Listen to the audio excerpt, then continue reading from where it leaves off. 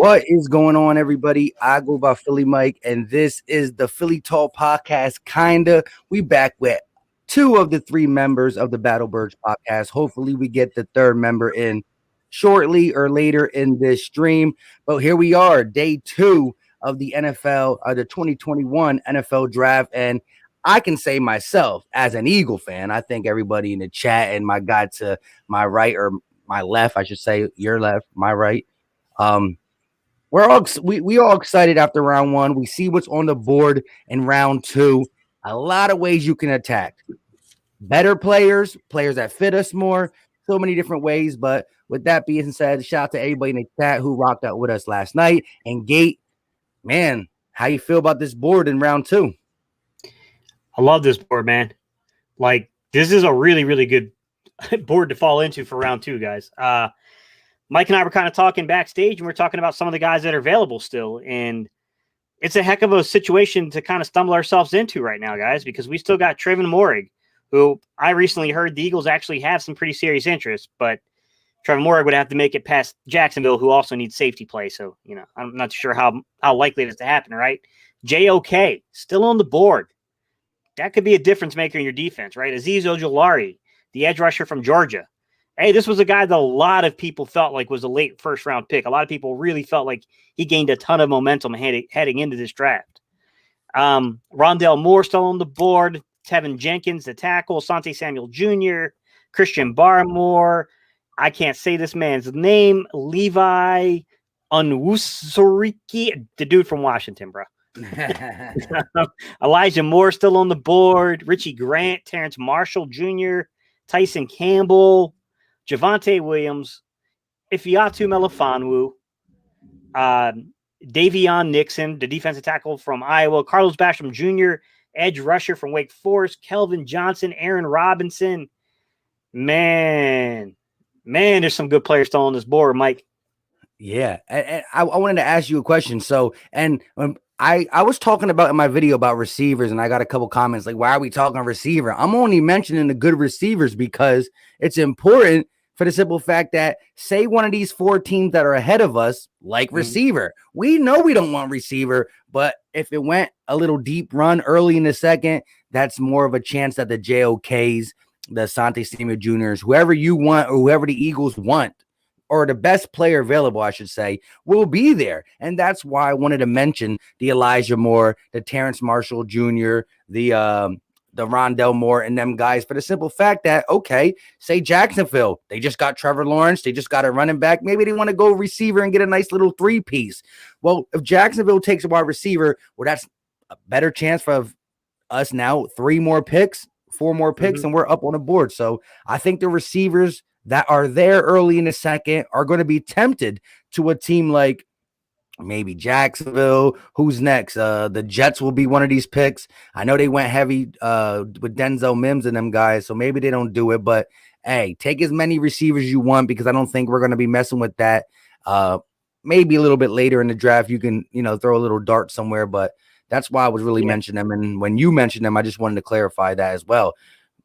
You got to say all the good players on the board because we're not the only ones picking. Yeah, dude, it's crazy because JOK, guys, just a preliminary scouting report on this young man. This is a guy that flips his hips and can run with receivers like he's a defensive back at 6'1", 6 foot, 220 pounds. Like physical enough to come up and play the run. I wouldn't say that's a specialty, but he's not going to be a box, like not necessarily a box safety. He could play that role like a roving linebacker / box safety. They're really interchangeable terms, to be quite honest. He could play that role, but he's not going to be a stacked linebacker. That's not what he is. He can't stack and shed blocks like that. But just the flexibility, the versatility of a guy like that. A lot of you guys were asking me like why the a lot of people kept chiming in when we did the mock drafts. So when we did 2.0, you guys remember we traded up to go get JOK. And a lot of people are like, well, after you got JOK, then why did you go, Jamin Davis? I'm like, well, because the dude was there in like the third round after we traded back, he was still there. But I kept trying to tell people, like, I had to support you guys in the chat because JOK is not just a linebacker. That's a really bad way of looking at it. JOK is a rover. He's really a safety, to be honest with you. But he's physical enough to play down in the box, not to be considered a linebacker. But yeah, I like the talent on this in this draft pool, man. Like I'm not gonna lie to you, Mike. Like there's a lot of guys that could drastically help us defensively. And I'm gonna ask you a question, Mike. It should be. I'm assuming this is a layup. Would you agree? It's a 99.999% possible. Like definitive answer here. We're going defense.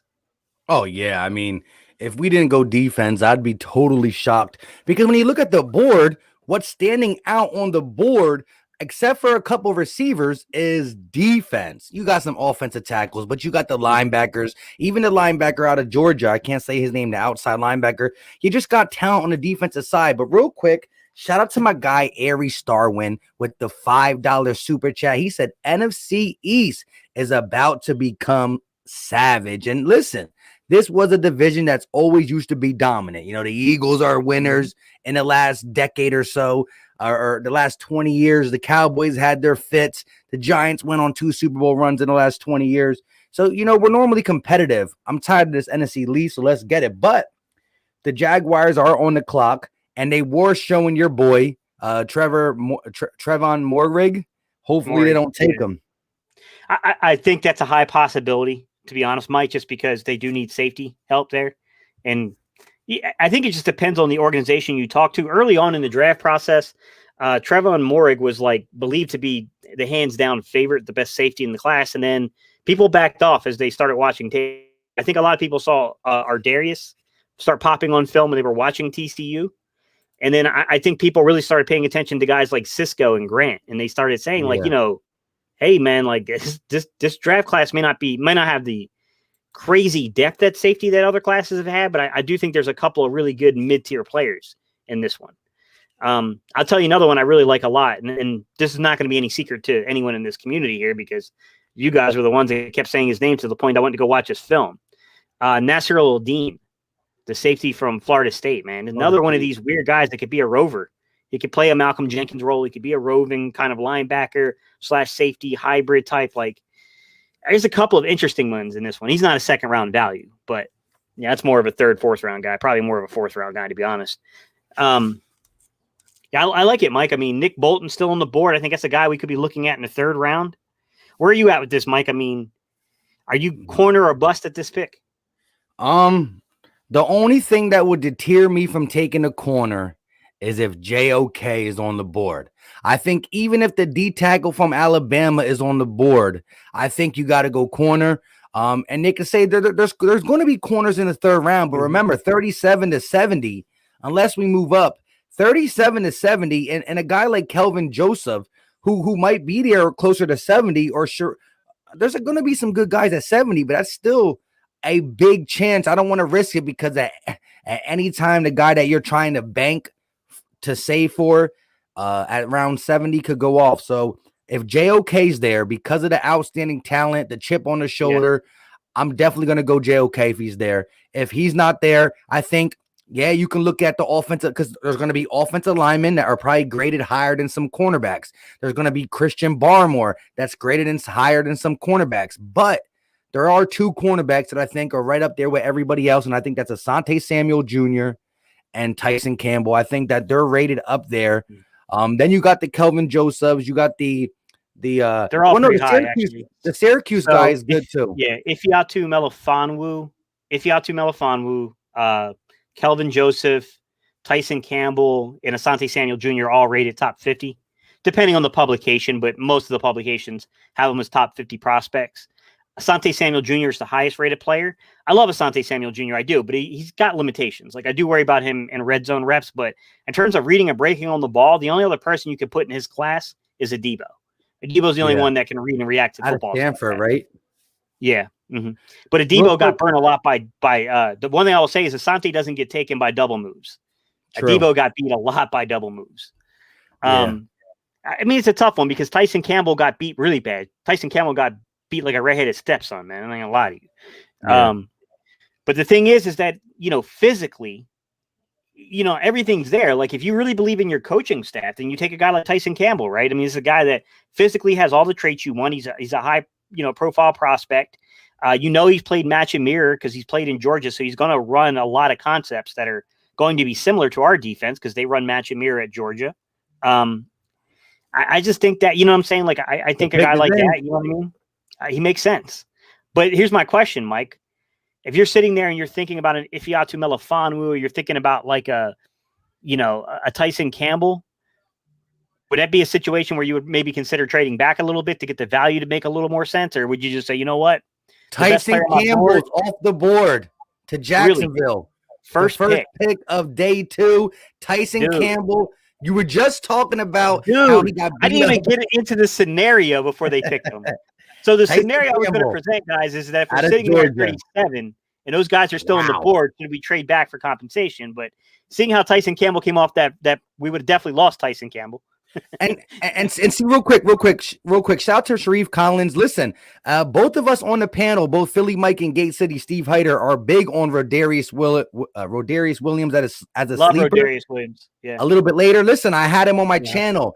Maybe a month and a half, 2 months ago. I brought him and a couple other prospects on, and Rodarius Williams is definitely a guy that I'm looking forward to seeing if we're in that position to get him later in the draft. I won't take him now, of course, but he has a lot to prove, and I like his game.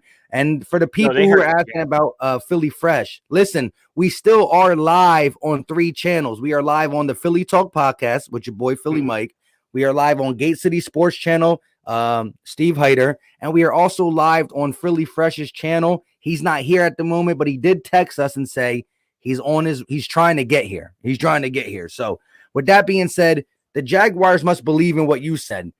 You can't teach speed, size, and ability. Now, he was getting beat, but you can sure that up in some technicality thing, and that's where I think Gannon is going to come in good. Look at a guy like Xavier Rhodes. Now, we know he knew how to play, but he had that one season where he was getting destroyed. Went to Gannon and the Colts, where he was the secondaries coach, and it kind of revived him with this scheme and just playing to his player strengths. So, I would have loved to see it. The other prospect here is that, all these safeties are in play. And I heard it through the grapevine that the Eagles are really into Trayvon Moehrig as well. They like Asante Samuel Jr. a lot. They like Trayvon Moehrig a lot. I mean, there's no guarantee those guys are there, but I think right now on the board, I think the Jets might go wide receiver. They could use a corner as well, but I think the Jets really need playmakers. I think Denzel Mims came on at the end of the year for them, but I still think that they need playmakers there. I mean, you just went out and got your franchise quarterback. You better get playmakers around him. True. So Joey Z said, what about Aaron Robinson? Aaron Robinson is very highly rated, guys, but let me take a look. I don't think he's top 50 rated, but yes, he's second round value. Aaron Robinson has a second round grade on him. Yeah, that's going to be crazy. So the Jets are on the clock. Everybody in the chat is saying the Jets are thinking about going running back.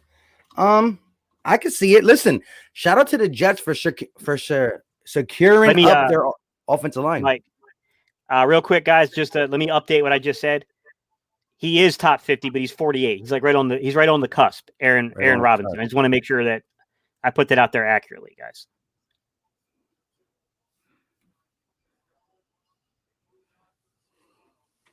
So that's the Jets did go O-line?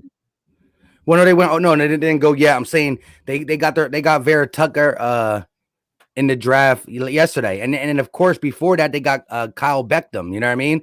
So listen, that left side of the Jets. That left side of the Jets line is solid. Now they got Zach Wilson.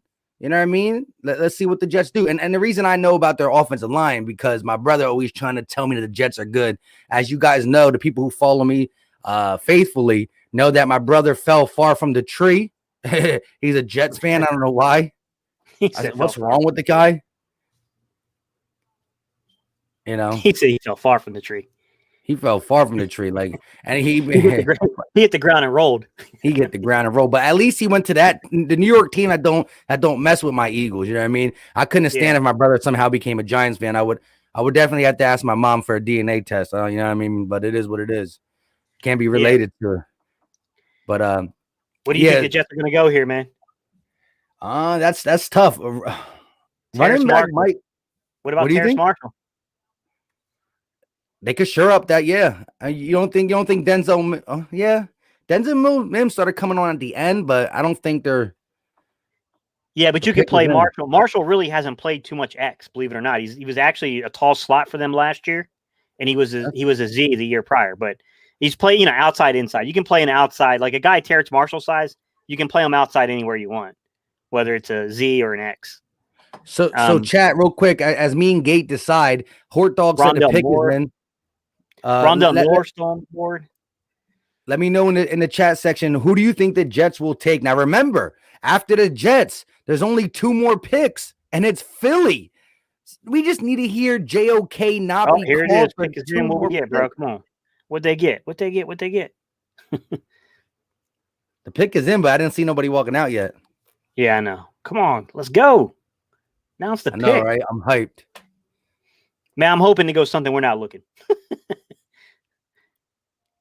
Here it is. Yeah, Rondell Moore would make sense for them. He's a good slot guy. I mean, he make a lot of sense. I like Rondell Moore a lot, man. I mean, dude was a beast his rookie year. Elijah Moore. So you were right with the receiver in the slot. Elijah Moore. Elijah Moore's a good one too. I was pretty high on him. I drafted him myself when we did our first mock. Well, I didn't draft him. You guys did technically, but still. But you know what's crazy? When I did my mock draft like 3 weeks ago, I took Terrence Marshall Jr. at 37, right? Yeah. I had JC Horn at 12. So I got my corner, and then I got Terrence Marshall Jr. in the 37. And everybody was telling me there's no way he's going to pass the end of the first round. And now look at Terrence Marshall Jr. sitting there wide open. Hey, I mean, we're looking at Atlanta. They might go Trayvon Moehrig. I mean, that makes sense for them, but they could also go Santi Samuel Jr. here. They need corner help. So shout out to everybody in the chat that was starting to name wide receivers. But listen, they could use the edge rusher. They could use a corner. They could use this. They need defense. All 3 levels of the defense, basically. But so wait, it's Falcons, and then who's next? Miami, I believe, and then us. Listen, Falcons, Miami. Please don't take JOK. Don't take JOK. Oh my goodness. Gettleman's on the phone right now. Exactly. Gettleman is probably on the phone. Still eat it from yesterday. Yo, right now, if the Giants are looking, look, I think the Giants wanted 2 players. They wanted Devontae Smith, and they would have been cool with Micah Parsons too. So they said, not only did the Eagles and Cowboys team up against me, they took the 2 players I wanted. So Gettleman's probably thinking, oh, JOK, I might have to call up, but he better not. But let me just say this real quick. Falcons, Miami. I'm either going to love you guys or hate you guys for a long time. Do not take JOK. So, Vic, I agree with you that there's a very strong possibility those 2 players can come off the board here. And I also say, though, edge rusher, too. I'd watch out for an edge rusher here as well. They really need a lot of defensive help. Atlanta does. Yeah, listen, Atlanta does need defensive help. They just couldn't pass up Kyle Pitts if he's going to be that rare breed talent, you know what I mean, at that position. Especially with the Sharif, how you doing, buddy? With the trade talk. Jamar Johnson, really good coverage safety. Not the best tackler at this point. He's got a little development to do in his tackling. Denver's on the clock now. He looks the part. You know what I'm saying? He looks the part, but like he hasn't played to the physicality that he kind of, you know what I'm saying? Like he presents himself to be. So I think that, he's got to get that part of his game's got to develop, man. But he's a good coverage safety. He's a really good coverage safety. They traded Carolina's on the board. To Denver or Carolina? No, Atlanta Falcons just traded the pick to the Denver Broncos. And I think the Broncos are always trying to buff up that defense. That's great. Well, I guess Atlanta's not falling that far down the board, but yeah, it's not that bad. So I wonder, so who are they trying to jump in front of, Miami or us? That's scary, man. JOK is so close, 2 picks away. And I don't like when a team trades up because they got 1 player in mind, and it's normally a BPA type of player. You don't trade up for a guy who's 6 on the depth, 6 on the BPA normally, unless you're starting to hear rumors. So this is scary. The Broncos got the pick in. Wow. Well, I guess they knew exactly who they wanted. Yeah. Trayvon Moehrig could be JOK. I mean, there's a few guys that would make sense there. No, Denver's not good safety play, though, actually. Yeah. Now I think about it. They have really good safety play. I don't think they would go safety. I like Moehrig, but at this point, with JOK so close, The way you can use him as like a hybrid, like you can use him like you wanted to use Isaiah Simmons last year. Yeah. Yeah, but Arizona had no clue how to use them, man. Arizona really messed that up. The pick is in. Hurry up. I know, man. I just saw Atlanta's clock ticking down and then boom. I saw trade in the chat. Money Mitchell saying RB. They went RB. Who they jump? Well, I mean, I would always suspect the Eagles at running back. I'll give them that. Like, we already know that the Eagles have a infatuation with second round running backs. They do. But I mean, we had the chance to get J.K. Dobbins last year. We were interested. We chose not to. So, I mean, I don't know if it was really worth jumping us for.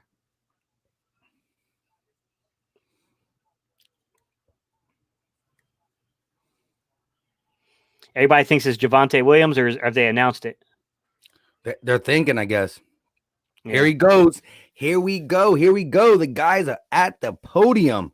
Denver Broncos traded up to the Atlanta Falcons pick, 2 picks before the Eagles. I hope it's not Gainwell, guys. Gainwell's a good player. Ooh, this would be really high for Gainwell. Come on, my guy. Maybe it's because I got, weird disillusionment of getting a player that good in the Javonte Williams, running back out of North Carolina. There's one more team ahead of the Eagles for JOK. Dolphins don't do me like this. Mike, we got a lot of talent here, man. We got JOK on the board. Trayvon Moorig's on the board. Grant's on the board at safety. You got Cisco still on the board at safety. I mean, I don't know how the Eagles board looks. You know what I'm saying? I don't know how they had these guys rated. I can only go off of the publications and how they think. I mean, I have guys rated differently than even the publications do, to be quite honest. Like I said, it's going to be funny. I'm not going to be mad at this pick too, but it's going to be, they're not going to take JOK. They're not going to take Asante Samuels. And then their Eagles going to get on the clock and I'm going to be ready to hear JOK and they're going to take Asante Samuels. And I'm not going to be mad at it, but I'm just going to be like, whoop, there it is. I wouldn't rule out offensive lineman either, though. I mean, I think it's going to be defense. I'm going to be honest with you, but the Eagles, man, you just never know, man. Like, you never know. That's rough. That's why I'm eyeing this best available list really hard because I'm like, yo, where could the what are you doing happen at? You know what I mean? So listen, chat. There's one team ahead of us, and there's still Asante Samuel Jr. on the board, JOK. There's still Trevon Moehrig. There's still Christian Barmore. There's one more pick ahead of us. So I just named 4 players that are good. We're going to get one of them. Unless they go offensive line, like Gates said. Dude, that would anger me. I understand the need. I get it. I do. But, like, man, we have so many needs that can make immediate impact right now. Like, man, this dude better be a perennial Pro Bowler you select. Like, just straightforward. I will say this, though, Mike. When you look at the draft needs. Dolphins pick in quick. Yeah, and you look at the Eagles. Who do you think would have an immediate chance to start here? Out of these guys that we're talking about. JOK, Asante Samuels. Moehrig, maybe no. That's what I was thinking too, is that Moehrig, unless you play a lot of big nickel or something, like then, he could be the third safety in that rotation. But Kayvon Wallace, I'm not saying Kayvon Wallace is something to write home about, guys, but I mean, he's been in the league now for a year. I mean, he's got some snaps underneath his belt. Like, you know what I mean? Here we go. They're walking over to the guy sitting in the chair, Miami Dolphins. So again, this is how we stand right now. The Miami Dolphins are on the clock. The pick is in. They're walking to the podium very slowly. But JOK, Trevon Moehrig, Asante Samuel Jr., Christian Barmore, there's all offensive tackles all on the board. Miami's taking one of these players. That means the other players I said are going to be available for the Eagles. Whether the Eagles decide to go corner, linebacker, we're about to find out. But the Dolphins pick is here it goes. I just want all of them on the board.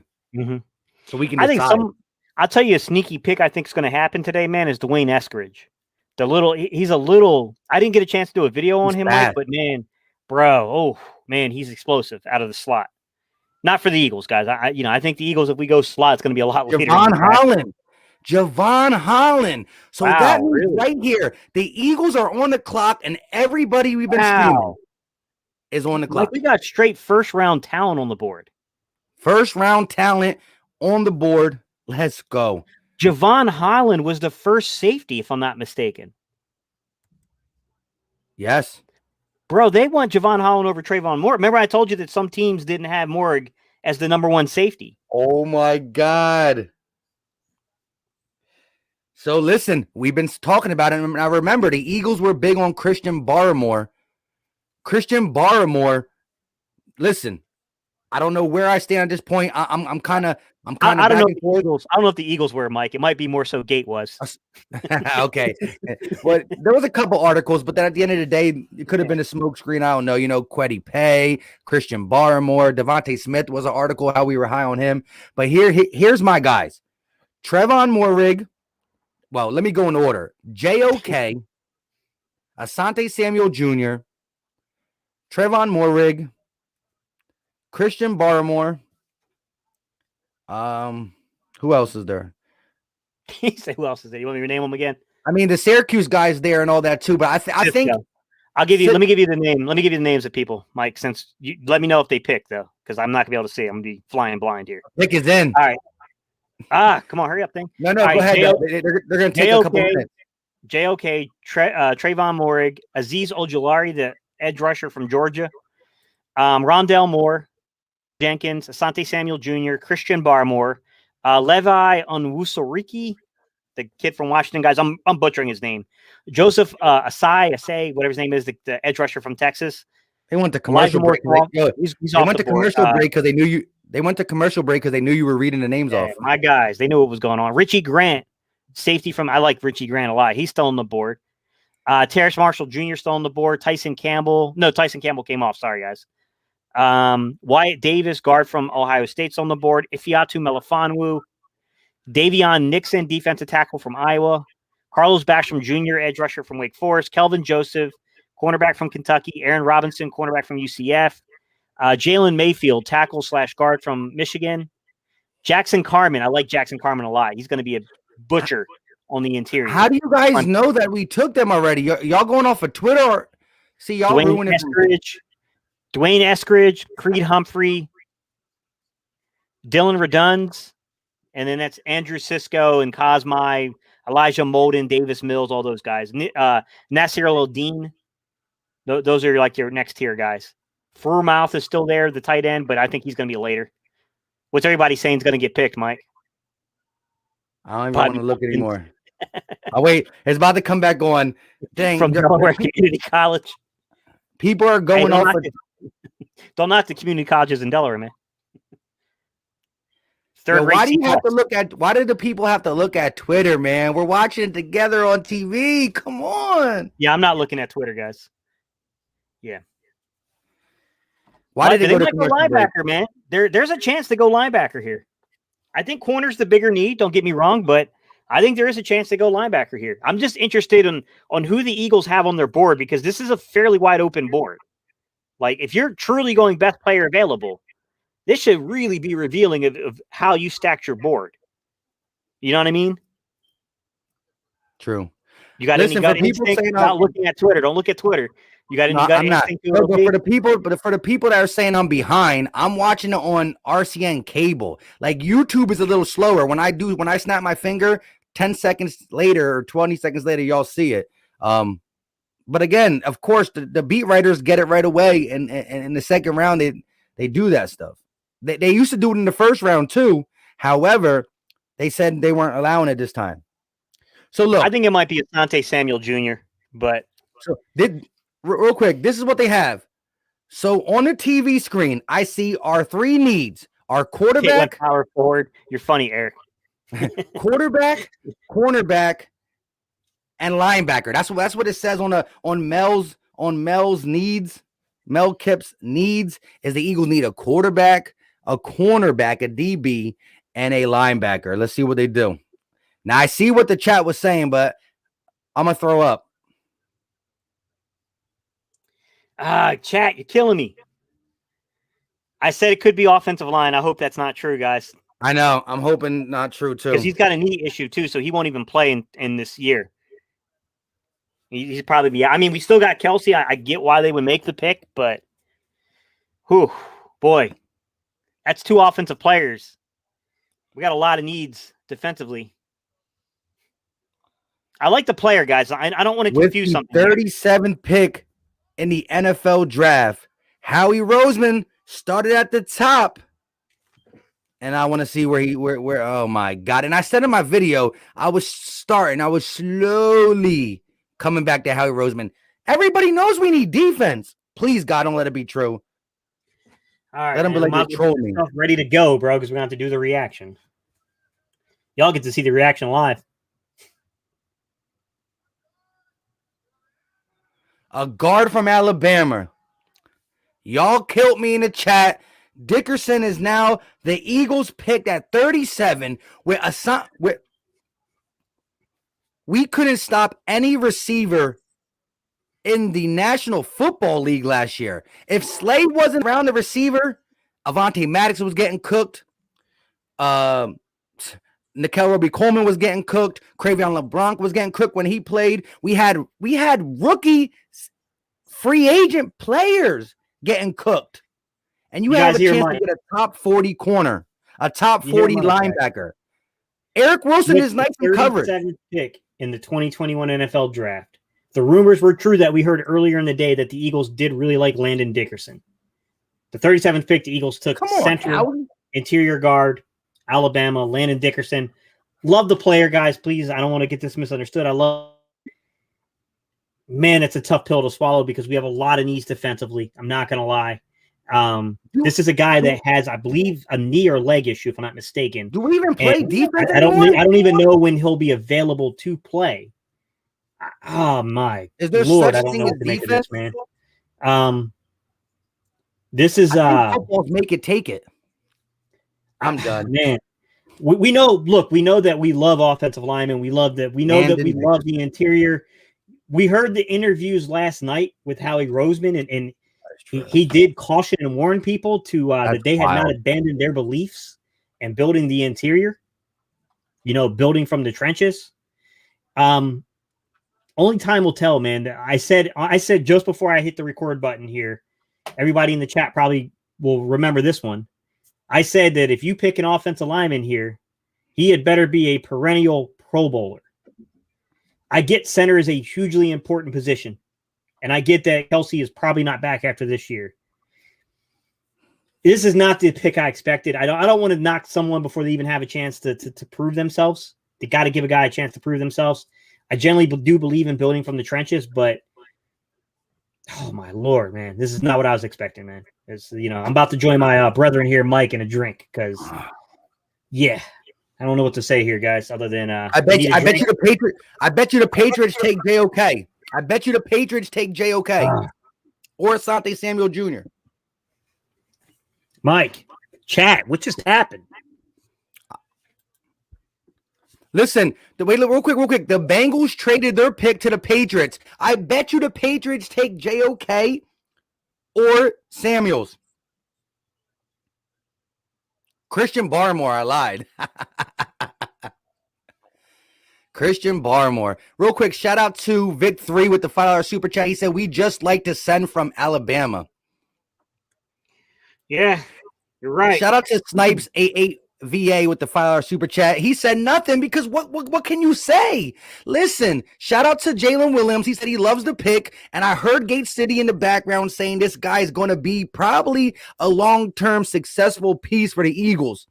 But when you know that football's not make it take it, when you know that we have no DBs other than Slay, when you know that we put a guy in there who allowed 9 straight catches for like almost 180 yards on him because we were stuck with that guy. You got to get depth there. Chrissy, what's good? Everybody, what's good? Some of y'all chiming in. We picked Landon Dickerson, the center/interior guard. He's really a versatile lineman. He can pretty much play every single alignment, but can he play defense? The infatuation with Alabama continues. I think, Mike, I think you made a really good point here, Mike. You said it. another Alabama player. And I didn't really think about that, man, but it's a good point. It's 2 Alabama players back to back. You remember a lot of beat reporters were criticizing Andy for like, hey man, Alabama's putting a lot of NFL talent. Yep. And now we got 2 Alabama players back to back. 156 consecutive picks that we went away from Alabama. 156 consecutive picks. Shout out to Mental Cash. Picks to two in a row. To 2 in a row, man. Like, shout out to Mental Cash. I don't want to knock the kid. I know you're the same way, Mike. We don't want to knock the kid, but because we got to cheer for this guy because he's going to be an Eagle. But I got to tell you, I question the. I don't know, man. I just hope we find guys at corner. I hope we find guys at linebacker. My guy Vic 3, Tay Gowan might be on the clock for us now, buddy. Yeah, at 70. I'll pull it right there. Yeah. Real quick, shout out to Mental Cash with a $2 super chat. I don't want to even believe this, but he said the Giants will take JOK if he drops. Sad face. Shout out to my guy Mental Cash, man. This was upsetting. I'm like, we got Sante Samuel Jr., we got JOK, Trevin Moehrig, even Christian Barmore. I just wanted somebody on the defensive side of the ball because it's not make it, take it. And even when we scored 28 points, we still lost. Yeah. Shout out to Joey Z. $5 super chat. He said Kelsey is going to be gone next year. Great replacement, great player. He's a first round talent, in my opinion. He's nasty. I'm happy. But again, him replacing Kelsey when you have a guy on your staff that has been able to turn guys like, listen, when Kelsey came out, he was a 6th round. Who are you? Kelsey was a who are you? Jordan Mailata is a who are you? Driscoll was a who are you? You know what I mean? These are who are yous that played pretty well under Jeff Stoutland. So listen, I don't discredit this, but here's the thing. Right now, the most unproven thing on this team is our secondary, is our defense. We're going to have games where we score 28, but we lose 28-34. I understand. Listen, long term, by the time the season's starting, I'll be over it. But right now, I just can't be over it. So what happens interior wise though, man? Like that's the thing I'm looking at is I kept saying that like I didn't feel comfortable with saying guys were certain locks on this roster. Yes, we can look at a guy like Andre Dillard could be a potential trade target if guys don't get who they want in this draft. But I think it's deeper than that, man. You guys remember I said that I called out Lane Johnson as a potential guy at the trade deadline if we're not very good, or even as a camp cutdown if they really just think Jack Driscoll is the real deal. But I got to tell you, man, when they didn't restructure his contract, Mike, when they said that they didn't need to sit down and negotiate with Lane Johnson for further cap savings, I had to scratch my head, man, because I was like, news to me. Yeah. I'll be honest with you, Mike. I'm wondering, man, like, it's not a guaranteed. I'm not saying that, guys like block this in 100% it's happening, but like, eventually you got to walk out there with only 9 or 10 guys.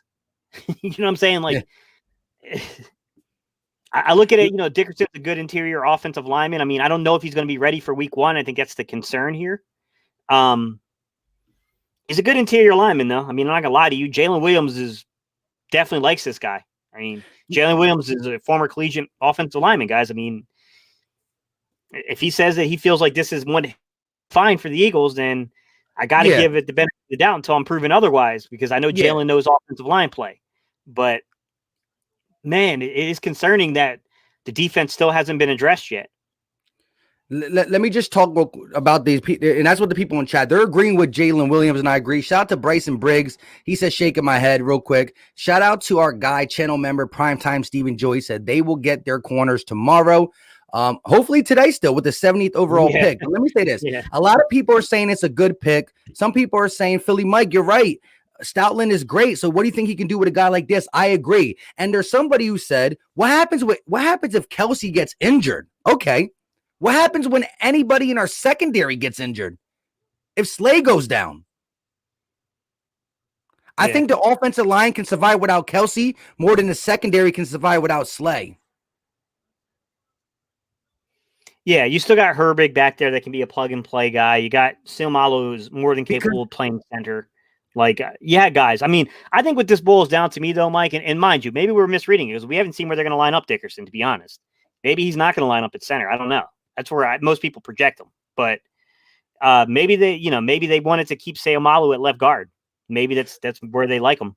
Yeah, let me just get my final statement now because I think people listen.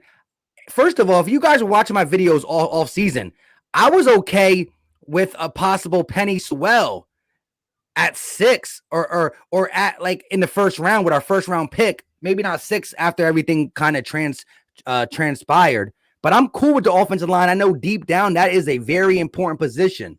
But listen, I just think the secondary is so overwhelmingly bad right here and right now. And maybe, as Jalen Williams said, he's the best player available. And I'll never knock a solid offensive lineman because that's how you win. You win from the trenches. But when you have an aged leg and you got Nick, I don't even know if Nicole Roby-Coleman's coming back. I don't know if Crevion LeBlanc's coming back because I believe they're both free agents. We got rookie. Not rookie free agents who were getting busted up. We got Graylin Arnold. We got Marcus Epps, who had to play cornerback last year. Avonte Maddox was getting beat up like crazy on the field and off the field. He's injured, and when he's healthy, he's getting cooked on the outside. So my only thing is, with defense being very important, I just thought maybe you would prioritize that. Again, I'm all about the offensive line because if you don't think I like offensive line, you haven't been paying attention to my videos. But it's just demoralizing for the simple fact that you got to stop. I definitely thought we were going to go offensive line. I felt we were going to go offensive line at some point. I just didn't think it'd be this high in the draft. I want to pull up Dalton. If you see Dalton's chat too, after we read Eyeshines, I think it's a really good point, Dalton. He says how he was thinking future.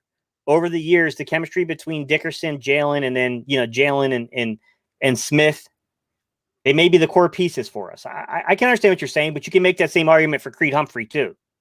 I like that, there. Dalton. Yeah, who played there. But I get what you're saying. I mean, I get what you're saying. You can really plug and play any center, any interior lineman, any lineman, period, that could be a cornerstone piece and say the same thing. I get what you're saying. But we'll see. We'll see, man. I mean, I get what you're saying. Kelsey was Wentz's guy.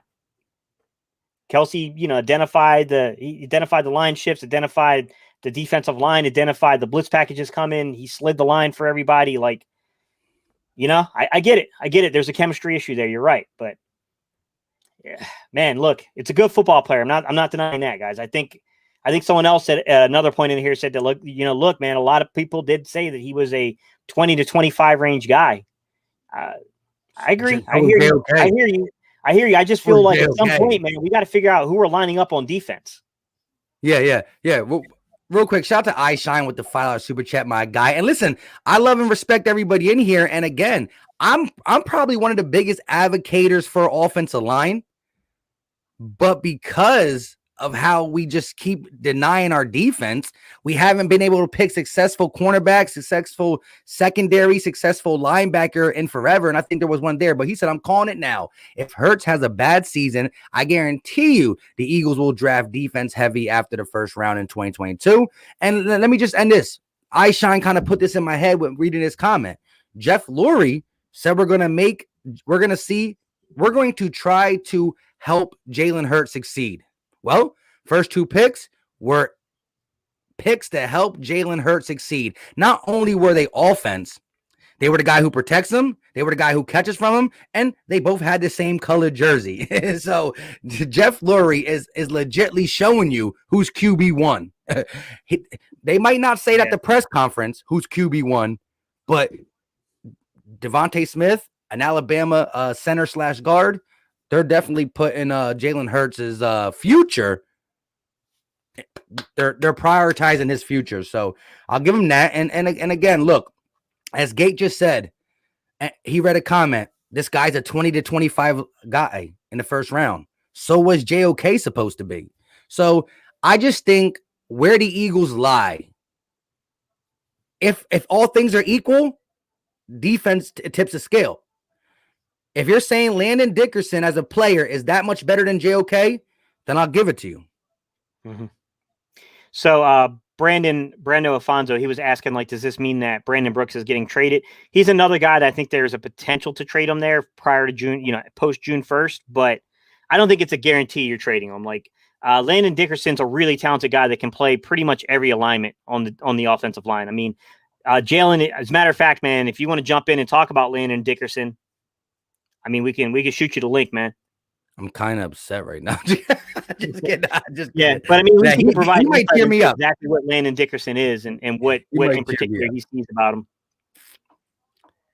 Listen, we know, as Jason just said, I was going to say too, that's Andy Reid's way to rebuild offensive line, defensive line. I just think, you know what I mean? I think what was staring me in the face, it made it more impactful. Like, Gay asked me this question: what is your percentage that we go offense or defense? And I just think, like, and I said that there's a possibility. Well, you said it first about offensive line, and I agreed, but I thought that was a slim chance because of the precedent on defense. Yeah, I said, do you think it's 99.99999% that wow, they're going to go? There's your dude from Washington going to the Lions. We can't say his name. Oh, Uko. Yeah, I know who you're talking about. I don't know how to say his name either.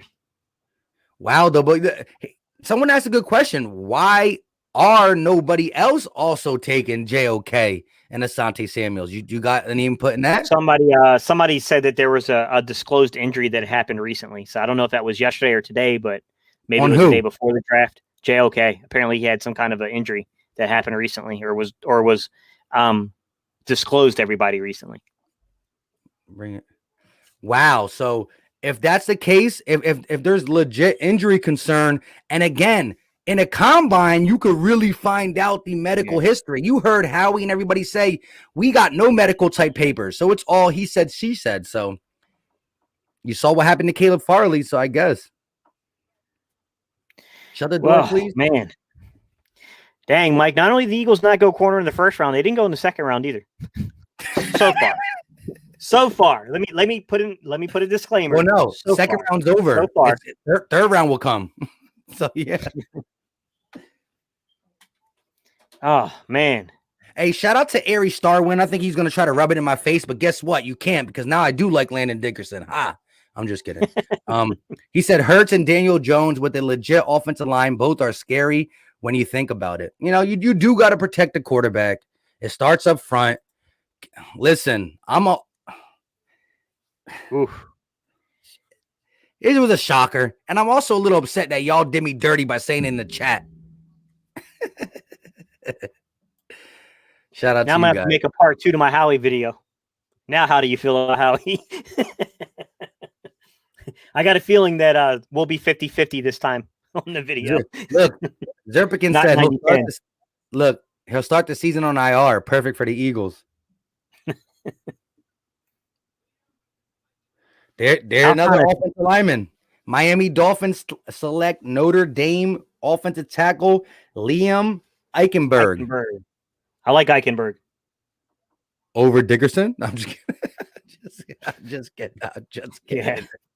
At this point, Mike. Look, I mean, you know what they say when they look at Alabama, Notre Dame linemen. You guys don't really need me to tell you this. I know you've heard 1,000 TV columnists tell you this at this point. Is that those two systems in particular run very pro-ready systems. The offensive linemen don't need a lot of refinement when they arrive to the league. You don't feel like you got to do a lot of coaching with these guys. I think Kaplan's been pretty good at reporting this type of stuff. So, you know, Eagles went with the guy that, you know, some people like Jalen Williams, who really know line play, believe is the best offensive lineman in this draft. I mean, I don't know if I'd say he's the best one, but I certainly understand that he's a very good one. Yeah, true. Shout out to my guy, him Stark on demand with the $5 super chat. He said, what DBs do y'all project will be available at 70? I'm going to say, I think Tay Gowan will be there. I think Rodarius Williams is a guy, but I think he's going to be there and closer to the 123s, which I'll look there. Guy who I'm big on, I think will be there is Kelvin Joseph might slip close to 70. He might. Would He be might be there at 70, Mike. Kelvin Joseph might be there at 70, guys. from I Kentucky. think there's a chance that even if Yatumelo Fonwu, depending on how the board shakes out, he might be around in that area. I mean, It's been not weird. guaranteed, guys. Nobody's a guarantee, but I mean, these corners are sliding down the board a little bit. Aaron Robinson still on the board. Real quick, shout out to this guy. Listen, Eric Stokes got picked in the first round, bro. I know he's advocating for Stokes later. Stokes got picked by the Green Bay Packers in the first round. I don't know if you caught the end of the last night's draft. Yeah, he went to the Packers, unfortunately, man. Yo, it was funny though. It was funny Philly though. Fresh's crowning moment. No, because me and you were just actually me, you, and Jalen were touting Tyson Campbell over Stokes, and the very next pick is Eric Stokes. In my defense, though, I did say that some professional teams might look at the measurements, the size, and all, and say, correct. Yeah, and that's where he ran. He ran that. Once he ran that 40 time, I think some teams fell in love with him. But you also got to remember, Green Bay's got a shorter corner too. They got Jahari. He's a shorter dude. Yo, now people are saying Farley. Like, did y'all watch the first round? Like, they're gone. Yeah, Farley's gone, guys. Shout out to Farley Aaron there, guys. I would definitely take Farley at 70. Trust me, he's gone though, guys. He went at like 23rd or so. I would have. Yeah. Shout out to my guy Aaron with the $5 super chat. He said, this is a multi-year rebuild, and how he knows it. He also knows that he's going to be here for multi-years. That's what Aaron's saying. This kid is good. When he gets back from injury, we will have something special. This is a good pick.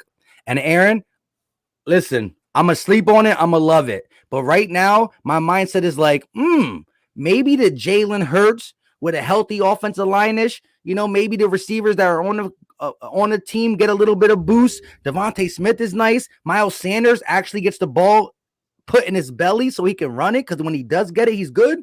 This team can score 28, but can the defense stop the team we're playing from scoring 34 or 31? But I do get your point. This is going to be, and as Gate said, as he was doing his video and I'm listening, I'm like, stop saying all this positive stuff. I want to be mad right now. But I love offensive linemen. You don't understand. Listen, the Buccaneers won. Why? Because they protect Brady. The Chiefs were good throughout the season when they protect Mahomes, and even Superman, Pat Mahomes, looks suspect when you're getting chased down. So listen, probably the most important position to your quarterback is your offensive line. And so it's going to come back into fruition. But here's my, and I'm glad we got Devontae Smith too, because as we do the multi-year rebuild, I want to be competitive, and I want to see the trajectory go up. That's all I really care about. So at the end of the day, I'm loving y'all guys' comments, because each one I read is cheering me up. And if y'all know me, I'm an offensive line guy. Yeah. Hey, Lorenzo, man, I got you. Philly boy, to you guys. Listen, I think you guys are confusing what we're saying. Mike and I are not questioning Dickerson's talent, but we're talking about the fact that we just spent the 37th pick on a guy that's probably – there's a very good likelihood he's not going to touch the field for the Eagles this season, or at least in the most positive outlook, is not going to touch the field for an extended period of time for the Eagles because he's coming off an injury. It kind of leads into like what we were saying earlier, which is like, just take it outside of offensive line. When we were talking about safety, Mike and I said, I love some of these safeties on the board, but my question is would they be immediate contributors? Long term, like, it makes a ton of sense to get a safety, right? Some of these top guys, I get it, but I was saying, like, immediately, I don't know if Rodney McLeod's 100% ready to go. You know what I'm saying? Like, I don't know that those guys would get a lot of snaps. Your boy's off the board. I will say Adebo. You guys were asking me about Adebo. Lorenzo, look, it's hard, man, because different teams have him rated differently. I could see Adebo going in the second round, but I'm going to say it's more likely he's a third or fourth round guy. Morrig selected at the 43rd. Trayvon Morrig. Yeah, to the Raiders. Sorry for you, Morg. Your career's over. See, answer this question, Gate, because I can't answer. I don't even know who's there. What is the Eagles secondary? What is the Eagles secondary? Let's just start at safety. I think it's the easiest one to define, right? So you got Harris, you got McLeod, and then you got, the way I see it is Harris, McLeod, then you got Kayvon Wallace, and then you got Epps, Marcus Epps. Outside, you got Darius Slay. That's where things get interesting, right? In the slot, I think you could look. I just think you move Avonte Maddox back to the slot. I think that's where he belongs. And then when you go outside, that's where the problem is. I have no clue who you're going to line up there. Like Kayvon Seymour, probably not. I mean, maybe they signed that kid. What's his name? Kid Taylor, Shaky old Taylor. That guy, he's got a few snaps in the league, guys, but he's not like an experienced player at all. They got my guy that I was high on last year during training camp, where I said that, I was talking about he might make the practice squad, and you guys thought I was saying he was going to be an all-pro. But you know what I'm talking about, Mike, the dude that got burnt really bad in the Dallas game. What was his name, Mike? Who? It's slipping my mind. The kid that got burnt really bad in the Dallas game. Yeah, I just keep calling him the undrafted free agent because I forgot his name too. Yeah. But I mean, we don't have really anything outside past Slay. That's the problem, is there's just not really any outside corners on this football team right now. I would say that, you can't rule out us. We will get money back. After June 1st, we will get money back from Alshon Jeffrey and from Malik Jackson's contract, because those were June 1st designated cuts. So we restructured their deal to get an initial cap savings. Then we did the June 1st cut. So they're free to be a free agent, but you don't get the full money value from that until after the first day of June. So there will be I think that worked its way out to somewhere around $4 million of cap flexibility there, guys. So maybe they work at getting a veteran corner in here. Who knows if Zach Ertz is still going to be on this football team by the end of tomorrow. I don't know what you're going to get for Zach Ertz, but I mean, I think I think they're going to probably try to move him at some point. I don't know, guys. I mean, I don't know what else we can do from there, man. I think that you're going to have to either sign a veteran or, we're really putting a lot of faith in Jonathan Gannon to develop guys that are, they're not probably the top 6 or 7 guys in this draft at this point. And let's just be real. We're probably talking 10 to 15 range is what we'd be getting at corner at this point. Market Spikes, what's good, buddy? He said, what's good, Stephen Mike? I still believe we're good. It's plenty of talent. We got this. Look, you never know, man. Third and fourth round guys do develop and become good players. There's no doubt about it. But, I don't know if you can hang your hat on that. Kelvin Joseph just went to the Cowboys. Who? Kelvin Joseph just went to the Cowboys. So forget him being there at 70. Yeah, no, he's gone. That's a tough one, Mike. One year starter. Hold on. He got some snaps at LSU. Let me just say this to everybody in the chat. Now, listen, this is not me trying to go back at you guys, but let me just say this. The Eagles secondary, the Dallas secondary, they're both not that good. The Eagles offensive line, the Dallas offensive line, they're both not that good because they were injured. Dallas can use youth on the offensive line, but they also knew they got to stop somebody. I'm just kidding. Thank you, guys. Michael Jaquette. You're right. Michael Jaquette. Thank you. What is his name? And it's sad as I made that video and blew him up. and then remember he made the practice squad and then they put him on the active roster. And I was like, whoa, guys, it was just a lucky guess from his film. Yeah. But listen, shout out to everybody in the chat real quick. Listen, we are live on 3 channels. Philly Fresh ain't here, but we are broadcasted on Philly Fresh's channel. So do me a favor, if you're not subscribed to the guy on this channel, either me or my guy Gate, go ahead and do that for us. And also smash the like button. It's free. It's easy. It don't cost a thing. And let me read this real quick. And then I actually got to take a phone call real quick. Ari Starwin with the $5 super chat. He said, Eagles about to score 40 points in the game, but lose 42-40. Stop. Well, guess what? Because it might be true. Hurts because it might be true. What really hurts here is, man, is this is second year in a row. I think Dallas has done a pretty good job at identifying cornerbacks in the second round. I think that's what hurts. Oh, yeah, they got Diggs in the second round. I forgot. Exactly. Yeah. Yes. Yeah, guys. I mean, funny, guys. I see you trying to come at me with my Mario mustache here, bro. What's good, Luigi? Walker Little. Huh? Walker Little out of Stanford, offensive tackle to the Jags. Good. Keep taking tackles. Listen, I got to take this phone call real quick. I'm going to take my. You're good, my guy. I got it for a little bit. All right, guys. So let's see how many picks we are away, guys. Let me scroll down a little bit. So Kelvin Joseph came off 44th, 45th. Pick is in from the Jaguars. Still waiting to see who it is. So, yeah, man, we still got 20-some picks left before we're on the board, about 24, 25 picks or so. I don't know. I mean, I thought we would go corner by this point, guys. I'm not going to lie. So I'm glad I went deep into scouting. I mean, I scouted a ton of cornerbacks for you guys. Like, I think I put up, at the end of the day, guys, I think it was like 12 or 13 corners I broke down because I just had, there was a part of me that felt like this was a good opportunity, a good chance we might go cornerback this year in the first round. But I always knew that it was a chance the receiver could be taken. So I kept scouting it, guys. But I'm telling you, we're getting to the depths of what I had there, like guys like a Debo. You know, like we might need to look to a Paulson Adebo, a Tay Gowan, right? Those type of guys, they might be the corners that are left. But I'll be honest with you, as we get to 70 and I see the linebacker board kind of forming the way it's forming, guys, I kind of like some of these. I don't know exactly what's going on. I don't know about the heart condition thing that's being said about JOK. I mean, you know, our medical staff would have to clear him, but third round, JOK's there. And the heart condition's not going to kill him if he plays football for us. I'm all in favor for that, guys. I like Monty Rice a lot. I don't know if he's a 70 guy, but we'll see. I don't know how the Eagles are going to rate some of these guys. You know what I'm saying? Like, it's hard to say what they value players at. I like Nick Bolton a lot. Nick Bolton's still available, I believe. Justin Hilliard's kind of a sneaky guy that if we get desperate, I think in like the fourth round, I don't think he's going to go in the third, but maybe he does. Depends on the run we get. I think he's a good player, right? Jabril Cox, as far as I know, is still on the board. Jabril Cox, he's a good football player, guys. I mean, I definitely think you got some talent there at linebacker. You got some edge rushers definitely still on the board, guys. We got some corners still on the board. I don't know, guys. You guys surprised how offensive this draft has been? I mean, I'm not saying that I'm faulting anything here, guys, but did it shock you guys that we went consecutive Alabama players and consecutive offensive players? I mean, given what you thought coming into the draft, not as you're looking at it now, you know, with hindsight. Yeah, guys, I hear you, Sharif. I didn't like it either, man.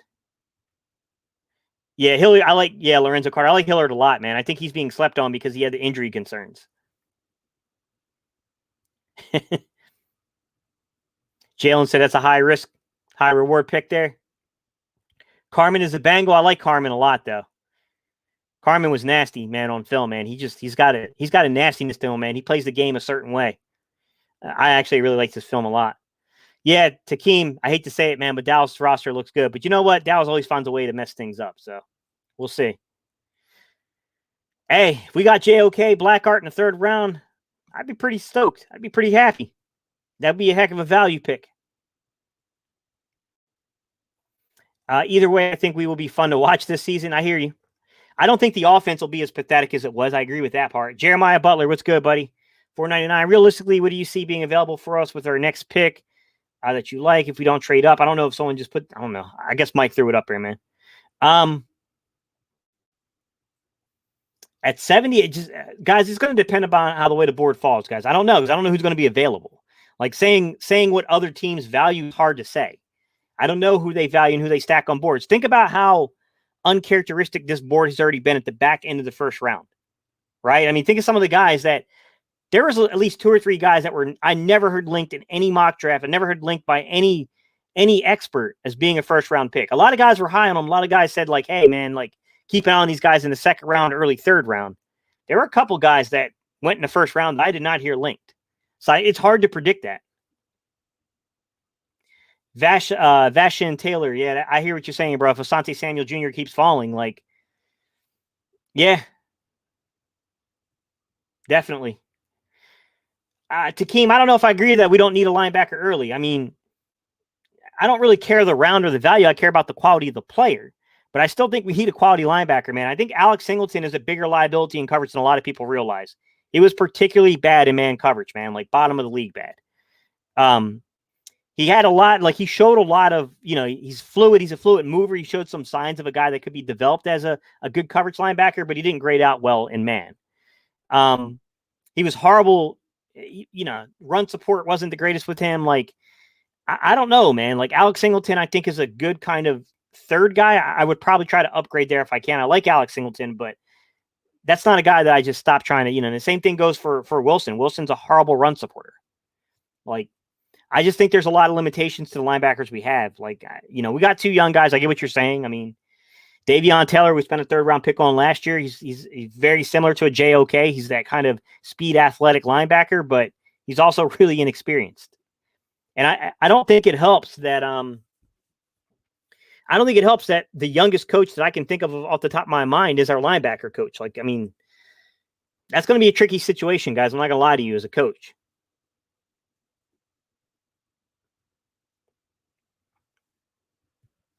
Sorry, guys. I'm just trying to see how this draft board's falling a little bit here. Yeah, Jackson Carman, Walker Little. Offensive line definitely coming off the board now. We may have started a run there on offensive linemen. Yeah, Eichenberg. Yeah, we had a lot of linemen come off the board. Now I'm kind of looking back on it. Tevin Jenkins. So this is a very dominant offensive line round so far.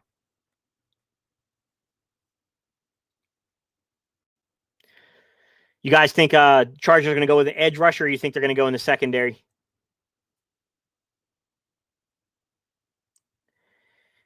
Philly 0024. Can Asante Samuel play outside consistently being a 5'10" corner? Good question. He thinks he can. He says he's not a slot guy.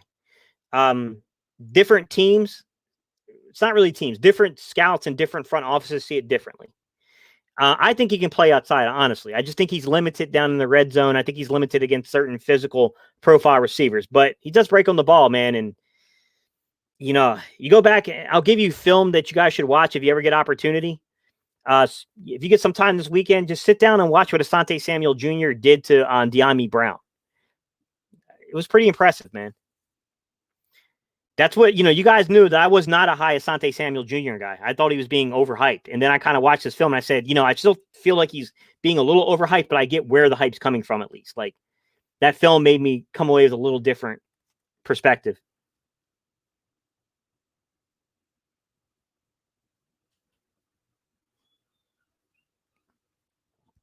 Our next pick is 70, guys.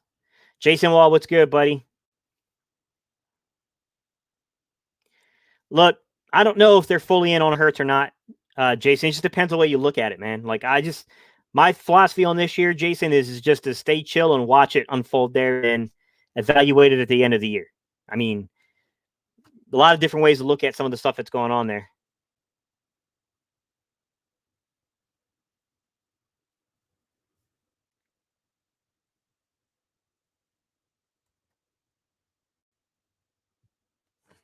I don't know about that, guys. I mean, you can't say that someone's going to get smoked before they lined up on the field, guys. I mean, Asante Samuel Jr. shut down some good people. I'm just more so worried about him being in red zone reps and against some of the guys that are like really physical specimens, right? Like, I mean, think about, you line him up. There's a DK Metcalf out there.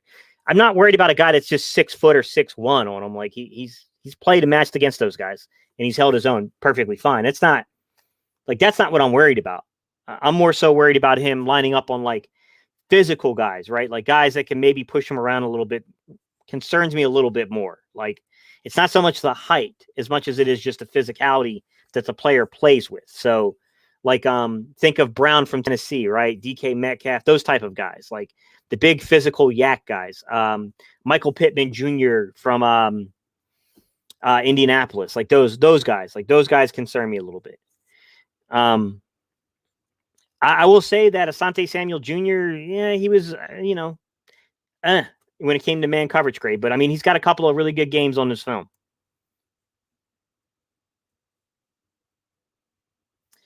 Kevin King, didn't they just I thought Kevin King just signed with somebody, though, Jalen. Asante to the Chargers. Well, I mean, we may, we must have. I'm back for this. What's up, man? Asante Samuel Jr. to the Chargers. Yeah, I mean, look, Asante Samuel Jr. to the Chargers, like I said, it makes a lot of sense. Edge rusher or cornerbacks, what I thought they would probably go. Look, he's a guy that he breaks on the ball fast. That's what his game is. I mean, I don't know if they plan on bouncing him inside or outside. That's going to be the $1 million question with him. Yeah. I will say that off coverage and zone, like in a cover 3, he's pretty good.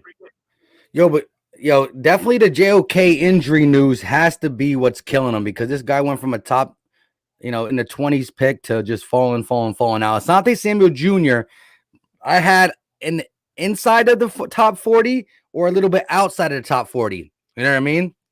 Yeah. That's where I rated him. A little inside, or he could possibly fall outside. So I was wrong with the little inside being close to us. He fell 8 picks out of the top 40. But hey, he's a ball hawk, like you said. He said Mike low-key pissed. Yeah, well, I mean, what can you do, Mike? I mean, they're falling. It sucks, man. But yeah, I'm just hoping, I'm hoping to get a little closer to 70. Just a little closer to 70, man. You know what I'm saying? Just a little closer. All I know is DK Metcalf kept falling, and then he finally got taken, right? JOK's injury, who knows what it is, but he might be a ball player for somebody. Yeah. I hear you. The funny thing is, though, ESPN had him rated as the top best player available when we started his draft. Yeah. I mean, it's a tough year, though, Mike. It really is a tough year. It is. To grade some of these guys. My goodness. Shout out to Kelvin Joseph went off the board.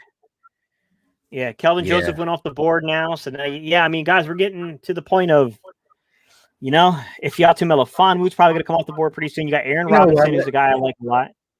Just sign one of them veteran cornerbacks that are lingering around.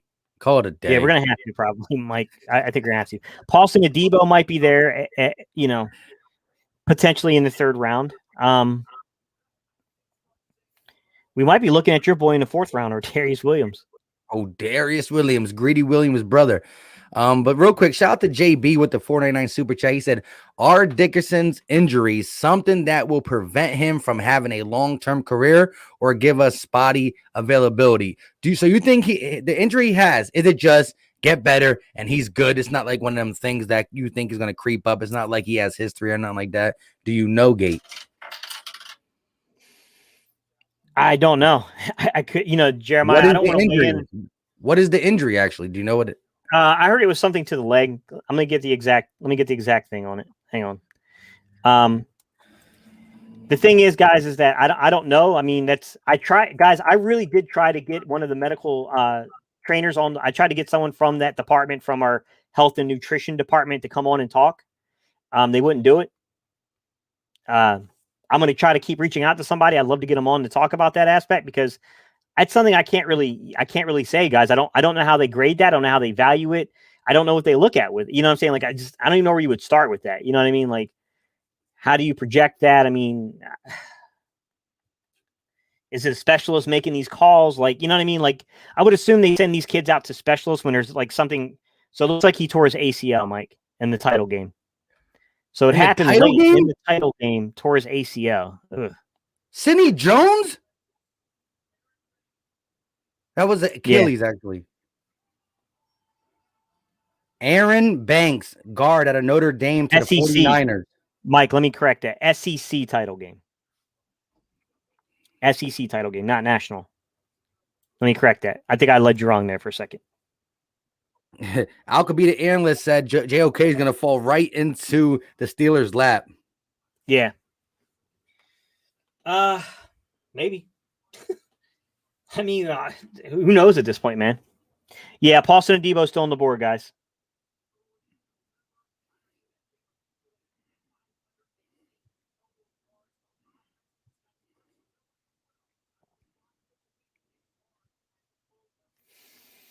Oh, man.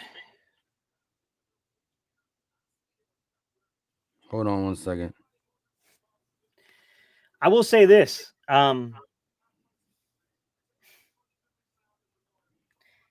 Do you think that this might... Do you think they have a guy in mind in free agency, Mike? At corner? No, I don't. I was just going to say something stupid, but I couldn't think of it quick enough. Couldn't think of anybody. Who's even out there? The only person I even know out there in free agency is Richard Sherman. He's old. Richard Sherman is... Crap. Let me look it up, Mike. You're killing me here. I don't know. I think isn't the kid from Pittsburgh? I thought that isn't Nelson still out there? Oh, that's a good one right there. Nelson. He's a slot corner though, ain't he? They might have to find a guy that has the physical traits and capabilities to play outside. I know he's a little shorter, but I don't know what else you can do, man. You need a guy with experience. I don't even know who's out here yet, guys. I got to look this up first. Let me Let me look up and see who's available, where I would have them kind of ranked and scouted. At this point, signed 3 years, William Jackson. Come on, man. This thing takes forever to. Where I want to do it by position, guys. We don't care about. Really? I hate the way that they format some of this stuff. Yeah, man, that's crazy. Well, it's just like different websites are better than others, but. New Alchemy said just can't survive a run on cornerbacks in the later half of this round. Yeah, if a big run on cornerbacks go, we're hurt. Because that's the thing. When you go from 37 to 70, you're so far. I mean, you can always try to trade up. Yo, Zach Ertz, what you doing? You trying to move out? Like, you know what I mean? Like, yeah. So Mike Hilton went to Cincinnati, which that one, meh. Breland, but he's got some issues. I don't know if I'd go at Breland. What's his issues? He had some stuff. Remember last year he was a free agent, ended up having to sign back with the Chargers because I think he got himself in some legal issues. Rondell Moore off the board to Arizona. Ooh, wow, they got some weapons, bro. Yeah, fast guy. Fast guy now with DeAndre Hopkins and AJ Green. Yeah. Well, we'll see how that turns out, man, because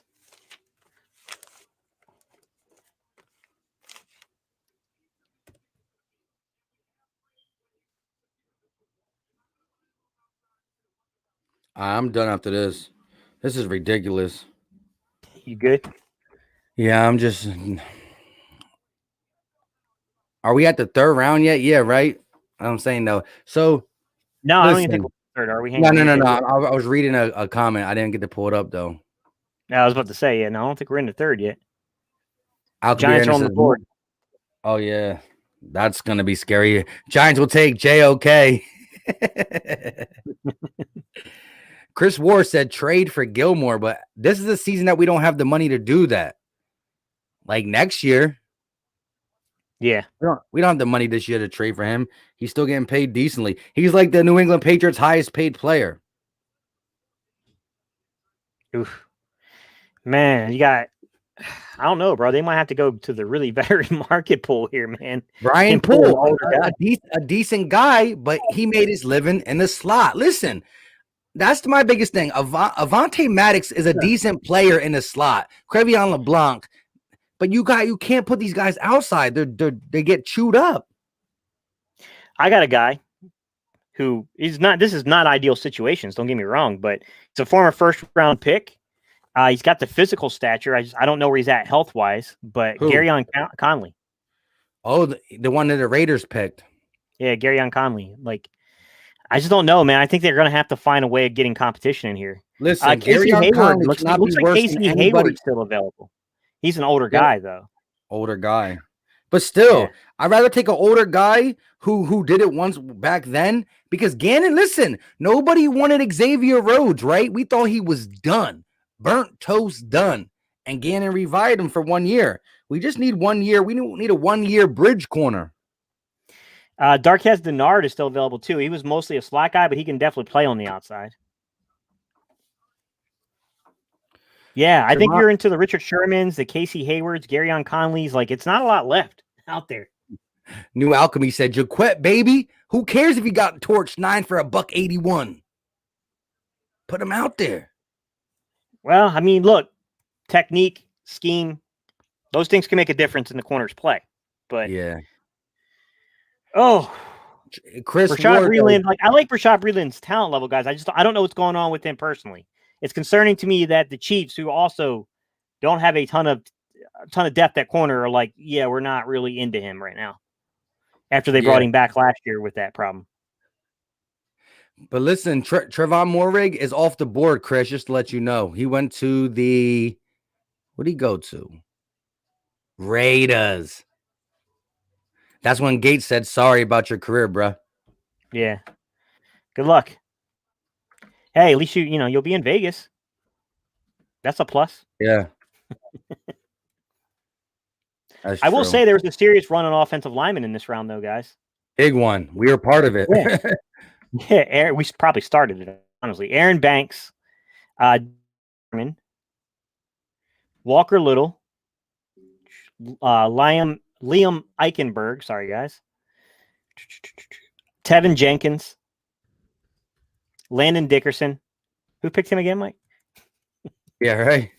6 guys, man. 6 linemen went this round so far. 6 linemen. That's pretty good. Yep. And we started the whole thing. He started it. Why do we do that?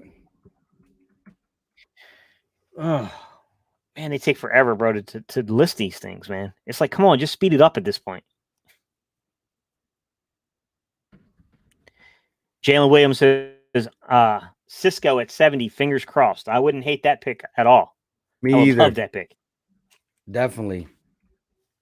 You talk about ball hawk. Yeah, man, that guy goes and he'll go disrupt footballs. What's good? 2020 vision. Long time, buddy. What wasn't Jalen Williams saying that was his top guy from the gate? He might have. If I said Grant, then Jalen probably came and said Cisco. Oh yeah, you if guys. I say Cisco, he gonna say Grant. I'm messing with you, Jalen. But he's like low key.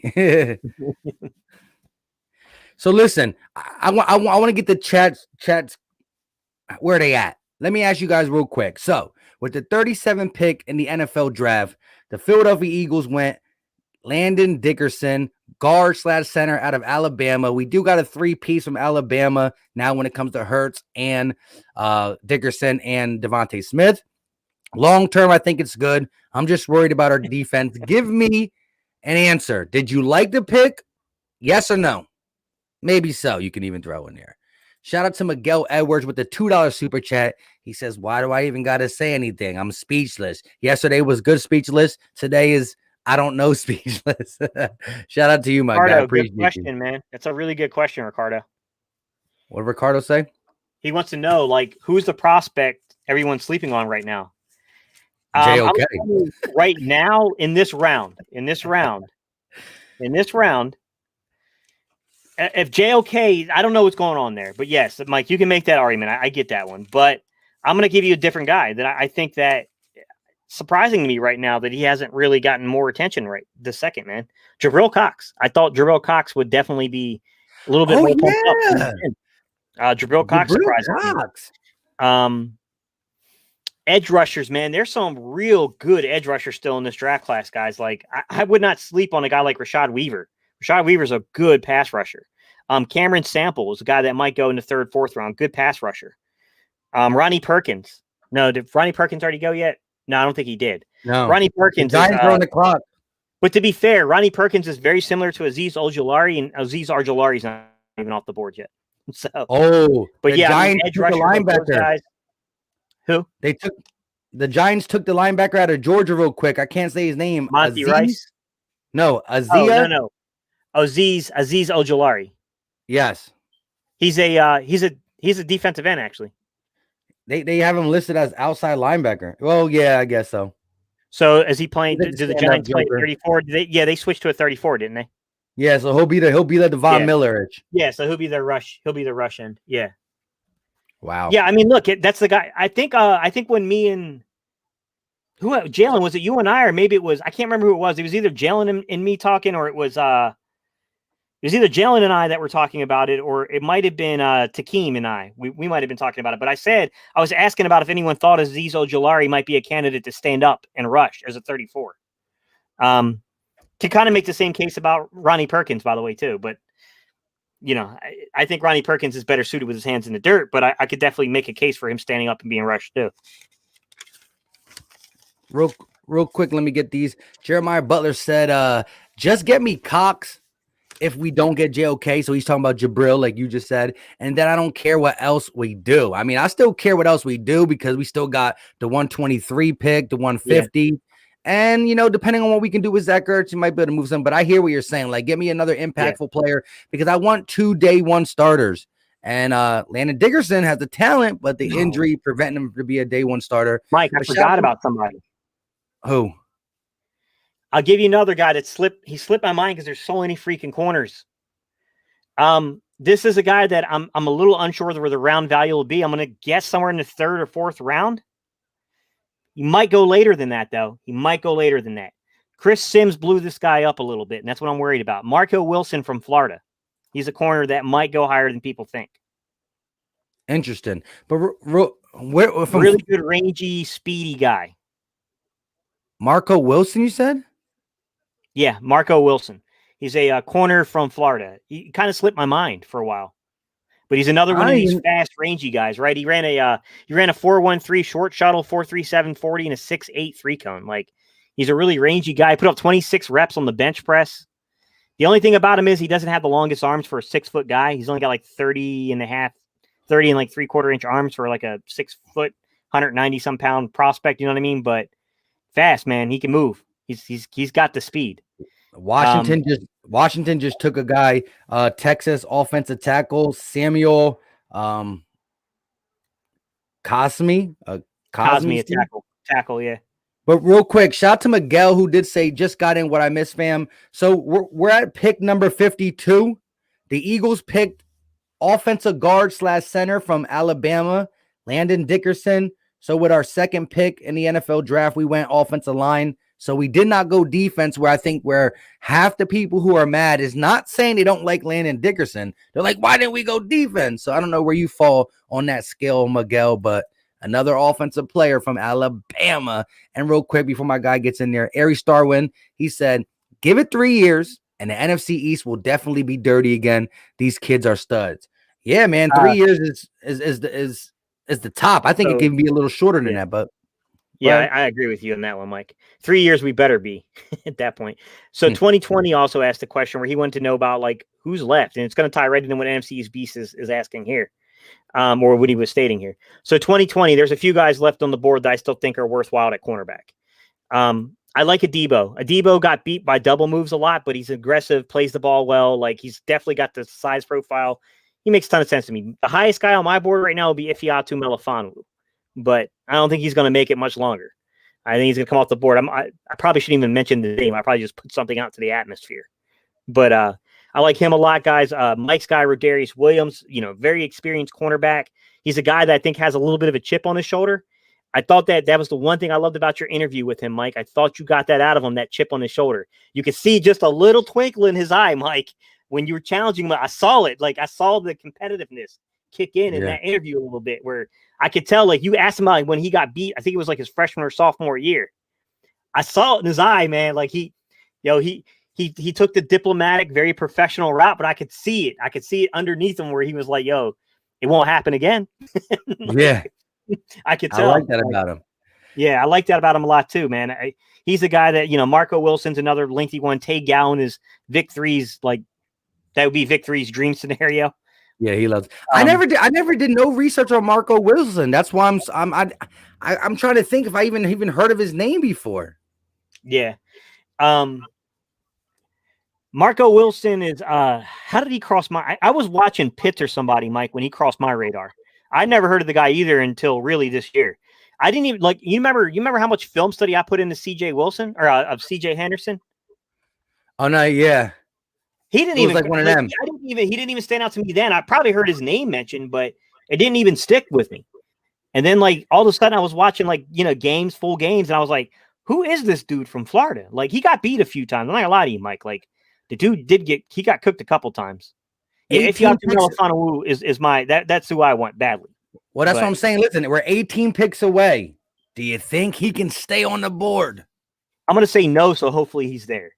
I feel like if I say yes, he's gone. Yeah, you know what I'm saying. And when we get to did you ever watch any film? What about Aaron Robinson? Aaron Robinson, I think, still on the board. I like him, but I think he's more of an inside guy.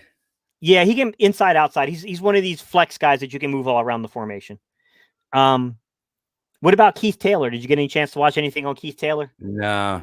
I started watching Aubrey Thomas as a late guy sleeper because somebody put me onto in my DMs. So Keith Taylor's another big guy, big tall guy, little bit better as a man guy than I thought he looked a little alone. Not lone. He looked a little lost in zone. I combined lost and zone together for lone. Alone. Yeah. Well, guess what? When you're lost, you're alone. Exactly. My man was alone, but he's not he's not a guy that you're gonna like. That dude's like 7th round. 6th, 7th round. But look, man, 31-inch reach, man, 6'2", 200-pounder. He's not the fastest on the foot speed. He's a 4.5 guy. I'm not gonna lie to y'all, but he's a 6'8", 3-cone guy. So I mean, good 3-cone. I mean, he's got good lateral quickness. Good hips. But I'll be honest with you, man, he's a little raw. Like these will all be guys you have to coach up. That's the problem. These are like major developmental pieces at this point. That's really my fear. I might almost be on board. I think I got Ifeatu Melifonwu, Austin Adebo. All right, Mike, help me out here. Who am I missing? Ifeatu Melifonwu, Paulson Adebo. Well, you talking about all the corners? Elijah Molden, but I don't think he can play on the outside in the pros. Tay Gowan is the outside. He played on the outside alongside of Aaron Robinson. Outside. Yeah, I like Tay Gowan. I do like Tay Gowan. Marco Wilson, Rodarius Williams.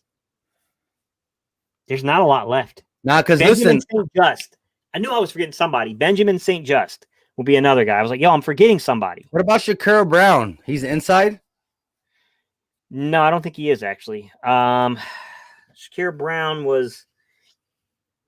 I'm trying to remember his value, Mike. He's not a big guy. Remember that. I think he's pretty similar to Asante Wow, the Samuel Browns Jr. got JOK with the 52nd pick. Good value for them. What about Trill Williams? I think they converted him to safety. I think he's being projected as a safety. Shakur Brown might be an option in the 4th. I mean, yeah. What's the guy that we both did? He's a playmaker. Israel Mukwamu. I think he's going to be a safety in the league too. Yeah, he's a big kid. Yeah, He's I mean, if you huge. look at a kid like Shakur Brown, I think he definitely is a guy that, he's not tall, he's not big.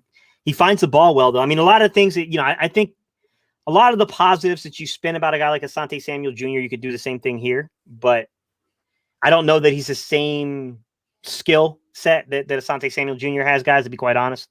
But I mean, look, man, sometimes the guys you don't think are there turn out to be the better players. I mean, you don't know what these guys are doing in the offseason. Like, we only know their history. We don't know we know a little bit about their present. We know their history. We know nothing about their future. You know what I mean? Like, that's the struggle. That's the challenge of this stuff. Yeah, JOK hurts, man. Nick Bolton is still available, guys. He is. Let's whisper. Only say his name and The whisper. funny thing is, though, I had Nick Bolton at number 70, right? And everybody said, Mike, he's a 2nd round talent. You're smoking. Everybody was commenting.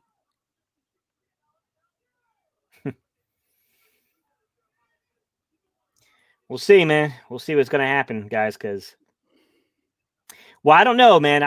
Jalen, I think it depends on who's there at 70 at cornerback. I mean, if Ifeatu Melifonwu's there, I think the value matches the pick.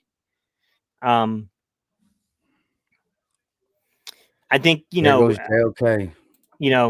I think you can make a case for Robinson at 70. I think there's a few guys that the value does fit there. Hold up. Whoever's drinking a drink, whether it's soda, water, Gatorade, you're drinking a beer, you're drinking a shot, let's take a cheers and just we got 17 picks. Let's hope for the best until we get up there. Shout out to everybody in the chat. Bang. I don't know if you're drinking anything today. There you go. Bro. This is a straight ride. This is my my crown. Hang on, Mike. Let me tap the keg. Wow.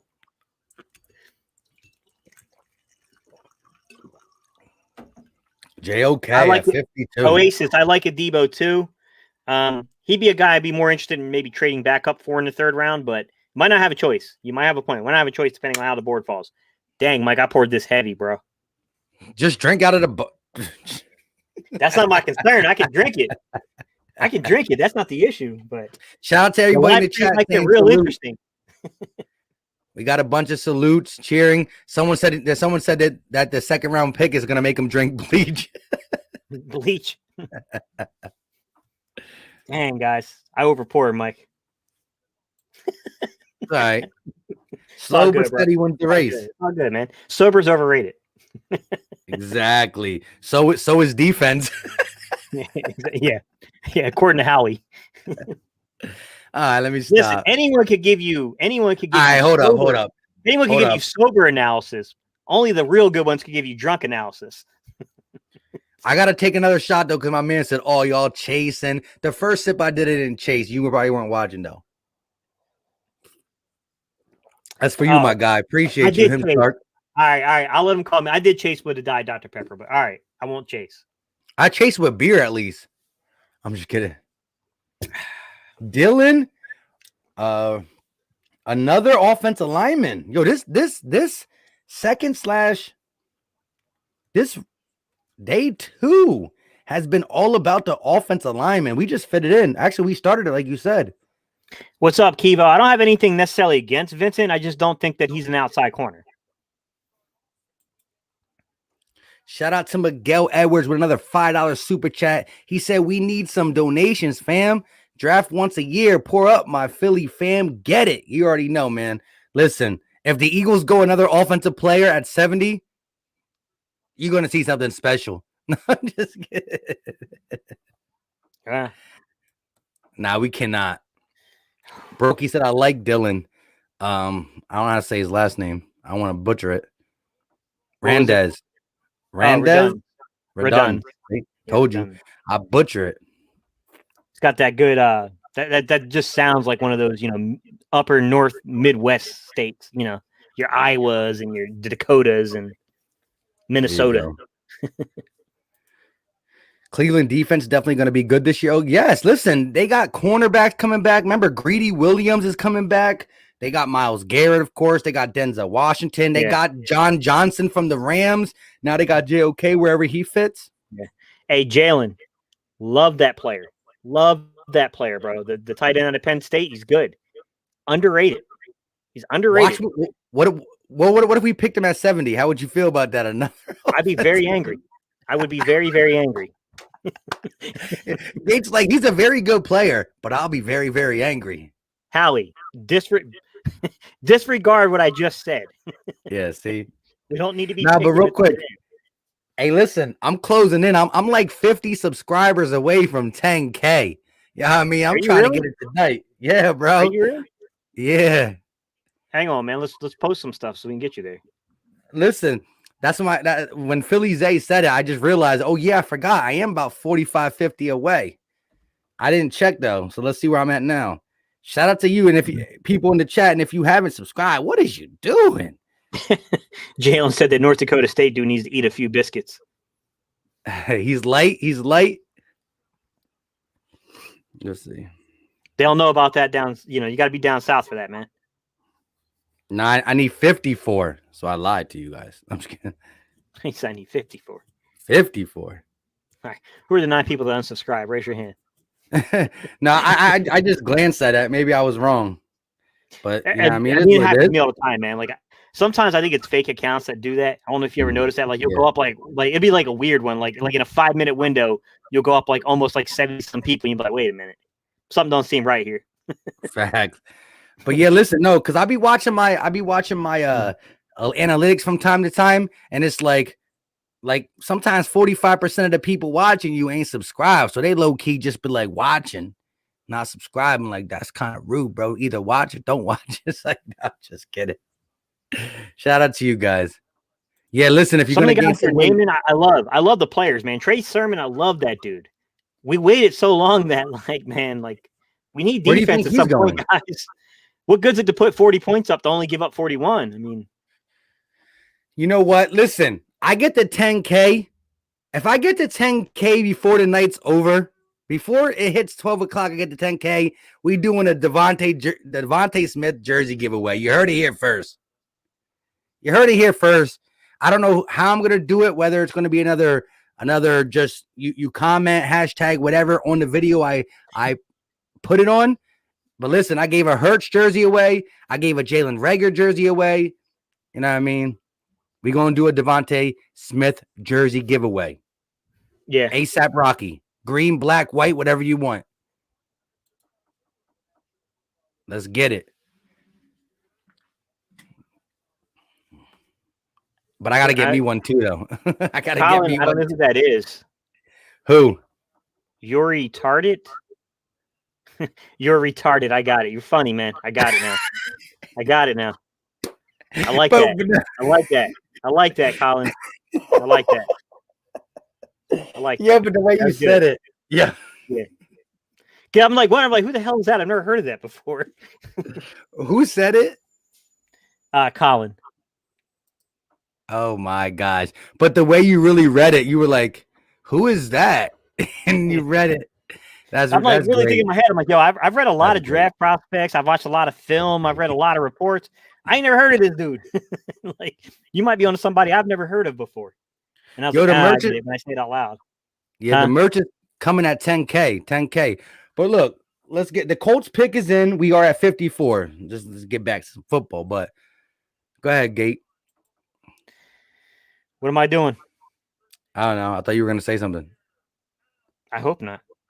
All right. What do you want to talk? You want to talk about what position group, Mike? What position group you want to know about, man? I just want to know about corners and linebackers, to be honest. But now the Colts pick is in real quick. Let's see what they do. Please, God, leave the defensive backs alone. I'm sorry. You say what Oh. position group? Defense. Well, the Colts just took another defensive end, Dayo. Can't say his last name. From Vanderbilt. Vanderbilt. Yeah, a little higher than I had him rated, man. But he's a good Wait, football player. Didn't they take Cordy Pay? Yes, they did. So they went back to back on defensive end. Yeah, I mean, Wow, the Colts. you know are what's saying we crazy, got- Mike? Mike, do you know who's still on the board? Who? Terrace Marshall. He's trash. I'm just kidding. I'm just kidding. We What do you can't go think about offense, it, so it man? doesn't matter to me. Think about it though, man. Like that's kind of crazy. He's still on the board. That's crazy. I think this draft has been a little bit. It's been wild. It's been wild. Somebody asked you something. They said, Jeremy said, "Yo, Mike, what you know about 3rd Street in Bethlehem?" I don't. I try to stay away from Bethlehem. I don't like it. I'm an Easton guy. We arch rivals. No, I'm just kidding. I don't be in Bethlehem too much though. Patrick Jones is still available, Chris. Yeah, there's still some good pass rushers on the board. You know what's crazy is when we did our mock draft, the one frustrating thing that we can never get right was pass rusher because they kept flying off the board. And then in the real draft, it's falling the way most of us would have expected. And there's plenty of pass rushers on the board. Yeah. Yo, I'm just still surprised how the offensive line really took up this day. It went heavy, like 8 deep.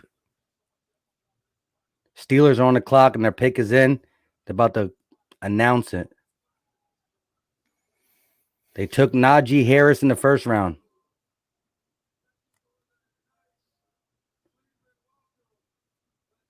Yeah, I know you're talking about Jalen. Yeah, he's a good pass rusher, man. I was just shocked because I didn't see a lot of people I talked to though that they were down on him, and I didn't get it either. Jalen, I thought he was pretty good.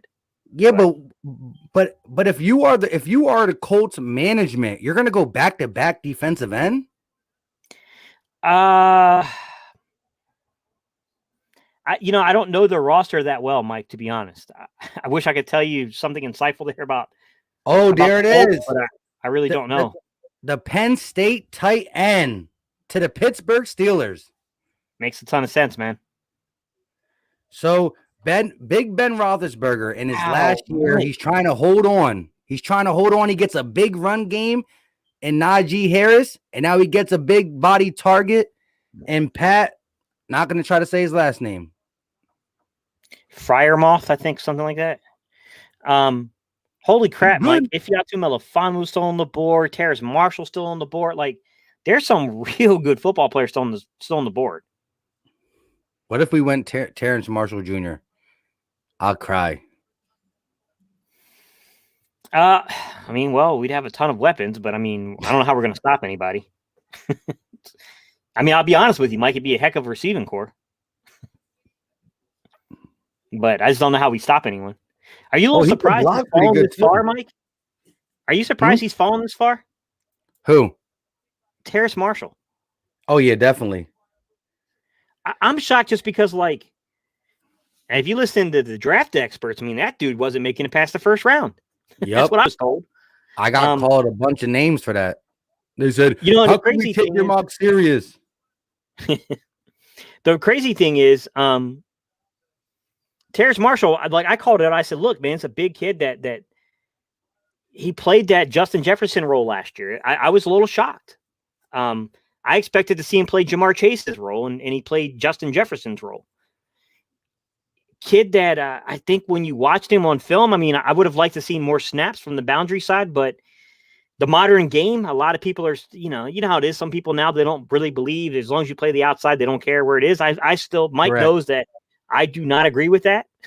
Mike knows that I think that there is a limitation to what players can do on a true boundary, to where the windows are closed in, you got a tight man press corner on you, and you got 74-inch or lower wingspan. I just think it's tough, man. Like, you better be an exceptional route runner to separate, because True. you're not going to be able to get the contested balls like that. Geez, that sounds so bad when you say it like that.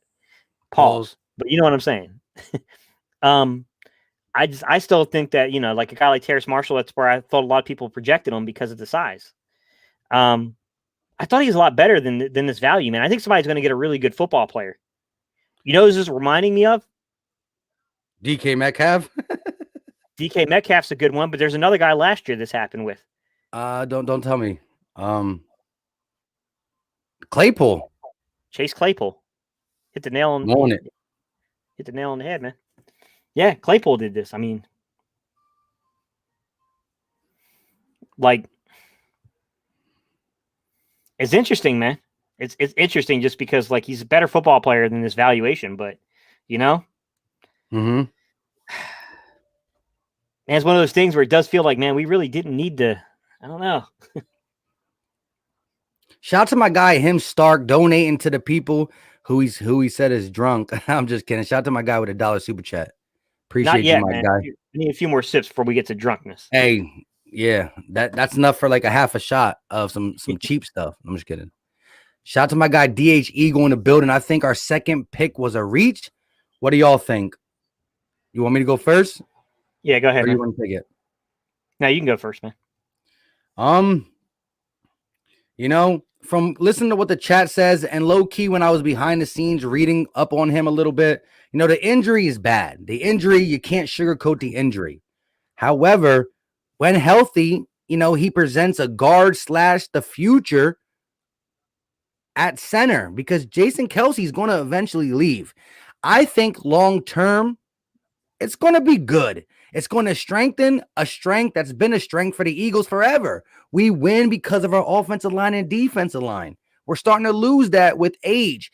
I didn't think you had to be so upright right now about it, because at the end of the day, who's on our defense from linebacker to secondary? You got two, maybe three names. Other than that, it's big question marks. And because JOK was there, now I know he fell because of injury, but if he could fall from injury, maybe this is why he slipped out of the first round. Dickerson, I don't know. All I'm going to say is this. Cornerback is like the big red glaring flashing light on our defense. There's other things we can use on defense too. I think we should have went defense in round 2. My whole offseason has been, if you get the playmaker with the first round, spend your next 2 picks on defense. I'm all about best player available. I really am. But when your defense looks like the Eagles, why not best player available on defense? That's my take on that. Go ahead. What's up, DH Eagle, man? So what I'll say is this. I think it's just the way that you worded it. I wouldn't call it a reach. I think the player is very good. I mean, the injury, like Mike said, man, ACL injuries are a scary thing, but the player's value and talent. I mean, I got guys like Jalen Williams who play collegiately on the offensive line, knows offensive line play very well, and says that this guy, when he's on the field, is arguably the best player, offensive lineman in this draft class. I will say I'm not too sure that I value this as a dire need on the Eagles. I mean, I know that Kelce's retiring, I get it, but it just feels like you could have gone later in the board and pulled a guy. Your boy went off. Who? A sleeper receiver you talked about, Dwayne Eskridge to the Uh, Seahawks. yeah. Hey, he's explosive, man. I'm a little surprised De'Ami Brown's still on the board. I think De'Ami Brown is being slept on by some teams. But yeah, DH Eagle, I'm not a huge fan of that pick per se. I understand why they did it. I just, you know, it is what it is, man. I made the tragic flaw when we started this joking around saying that what if it was a lineman? Yeah, Now I right. realize jokes. You can't do that here because you just never know. If you joke, somehow it gets into Howie Roseman's head. And then you just wonder, how did we get here? I'm just kidding. Shout out to him, Stark, with the on demand. He said, I was talking about me. I've been sipping this tequila since the start. All love here. Now, listen. If you know this channel, we love when you guys throw a little shade. Look, if me and Gate City and Philly Fresh find a way to like pick fun at each other, we do it. And it's all love. Listen, if you're in this chat, you could call me whatever you want on a Friday night. Just don't call me it on like a Tuesday because I'm a little bit irritable on Tuesday. No, I'm just kidding. It's all love, man. And listen, shout out to you because I can't do tequila. I can't do it. Can't do it. Got to have a stomach for that one, bro. Can't do it. But Dwayne Eskridge, he's a guy with the Seattle Seahawks because you got the dominant force.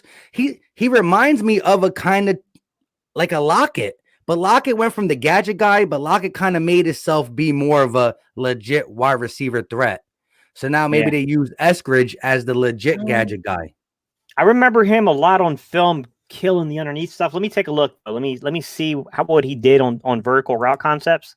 And I give you a little bit more definitive information on him. I watched so many of these guys, Mike. I'm not gonna lie to you, man. Sometimes they start to kind of merge together a little bit. True. But real quick to Michael's point, yeah, I think the holes can be filled, and I think where you got to start filling is on the defensive side. I think the offensive line and the defensive line will need to be filled in the next 2 to 3 years, but you can sprinkle in some good picks in the next 2 to 3 drafts. I think the need to really be competitive, not like, listen, we're not talking about Super Bowl, like let's be serious, new everything, but to be more competitive is you gotta put some presidents, or I can't say the word. You gotta make yeah, there it is. On defense. Come on now. 20 plus yard targets, 10 on the year, 4 catches, 30 catches underneath 20 yards, 15 underneath 9 yards, 10 underneath 10 yards. Just say that. Hey man, dude's a physical freak though. Check this out, man. Here's some of the notes I have on him, right? He came out, this was a hand time thing, but when Bruce Feldman did his freaks list, the dude had a 4.33 40. All right. Wow. The dude benched 350 and squatted 500 with a 37.5-inch vertical. Whew. Athletic freak, man. I remember watching his film and thinking like the underneath stuff. He didn't get a good vertical leap though at his pro day, though, to be fair. I remember watching his film and thinking to myself, like, man, he runs strong for a little guy. He's almost like a running back out there.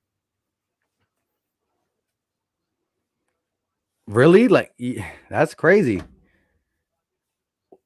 You could do a lot of things with him at that rate, then. Yeah. Well, I mean, look, you know who else was a converted running back, by the way? Mike? You know, was a converted running back? Tyreek Hill. Yeah. Nyheim Hines was a running back at Garner High School, got recruited to NC State as a running back, then switched to receiver, then switched back to running back. Yeah, that's why crazy, though. Yeah. And that's why Tyreek Hill fell, because he was a converted running back to wide receiver. That's why you see the stockiness in him. Like, he's little, but he's stocky. That's why he doesn't get hurt that much. But the dude progressed when it comes to catching the ball. He got good hands for just a speed demon. Oh, Jeremy over here trying to flex, bro. He got tequila from Cozumel, age 12 years. Smooth. That smooth criminal.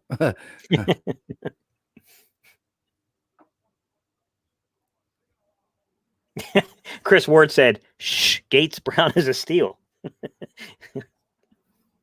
Yeah. So the Rams got their pick in. Chris Ward said, "I think Aaron Rodgers is going to Denver." Listen, I think he's gonna try to weasel his way out this year. Not weasel, but try to get his way out. Because I like Aaron Rodgers. I'm not trying to call him a weasel and nothing like that. The greatest thing I like about Jalen here is that no one can call me the king of trading back anymore. Jalen is clearly the king of trading back. Yeah. Jalen, let me take my throne off for you, bro. He stole that last night. Last night he was talking about everybody. He was trading. Every scenario was a trade back scenario. I know I'm a heavy trade back guy too. I mean, I remember when we did the mock draft last year, Mike and Reese were like, yo, Gate, at some point you got to pick. Yeah. Tutu Atwell, wide receiver from Louisville. Tutu Atwell going to the Rams. Wow, they got Matthew Stafford. They got Cooper Kupp. They got Robert Woods. And now they're gonna and they got what's his name last year too. Who was the good route runner from Florida that you liked? Oh, Jefferson. They got the other Jefferson. Van Jefferson. Now they got Tutu Atwell. Mm-hmm. Sean McVay. Tutu Atwell's got that's a dude, like, he's got some serious speed. Fast guy. Yeah, but listen, at the end of the day, when you got if you got Steve and Jalen doing a mock draft together, eventually it's just gonna come up error. There's no more scenarios that you guys can trade back to. Error. Yeah, we do like to trade back a lot. I'm not gonna lie. I like playing the value game. I'm gonna tell you, Mike. You know, I think the Chiefs might go here. Who? Terrace Marshall. Wow, that would make sense. They just lost Sammy Watkins. Mm-hmm. I guarantee you they didn't expect him to still be on the board. That makes a lot of sense. I mean, they could definitely go edge rusher. They could use offensive line. I mean, Patrick Mahomes got the crap beat out of him, but I don't know, man. Well, listen, they did a lot on the offensive line. Huh? They got Joe Tooney. Oh, yeah, they got the dude from NC State. They got Orlando Brown from the Ravens. They did a lot on the offensive line. I don't think they'll dip into that. Dude from New England that played at State. He was a really good player too. Yeah, I forgot about that. They did do a lot on the line. You're right. Wow, yeah, they definitely got scared from that Super Bowl and were like, yeah, this is not happening again. Facts.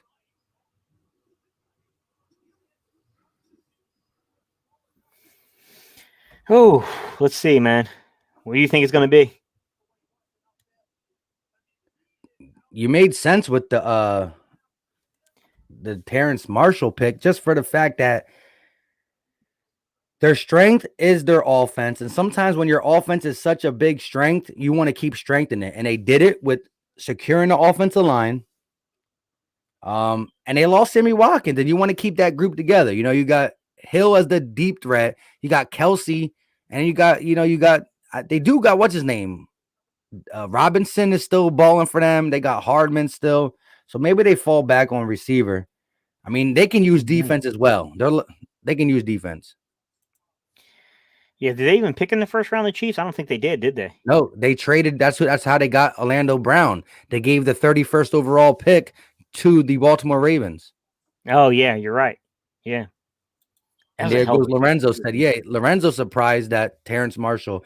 But yeah, I just can't. You know what? I got to go back on that video. I'm going back to my mock draft, and I'm going to comment on everybody who said, Mike, you must be smoking something if you think you're going to get Terrace Marshall at 37. We're at 58. Bro, so far this round, man, the receivers are Elijah Moore, Rondell Moore, Dwayne Eskridge, Tutu Atwell. Can you say slot? Well, and you know what the NFL is turning into? Space it out, and slot receivers are important. Yeah. Shifty guys, quick guys. Can't knock them, but man, that's a lot of slots in one round. Let's see. Landon Dickerson, Tevin Jenkins, Liam Eichenberg. How many is it? Here it is. 2, 3, 4, 5, 6, 7, 8 or so. Who'd they pick? It's coming. Nick Bolton, my guy. Nick Bolton, my guy from Missouri. Nick Bolton. I don't like Kansas City no more. They're done, bro. Oh, man. Yeah, Nick Bolton hurts a little bit because that would have been a good pickup. Hold up, in listen. the third. I want to tell everybody I a mean, we still story. need corner. We still need corner, and corners are sliding. But I like Nick Yeah. Bolton a lot. Real quick, story, and some of you guys in the chat will know this because you were live doing it. So I did a mock draft with NFC East rivals, Chris the Entertainer, the real Ed Oliver, and Cowboys Fan Talk, right? So we were live on my channel doing it, right? Mm-hmm. And I was on the pick at 70, and I got a trade offer from Denver. They told me that I can move back to 71. So one pick behind, and I will get an extra 152. Everybody in the chat's telling me to do it. And as I'm doing it, the second linebacker in the linebacker chart, and he's like the fourth person on the BPA. They're not going to take Nick Bolton. I clicked it. I clicked the trade. They took Nick Bolton. Everybody was clowning me. They called me Howie Roseman. I was kind of upset. I like Nick Bolton, though. He's what you call an undersized linebacker. But listen, nowadays, everybody is undersized. Look, you put your NFL weight on when you get to the NFL. Like, now there is legit undersized players, like big time, but I like Nick Bolton. He had a bad pro day. PA Philly man, what's good, buddy? He said, if we don't take cornerback, who's on the board? Good question. Good question, man. So depends what you value, man. If you look at linebackers, you still got Jabril Cox that's kind of floating around here, guys. I mean, that's, I think that's kind of crazy value and crazy he's still available right now. So you got Jabril Cox, you got Baron Browning from Ohio State's on the board, Chase Surratt, linebackers. Those are guys with like second, third round grades to them, and then you get to the fourth round guys following them. So we'll say the fourth round for. Do you like Surratt from North Carolina? He be an interesting pick for the Eagles because he's another one of these guys that he's a convert to the position. He was a quarterback, and he's got some development, but he's talented. There's talent there, but he's still got some development left to go through. Cornerback available would be Ifeatu Melifonwu. Then you got Aaron Robinson, Elijah Molden, Kerry Vincent Jr. still on the board. I'm not a big fan of Cameron Bynum, but he's on the board. I don't like Vincent Jr. Yeah. Paulson Adebo's on the board. I like Paulson Adebo. Trey Brown's he's a good player. Thomas Graham Jr., a little undersized, but good player. And Mike's guy, Rodarius Williams. Listen, if Rodarius Williams gets drafted to the Eagles, we have a little deal behind the scenes. So let the Eagles draft Rodarius Williams, and he owes me a little something. I'm just kidding. So the best value right now, guys, is edge rushers. You got Joseph Asai from Texas still on the board. Carlos Basham Jr. still on the board from Wake. I don't know how to say this kid's name. The Odie, because I don't know how you say his name. The kid from UCLA still on the board. Ronnie Perkins from Oklahoma still on the board. Rashad Weaver from Pitt still on the board. How do you say the kid's name from Notre Dame? Ogundiji? I don't know how you say his name, guys. The edge rusher from Notre Dame still on the board. Patrick Jones is still on the board. It's probably more of a fourth round value, though. Patrick Jones. Quincy Roche, fourth round value still on the board. Edge rusher's there's some value there at edge rusher, guys. Let's take a look at safety because I think safety's got some value too. So yeah, Andre Cisco, I think he's going to come off the board very soon. He's still on the board. Nasser Ladine from Florida State's on the board. Jamar Johnson, Ardius Washington. Those guys are all like second, third round values. Cisco, Nasser Ladine, Johnson, Washington. And then you got guys like fourth round values like Tyree Gillespie and Jamian Sherwood, I think is how you say his name. The kid from Auburn, he's still on the board. Those two, they're decent football players. It's going to get interesting because, you look defensively. I don't know, Mike. We're going to need the coaches' developmental hats on because they're going to be developing these guys. Hey, and that's something we do not know what we're going to get out of this new coaching staff. I'm hopeful. I'm optimistic just because I saw some people who were dying when it comes to secondary DBs who got revived by Gannon. And, I seen Nick. I really can't. I don't know what I did with Nick Sirianni. I know he was able to be the quarterback coach and get three different quarterbacks who played three different styles ready, from Brissett to Luck and Rivers. So we'll see. But shout out to Mr. Flyer Fan 28. He said Terrence Marshall would be an awful pick. He has a full plate and screws in his leg ankle from his horrific injury in high school, done by not the best doctor. I never even heard of that. I try not to weigh in on Mr. Flyers fan. What's good, buddy? I try not to weigh in on medical grade stuff just because I'm not a doctor. You know, I don't know the players personally like that, and I don't, you know what I'm saying? Like, it's hard. I do know that he's been playing. You know what I mean? Like, it's really hard to make those kind of determinations on medical stuff. I try not to weigh in on it, just because honestly, I don't know. Like, I understand the X's and O's of the game. The medical field stuff. It's not my field, man. I don't know enough about it. Yeah, but at the end of the day, I mean, Terrence Marshall, who we thought would have been more of a later first, early second, is dropping. Yeah. But he's not going to come to the Eagles. We're all offense out. Yeah, I like our Darius Washington too, Takeem. I like him a lot. Terrence Marshall Jr., speak of the devil, to the Carolina Panthers as we spoke. Thank you, Mr. Flyers fan. You spoke it into truth. You know what's crazy? Is that Panther fans are normally really polite people. You don't normally hear a lot from them. I live here in North Carolina. Hey, man, they started feeling themselves recently, man. They must be really liking this draft because I had somebody try to talk some smack to me today. I was like, yo, you better chill out, man, with your non-relevant organization. That's crazy. I do like their draft so far. I'm not going to lie to you. They've had a good draft. Yeah, they did. But there you go. The last time somebody told a LSU wide receiver he's only a slot receiver. I'm just kidding. But yeah, that's crazy though. How many times today we're speaking of guys? And he said, "What up, guys? Glad to be here." He said, "Haha, that's great." Speak of the devil. Yeah, man, it's funny though. Like, yes, Gate City is about to break down why Tyson Campbell will be a good fit at 37. He gets picked at 33. Yeah.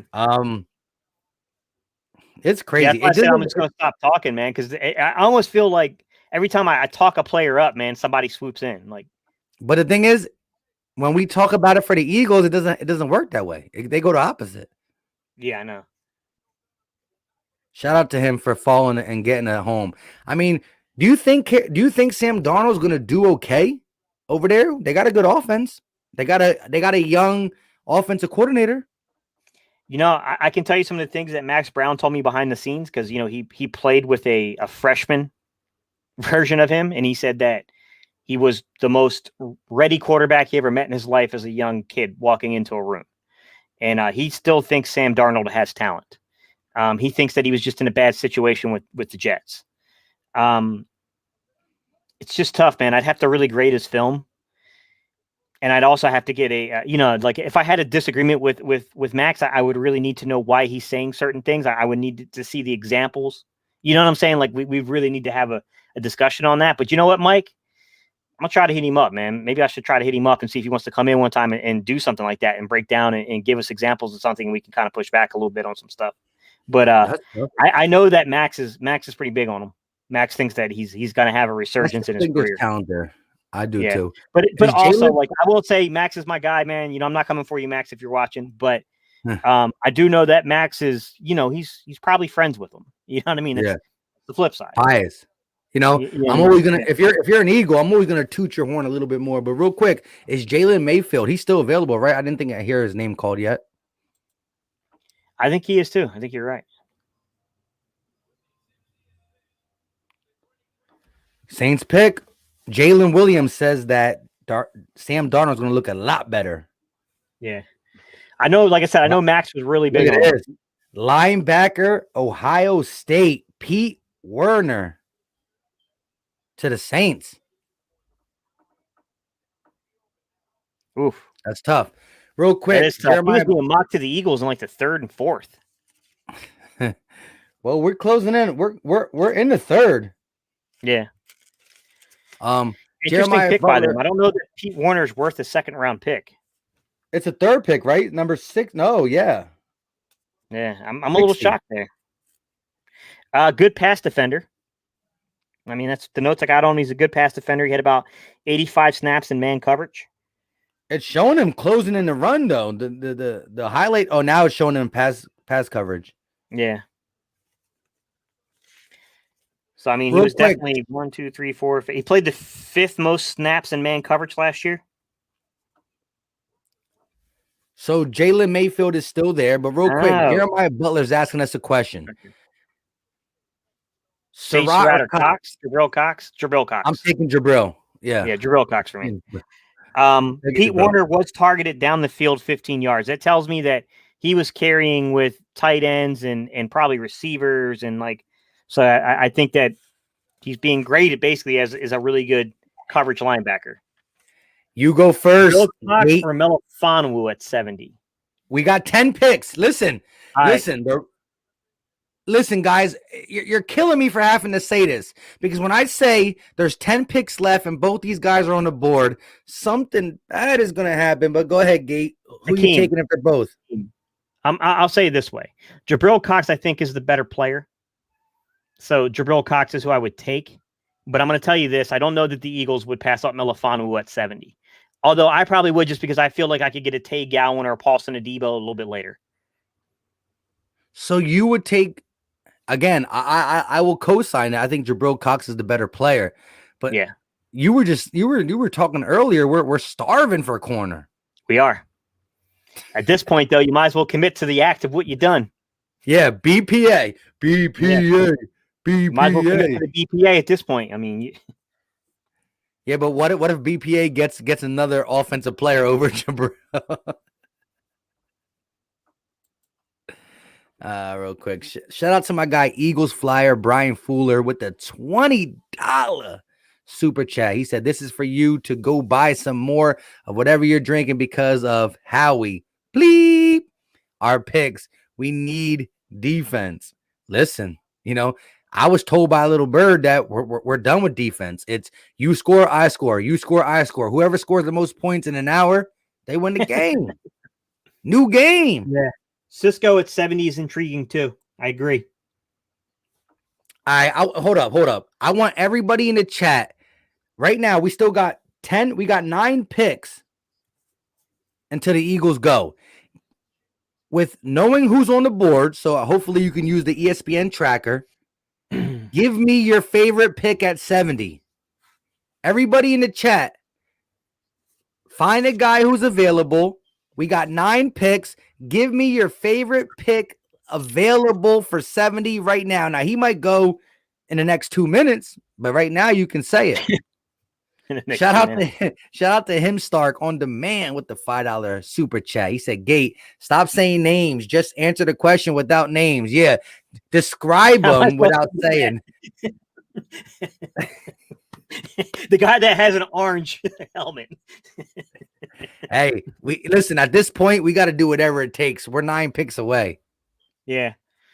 I mean, it is what it is, guys. I mean, I will say this. If I know these names, they know the names. They got like 100 guys like me that do this recruiting and scouting stuff for them. Truth be told. Dylan Moses, I like that name, Ricardo. I like Dylan Moses in like the 4th round if he's there. Some crown, E-Wing. So we got I'm gonna call him. I can never say the Syracuse guy's name, so I'm gonna call him. Team said Melifonwu. I just call him Mel. Dedicated to Hurts or the draft. So we got Jabril, Melifonwu, Dylan Moses, Melifonwu. I don't want it jumping like crazy. Melifonwu, Dylan Moses. Sixers are on their way to a winning game. Shout out to you, my guy. Melifonwu, Mayfield. So NFC East B says Mayfield. Maybe Brandy. Who's Brandy? He said St. Just in the 5th. Oh, in the 5th. So it's going between Jabril Cox and Melifonwu for that 70th pick. There's a couple extras. The Bills are on the clock, and here they go. They got their pick in. My question is to Keem, and I'm not saying this sarcastically. I'm asking for real because I don't know off the top of my head. Another defensive end. When is the last time a 5th round corner produced in the league? I'm not sure. I don't know off the top of my head. I can think of some small school guys, but I I know don't know about a what round they seventh were. round one. I Jalen don't know. Mills, what's up though? Oh, It's like, jeez, no, man. stop. Here we go, I'm just Jalen kidding. Mills, bro. I'm I know, just kidding. I'm like, just kidding. Just kidding. what Jimmy Ward was like Northern Illinois or something, right? I know he was like an obscure place. I'm just trying to think. Malcolm Butler came out of like West Alabama. I'm trying to think, man. When was the last time? Like, I mean, look, the previous draft histories don't have crap to do with this draft, but I'm just saying, real quick, I'm Gabe. wondering, like, when's the last time we had a guy that deep produce on the outside like that? Another defensive end, Carlos. Was it Carlos Bashman? I can't see. They're not showing his name, and I can't see his jersey. And I I like never Aaron heard. Robinson, Chris Ford, the guy from Seattle. Which one? They got those 2 longer corners. I'm trying to think of you're thinking of. Carlos You might be onto it, Bashman NFC. You Jr. might be onto it, NFC East Beach. You might be right. I can't think of their names though right now. Yo, hold up, Gate, real quick. The Colts went back-to-back defensive end, and the Bills went back-to-back defensive end. They went Gregory Rousseau and Carlos Bashman Jr. So Okay, so two teams in 2020, the 2020 said Sherman came out like a 5th rounder. Patrick Sherman.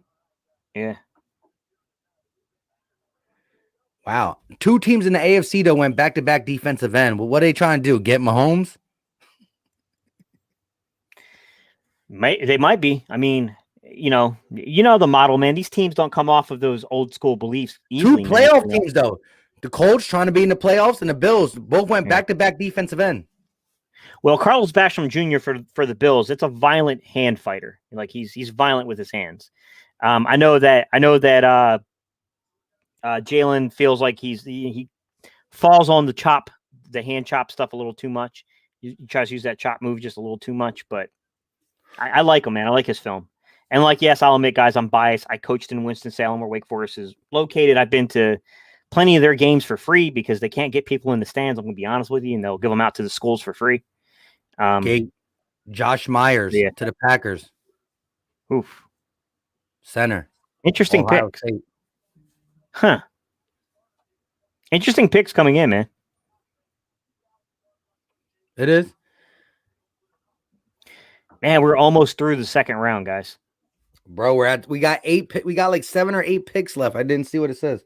We're at 63. I know I know the 2nd round is shorter than the 1st round, but dude, it just didn't feel like it drug on forever. It's 9:30, bro. Yeah, like it felt like it drug on forever, man. Listen, so far you got Melifanu, you got Jabril Cox. Oh,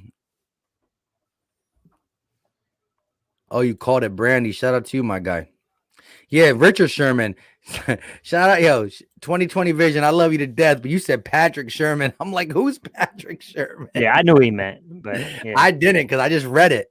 I mean, listen, I'm not the one who said I'm not the one who read that. I was asking like a serious question because I couldn't remember like the last time that somebody. Nah, I'm still laughing at when you read that guy's comment. Oh yeah, bruh. Right, he got me on that. I gotta give it to him, man. He got me on that one. Because the way you read it, and I read it twice. That was the bad part. It's only funny when someone says it, and it sounds like they're calling themselves that, and you're really still asking somebody, have you heard of him? Yeah, I thought it was a real player for a second. I'm like, yo, I've never heard of this person. Like, who is this? And then I heard myself say, and I said, oh, he got me. He got me pretty good. Yo, I gotta go back and find that. I should have looked where we were at time frame. It's got to be like, I don't know, it's probably 30, 45 minutes ago? Nah, that's like an hour ago. About an hour ago. We can find it. We'll pull it up and put it on a snippet for everybody. That's great. Gate gets trolled. Because you were trolled on profiles. Yo, you're like, wait, I might want to do some research on this guy. Yeah, it really was what I was thinking in my head too. Like, I've never heard of this guy. Like, who is this? Chiefs picks is in. All right, let's go. Yo, we're getting close to us though. I gotta get in the game. EA Sports in the game. Chiefs picks is up. 63.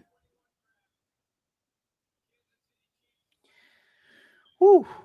Creed Humphrey, center from Oklahoma. Definitely. Humphrey will be all the way at 63. Yeah. That's where you kind of had him. Oh, I mean, earlier on, I had him in about a second round value. So, falling to 63, I mean, it makes sense. I mean, it's not It's a right huge fall. He didn't fall too far. I know some people kept saying that he might be a first round pick. I never saw him as that. I thought he's a little limited, although I like his game. But he's limited. He's got limitations. If I'm not mistaken, Jalen, correct me if I'm wrong, just because I only spent like maybe 2 games on him, but he looked like to me as if he might be a short arm guy. He doesn't look like he's got the longest arms. I'm not calling him a T-Rex, but you get what I'm saying.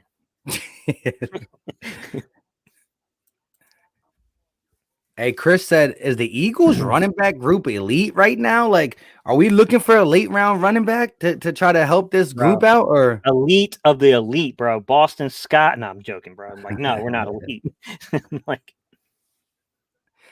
hey, but shout out to Flyer Fan. You're right. Listen, if you're in here watching, you know what I mean? Shout out to all the Eagles content creators. We got a lot of them great across the platform. Much love and respect to each and every one of them.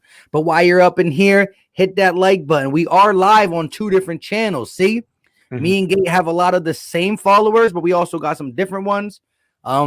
Again, Gate City Sports Channel, search it, subscribe. Philly Talk Podcast, search it, subscribe. Smash the like button wherever you're watching it. It's greatly appreciated.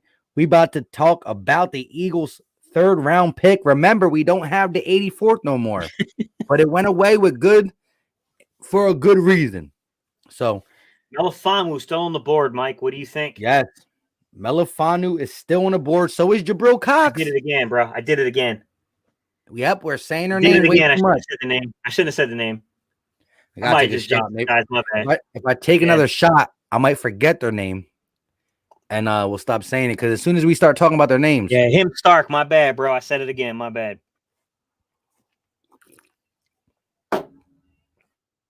If y'all drinking in the chat, cheers up. If you're drinking soda, juice, water, He said juice. you got a glass of milk, I ain't gonna judge you. Do what you gotta do. Shout out to my guy. Where you hiding? Where's Howie hiding? We need that 70th overall pick. Whew, man. Bruh. You know what this draft is missing, bro? It's missing Reese, bro. It's missing Fresh, bro. That's what's happening. It is. It's missing Fresh. That's what's happening. Shout out to Fresh, man. I thought he was coming through because he did say he was going to try to get up in here.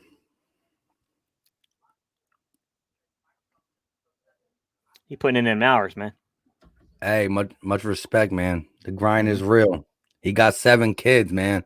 I got half, and I know the grind is real. Yeah, that's crazy. He got 7, you got 3, I got 0. I got my niece, but yeah, it's good. You get this, you get to get them, and then when it gets rough, yeah. Yep. My boy Philly Tress says I don't drink, but I'll pack this bowl for y'all. Shout out to my guy.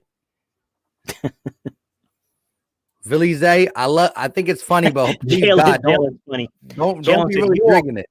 Look, Jalen said you won't call him a T-Rex, but I will. But he has center, so it ain't too bad.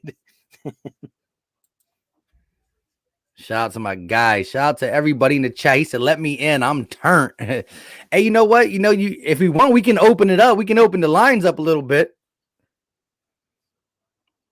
You trying to open the line up a little bit? Yeah, we can open it up. Go ahead, man. Kristen coming in with I'm annoyed.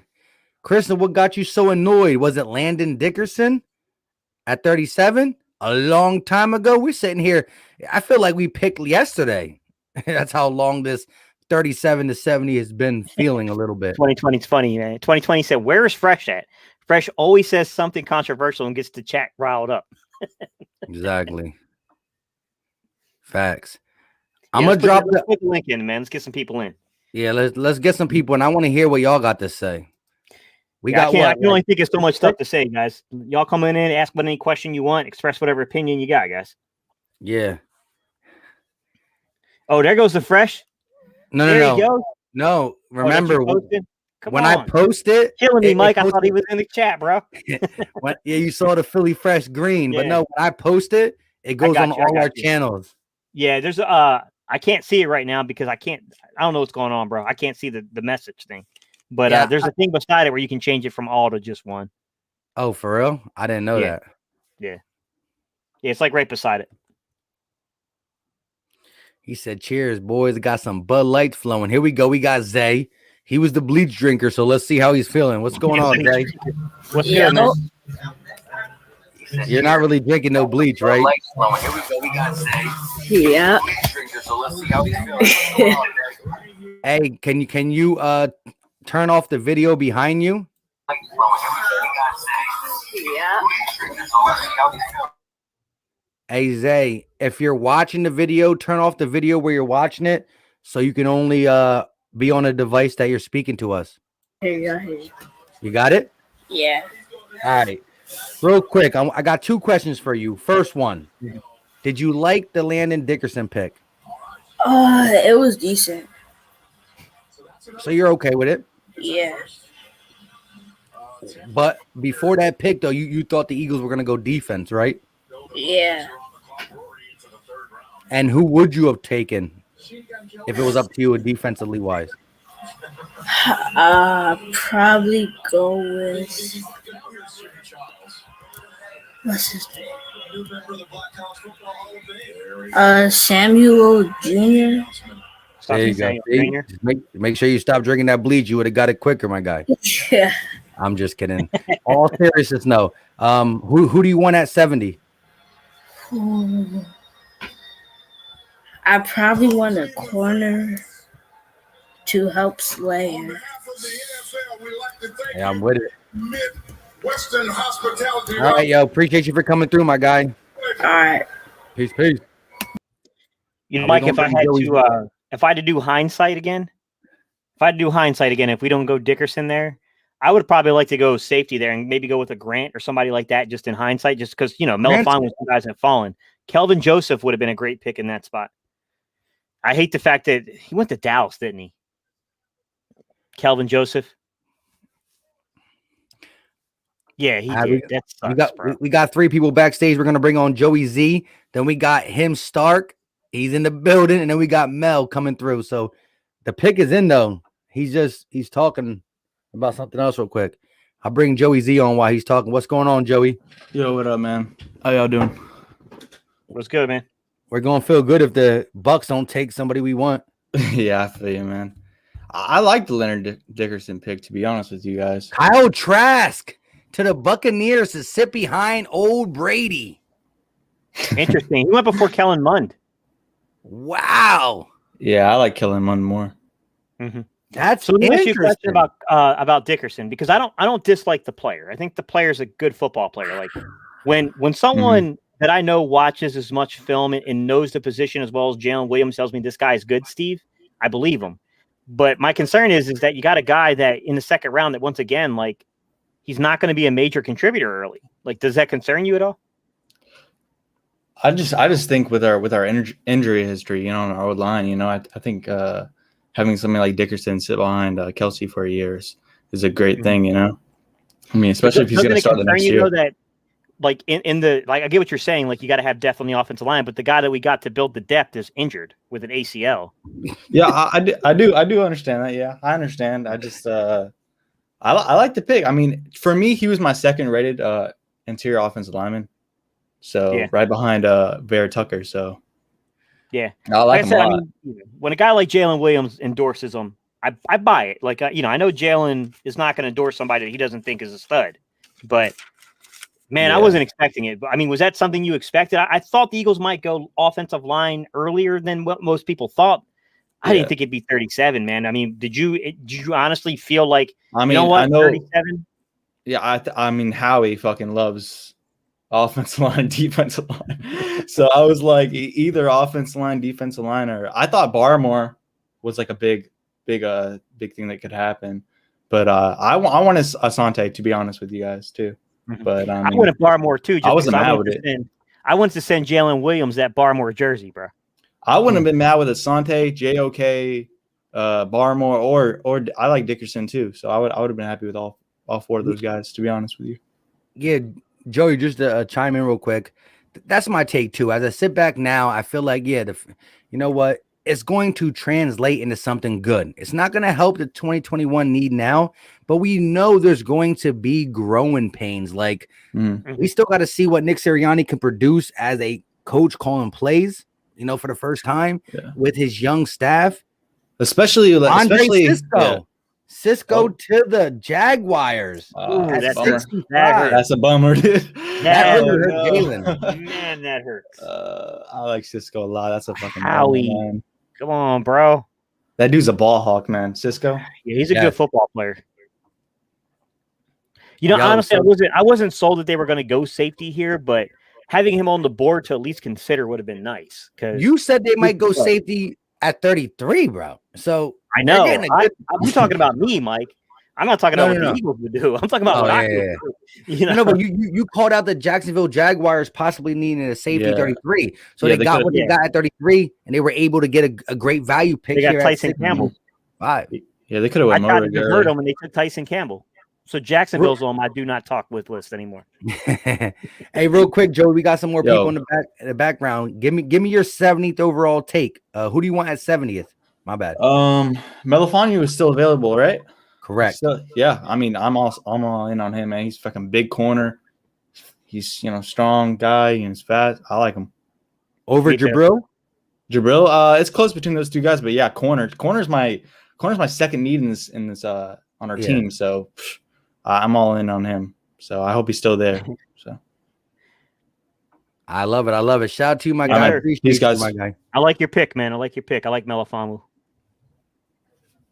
Appreciate you for coming through, Joey. yep, no problem, dude. Peace. So Mental Cash with the $5 super chat. He said, just saw a video of Landon Dickerson doing a cartwheel. Agile? Hey, if somebody that big can do it, well, maybe he should stop. Maybe that's why he hurt his leg. Exactly. Yeah. I'm just kidding. Let me stop being me. That's a new Vikings- eagle. Vikings chose quarterback. I didn't see that yet. Hang on. Who Did said they that? really? Somebody said it in the chat. I didn't Yeah, see that. They go Maybe they ruin did, it I for don't us again. Here we go. The man, the myth, the legend. What's going on, him Stark? Yizzo, what's up, fellas? Hey, we What's chilling, good, man? man. Man, y'all got me in here saucy tonight, man, playing around with y'all. Hey, listen, it's Friday night. Like, look, the first round was intense. Yeah. My guy Gate was sipping on a little bit of stuff. I was drinking energy drinks trying to stay up because I had to go to work tomorrow. You know what I mean? I don't Man. work tomorrow. Yo, last night was fire, man. I stayed up with y'all last night, all the way to the bricks, you know what I mean? So No. real quick, give us your initial takes on 37 overall. You know what, man? After listening to the chat, it grew on me. I understand. I wanted cornerback in first round. I didn't even want to move out of the sixth spot. You see what I'm saying? But after seeing what we got for it, I'm like, all right, cool. Then when we got the young boy from I was really excited about that. But 37, I'm like, all right, we gotta go we gotta go D back. Because the reality is, man, we getting burnt. You know what I'm saying? Like on every level. And Philly, we a defensive city. We a nasty city. We like Gritty. gridiron. We want to be nasty with it. And I'm just not, and I get it. Howie is, he an O-line boy, heavy O-line boy. Heavy he is. O-line, D-line, he heavy with that. But, I want to get back to the roots of the city. You know what I'm saying? But at the same time, I appreciate the pick. They set the stage for us, before the season, before the draft, before any changes took place at the end of last season when they picked a new coach. That listen, they in a rebuilding stage. You know what I mean? So I get it, but we gotta pick something. We gotta get a D back or something, line back, something. Moving forward. You know what I missed though, man? On the note of some of what you were saying, I miss a Brian Dawkins like character inside of the Right. defense. Exactly. Yeah. Exactly. Energy. We need a Wolverine we need a Wolverine. Yeah. We knew X-Men. Yeah, and Yeah. it doesn't help having guys like Quentin Michael tell you stories of like Dawkins walking up to him like, "Yo, I'm going to take this dude's soul." Like, Right. do you understand what I'm Right. saying? I'm going Right. to take his soul. Right. like, But I'm happy what they doing on offense. Really, trying to add pieces, and they've been doing that. Over the last year or so. But we need to transition our thinking to defense. But I'm believing that possibly what's going to happen is this is going to be a 2 to 3 year build. Yeah. This is going to be that's how I feel like they're looking at it, like a 2 to 3 year build where they just looking to grab pieces so that they can compete within the next 2 to 3 years. And Here's the Vikings. As a true fan, I respect that. yeah, Here goes that's a the good take. Vikings. That's a good take. I Kellen can see Mond to the Kellen Vikings. Mond, huh? Quarterback. Good pick for them. I Texas like Kellen Mond a A&M. lot. Mike, I Yeah. was huge on Kellen Mond. I like Kellen Mond a lot. I had him as my honestly. I didn't want to get the Mac Jones crowd kicked off, so I put Mac Jones 5 and I put Kellen Mond 6. I'm gonna be honest with you, Mike. I would have taken Kellen Mond over him. I'm gonna be real, but I'm just gonna be honest, Yeah. me personally. But Real quick. How Again, many, shout out to how my many guy. before we go to the next to our next pick? we're We almost got there. 4. Yeah, we're almost there. I was about to say, Oh, we could take a cheers on here, my guy. Let's do it real quick, Yeah, we though. can do it. Cheers. We can do it. Cheers. might Hold as up. well. Let me just. But listen, at the end of the day, I want to hear who you want. Again, so you want Melifondu at 70, right? You want the most probably physical, stable Yeah. cornerback in Yeah. He left not on the afraid board? to hit. He not afraid to hit. He liked to be around the ball. He looked a little stiff. You know what I mean? Looking at his tape a little bit, he looked a little stiff. But listen, we need a dog back there. We need somebody that can go up and contest in the red zone. I like Gate. I like your input on, you know what I'm saying, what you're looking for, in a cube and a cornerback. So yeah, definitely, 100%. Yeah, I Hey, love the real kid's quick. competitive nature. Yeah, Man, he competes. All right, y'all ready? I'm All right. right. Cheers, my guy. Let's get it. All right, y'all. Cheers. Last one for the night for me. Woo. I'm with You it. I'm see, with it. Hey, this was a fresh Joan. I'm down here. I ain't mad at the game. Yeah. But real quick, before we get our guy Mel in, for the chat, Gate City will co-sign it. Say what? Stayed up till 12:30 on a live stream last night, right? Oh, No, because they're talking okay. about my eyes, right? Yeah. Your boy stayed up to 12:30 on the live stream. Guess what? If you watch the video I put out at 11 o'clock today, it was recorded at 1 o'clock in the morning yesterday because I go to work at 4 in the morning. Whoa. So I'm going off for 2 hours of sleep Whoa. and I'm drinking with you guys. So that means the eyes are more shut because I'm tired. No, Not that's necessarily love. drunk, but I No, do Mike, feel nice, bud. Mike, we traded back. what? We traded back. But wait, but we traded back without even being on the clock? I What guess. we get? All right, now we got. That's figure right, It's at Everybody's reporting. 67. Everybody's reporting we traded back. Mental Cash said we traded back. To who? To where? I guess the For Panthers. what? I see everyone says Panthers. What is happening, bro? 73. I'll say this, Jalen, my guy. Before Jalen comes up in here preaching the trade back, like I get it because it's adding more picks. We need to get it's more 3 players. I spots. get it. I Right. get that aspect, but Right. man, there was a lot of talent still on the board. I was hoping to get. Right. Well, let's just hope.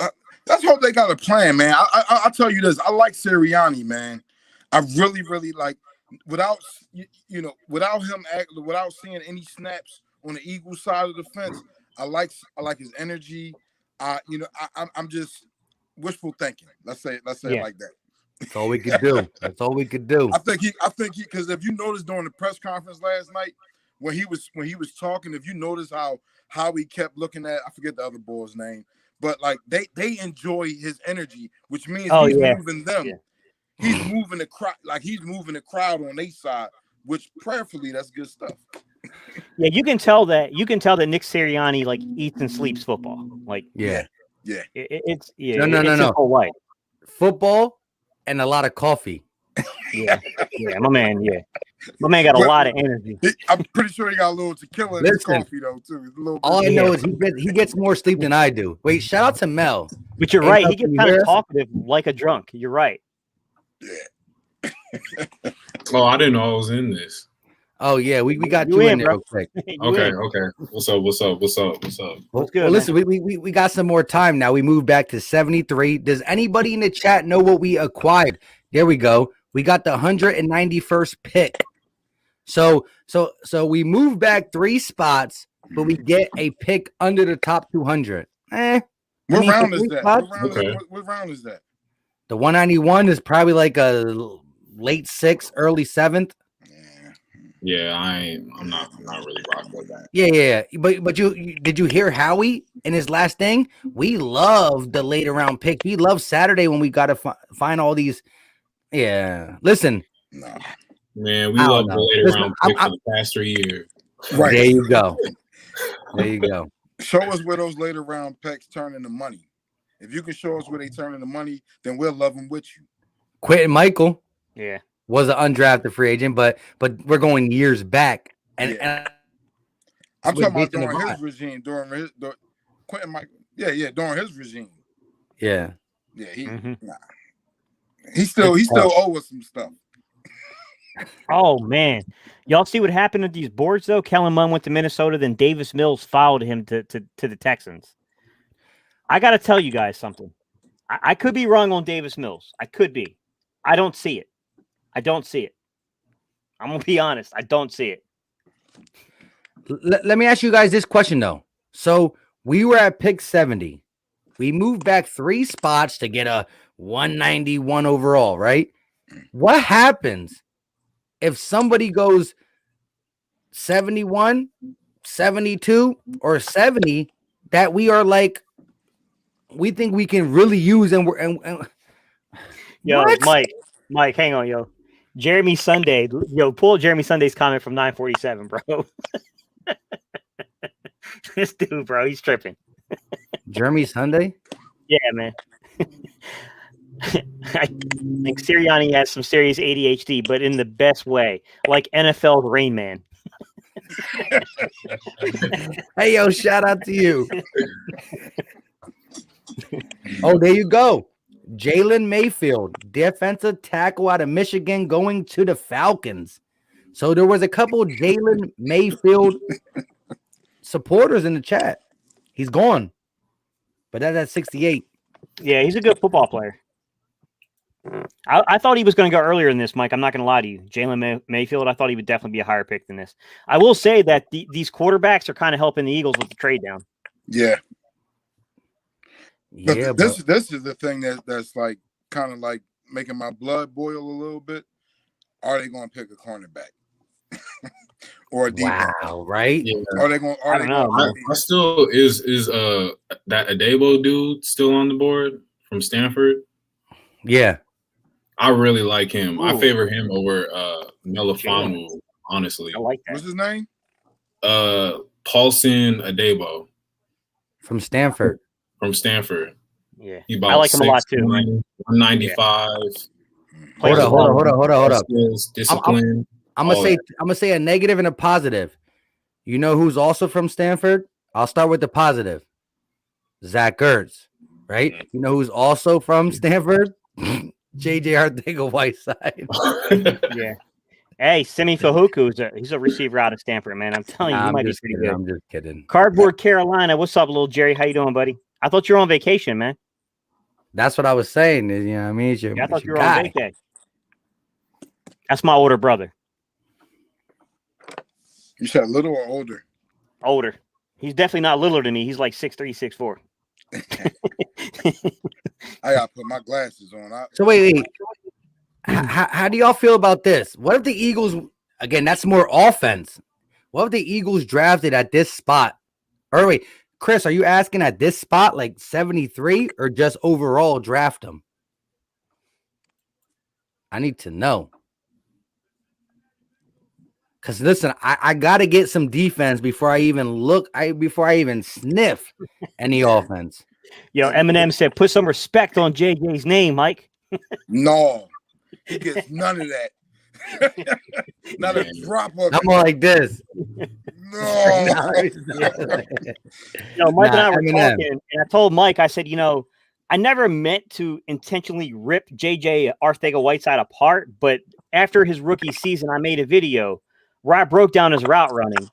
And I told Mike, I said, I kind of feel bad because I think I started an inevitable snowball effect by doing that, to where then everybody started breaking down his route running after I did it. And then I was like, oh man, I feel so bad for this kid, because I think we got missed there. I wasn't even trying to criticize Arcega-Whiteside. I was trying to criticize the wide receiver coach. I was trying to criticize Carson Walsh. And it got overlooked, and everybody went on JJ, and I was like, ooh, my bad, JJ. Hold up. Why is Superhero, a guy who normally don't just say nothing for no reason, he said we're at pick 79th per ESPN's tracker. I haven't been tracking nothing. No, but me I neither. was under the impression we're at 73. Somebody told me in the chat, and the chat normally steers me right. Yeah, I got 73 by CBS. All right, so CBS says 73. Maybe ESPN is messing up. Please God, because I don't want to go. Stop it. 79th is a whole different world. Yeah, especially for only a sixth-round pick. Other universe. Yeah. All right. Hey, Mike, Honestly, Jalen had said something about that pick. I don't know if you caught that, where he said that he feels like that the Eagles are not going to stay put. That he feels like Zach Ertz and those late round picks are about to be packaged for something in the third or fourth round. I need that. Hey, yeah. Jalen, all your trading back will come into fruition if this is true. But listen, Brady Christensen. I'm horrible with names. You already know that. Even when I'm sober. Offensive tackle, I think. To the Carolina Panthers. Who cares? Oh, okay. Anyways, mad talk now, bro. Response be so different than everybody else's response. He'd be like, "Oh yeah, yeah." Well, I mean, like, I got to deal with these Panther fans here, man. Like, they've always been really quiet. They've always been really quiet, never say nothing. And then all of a sudden this week, bro, they started beating their chest for the first time I've noticed. I was like, yo. I got a lot of family that's down there, man. Like all throughout North Carolina, throughout there. My dad in Goldsboro. A lot of my family is in Goldsboro. Okay, I know that's eastern side. Yeah. Greensboro. I'm in Greensboro. Yeah, I got about 7 family members out there. You know. Yeah. So I'm up in the northern part by the lake. They love Carolina. Yeah. Yeah, I like Carolina too, man. It's nice. Even up here, like I'm up here by the lakes in Greensboro, like up in the northern part. But it's nice, man. You got the beach a couple hours away, mountains a couple hours away. It's pretty nice. Shout out to my guy Mental Cash with the $2 super chat. He said, "Bruh, we got a 6-rounder for that swap." Yeah, I know. At the end of the day, the swap trash or just it still be. I'll call it garbage. I think trash is worse than garbage. Are there any more like late round trash truck juice? Nah. Trash truck juice. From 70 to 72, it better not be the guy we've been talking about. We've been talking about a little bit of Jabril Cox, but we mainly been talking about Melifonwu. Ooh, Mike, did you see what Takeem just said? No, let me see. Look who just jumped in front of us. Wow. They owe us one too, bro. And you know how they jumped in front of us? Because we value 191st pick? Right. Stop playing with me, man. Bro, they waited for us to trade back, and then they jumped up. So, wait, Takeem, where did they jump trade back, Mike, and then they jumped up? Hey, Moochie. The people, but the people on the panel are just subscribers and people in the chat coming on for their great take. You know what I mean? Shout out to you, Moochie. Moochie Robinson is another Eagles content creator. Definitely check him out. That's my folks right there. That's my folks right there. Oh, so maybe that's a guy then, right there. Yeah, that's my folks right there. See. Yeah. I was just trying to get. I didn't know. He never said that. He was like, what's his name? What's his name? And I'm like, all right, he's My- pressing for his name. I'm So like, D'Arce is my name. You know what I mean? yeah, He didn't spell it properly, but that's okay. I know who he is, and he know Alright. who I am. see, so what I was doing is this though. When he was pressing for your name, because I got mad love for Moochie and I respect you. I'm like, I don't know what it's from, because if he would have said, "Hey, this is family," it'd have been different. I'd have put it up right there. But he just kept asking. I'm like, Yeah. I hey, just man, happened hey, to see it's that. all good. It's all good. Yeah, I just happened Oh, to see to that. me, I Yeah, hate that pick, bro. that's- They took the yeah, defensive tackle from NC State. it's good to know I got folks on here too. I never even knew he was on here. That's what's up. Aaron Robinson for the Giants. Aaron Robinson from UCF. So now they Lions. got. I got you. I got you, Takeem. You heard? Aaron Robinson. Did they really jump us for Aaron Robinson? I guess. So listen though, so they got James Bradbury, who actually played his probably best season of his career last year. Now they got the newly acquired Adoree Jackson, and now they're gonna try to put Aaron Robinson in the slot. If things go the right way, the Giants can have a pretty good secondary. If Adoree Jackson is trash, hopefully so. I liked him, so I'm not gonna poo-poo his name because I was advocating for him, but just not that price tag. Right. If you get Aaron Robinson, which he mainly plays in the slot, you got Adoree Jackson, who was a first-round talent. He didn't pan out right away, so we'll see. I don't like NFC East getting a little bit. I don't like it, Yeah. especially when I want a corner. So based on the draft so far, what do you think the rankings are right now in the NFC East? Well, we still started at the bottom. Real talk right there. Real talk. I love my team, but Man, I'm supposed to be moving to Dallas later on this year, so it's about to be ugly for me. wow. Another defensive tackle off the board to the Lions. That's a money move, I'm sure. Alim McNeil. Aleem McNeil, athletic as crap, Mike. He's an NC State guy. I was just about to say that. I just showed it. No, he's athletic, man. Like, this dude can run. He was like 280 pounds, and they were thinking about putting him in at linebacker. That's how fast this kid was. But he's more of a nose. He's a nose tackle. Yeah, he's lining up at the nose right now in the highlights. Yeah, he's more of a nose tackle. You know what, though? For all the athleticism, man, he didn't produce what you think he would produce at NC State. So then he went to Iowa, right? Athletic. Huh? So he played his whole career at NC State? Yeah, he played at NC State. Quick question: did we determine whether we are? The Eagles pick is in though. Oh, it is. Are we at 7? So hey, chat. I'm gonna ask the chat first. Chat. The Eagles pick is in, and if they trade back one more time, I'm cutting everything off. I'm just kidding. Who do you think we got? I mean, we're sitting here at the 73rd pick. Jabril Cox is on the board. Melifondu's on the board. If you're a Stanford believer, and how you say his last name? Paul Adebo. Here it is. Austin Adebo. Too late. Here it is. Yeah, PA Philly, man. I like Robbie. Milton Williams, D tackle out of Louisiana. Wow. Really? What are they doing?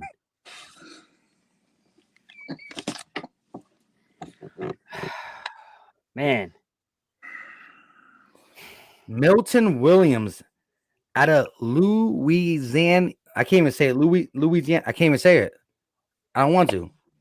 I get that they believe in building from the interiors. I get it. I do. And I get that Milton Williams was rated. I mean, it's not a stretch here. I get that, he was rated in this area. He's a bit undersized, though. I'm not going to lie. He's a bit undersized. Wasn't Melifondu and Jabril Cox rated in a higher area? Yeah, I mean, but here's the thing, though, man. It just depends on the team, man. It depends on the team and how they shape their board. I'll give you guys some basic information on Milton Williams. So, look, small school, right? You're dealing with – you're always going to have the criticisms of dealing with the prospect that's from a small school. Sorry, guys. I got to fidget with all this crap. let me just ask you So- before you get into this though. What can you possibly as a coach slash a guy who talks about salary cap and stuff, what can you possibly see in the Eagles secondary that says that the defensive line is a priority, or is this guy just way better valued than any DB on the? So you want to know why go this high? Why go this high on it? So you got to look at the contract structures and the age, Mike. So you got in the interior, Fletcher Cox is over 30 years old, and he does have an out in his contract next year. But then you got Hargraves. Hargraves just redid his contract. I think Hargraves wants to be in Philly. So I mean, he's a young guy, but behind him, it gets a little questionable, Mike. To be honest, it does get a little cornerback questionable. gets picked right after us. So what I will tell you though, Mike, is if you look at his 2020 film, like he didn't produce, man. You're talking about a half a year of production from Milton Williams. This is not a long-term producer along the line, guys. But it like along those last 5 games, if you're going to watch film of him, watch his last 5 games. Here's the underlying information about him, guys. All right. He had a 21.8% pass rush win rate, which is really high, an 8.7% run stop rate, which is respectable, right? His true pass rush grade was 91, and his overall run stop grade was an 88. So he was balanced, right? He's got really good pass rush moves. They talk a lot about his Euro step. I really wish Jalen Williams was on here to explain that a little better, but it's the way you finish a pass rush. He's undersized, guys, and he played in Conference USA. He's undersized in Conference USA, and we just spent a 3rd round pick. I mean, my God, he's got to have a chance to prove his worth. He's got to have his chance to prove his worth, but I'm not going to sit here and tell you guys that this is the pick I wanted. I didn't even mention this guy. I'm just going to be honest, but every player deserves their chance to prove their worth, and every player deserves not to be talked crapped on. So I'm not going to talk about the player. I'm going to talk about the guy who's picking the player. And I'm going to talk about this aspect.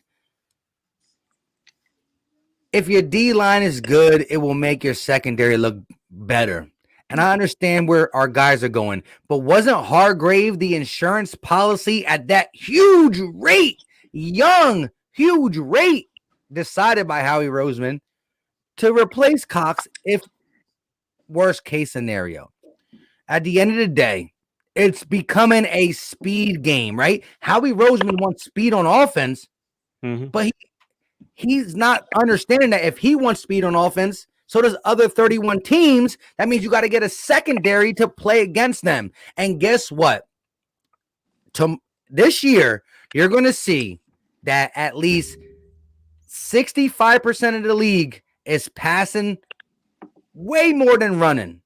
There's still going to be some old school teams, the Tennessee Titans, Seattle Seahawks, if Pete Carroll just grabs a hold of it, which I feel bad for Russell Wilson. There's going to the Pittsburgh Steelers, maybe with Najee Harris, but there's going to be a large portion, maybe even higher than 65%, who passes 40 plus a game. Yeah. You need a secondary, bro, and we got none. If we had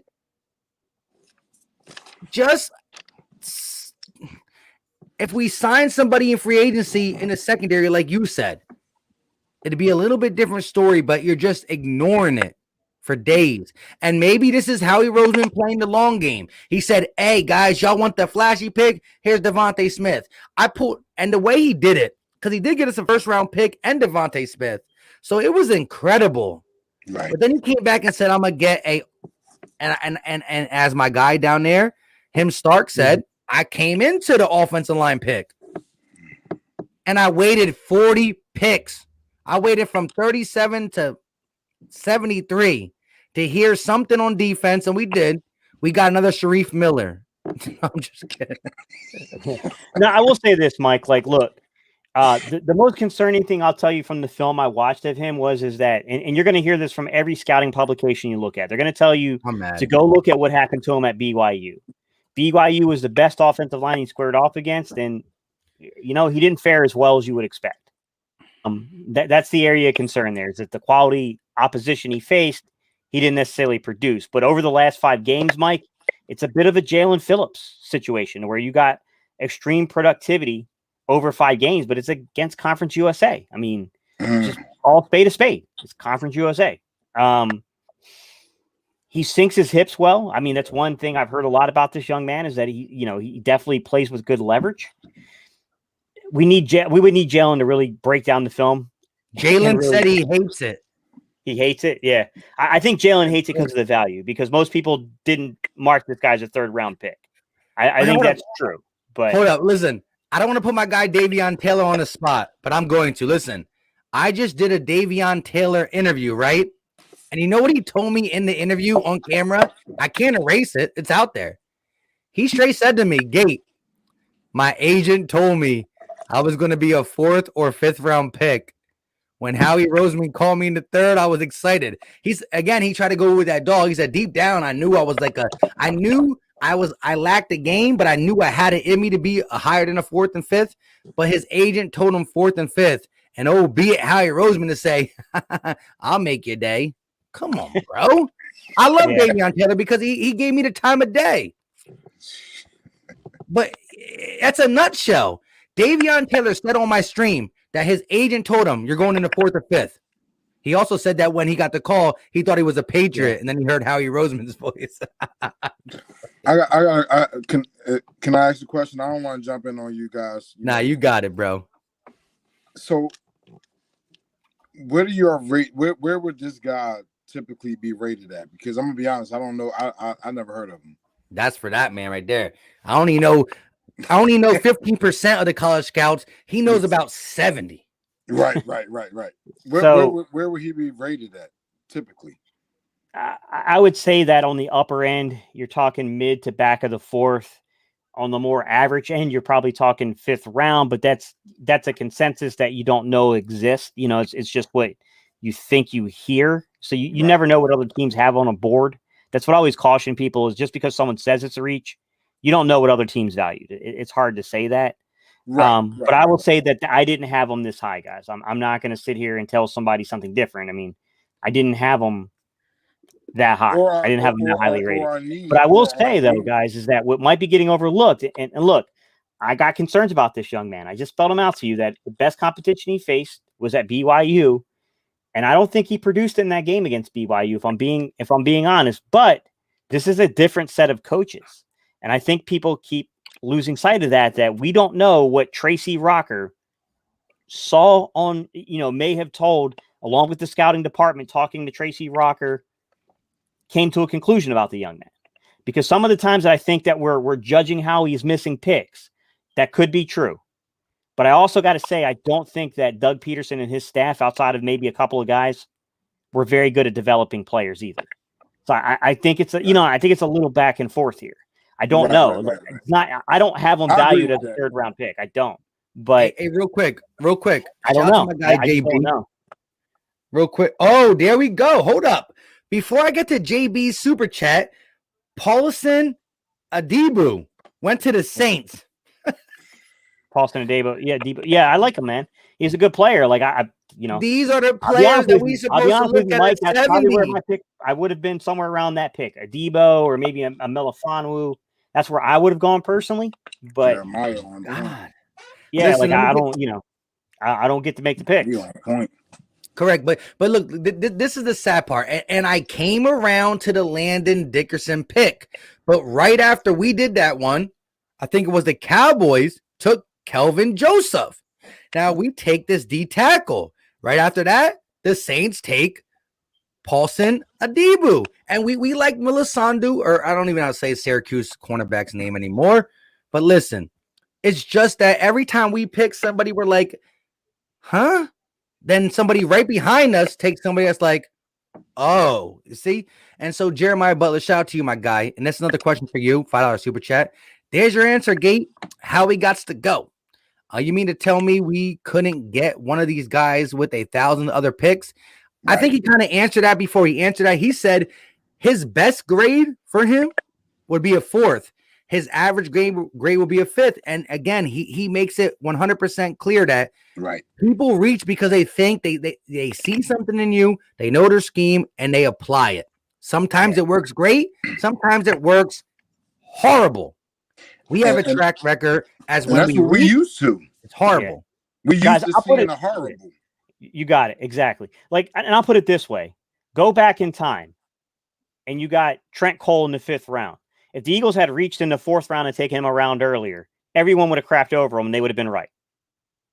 Correct. You know what I'm saying? Like, You can only Gotta find put this stuff out in long context. long term. But Gate, again, you can only find out the value from this Milton dude in 2 to 3 years, or 3 to 5 years, or 5 to 6 years. But Gate City will tell you, just like I'm about to tell you, a guy who studies the roster, knows our money situation, and knows the depth of this team.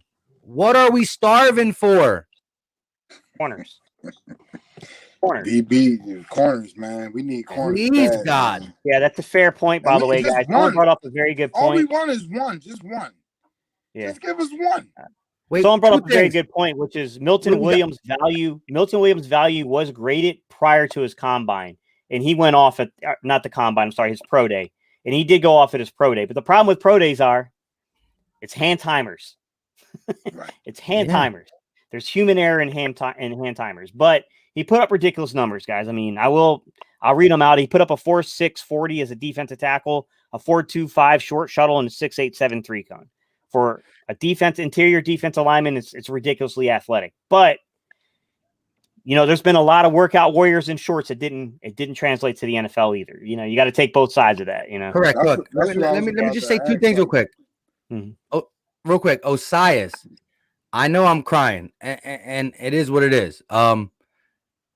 Maybe I'm overreacting, maybe, but at the end of the day, I think the way our secondary looks, if you're not top 3 in defensive line, your secondary is going to get torched. So I just think you need to help it out a little bit. Shout out to Justin Dilts with the $5 no talk super chat. That's my guy, his family member. And then here we got the legendary Philly Fresh coming through. Wish he was here. He said, my apologies, y'all. I couldn't make it. But if we go live tomorrow, I will be there and tell y'all how I feel about the 2nd and 3rd round pick. BBP forever. Yo, that's my guy. Adebo coming off Osias the board hurts. Yeah, Heavy.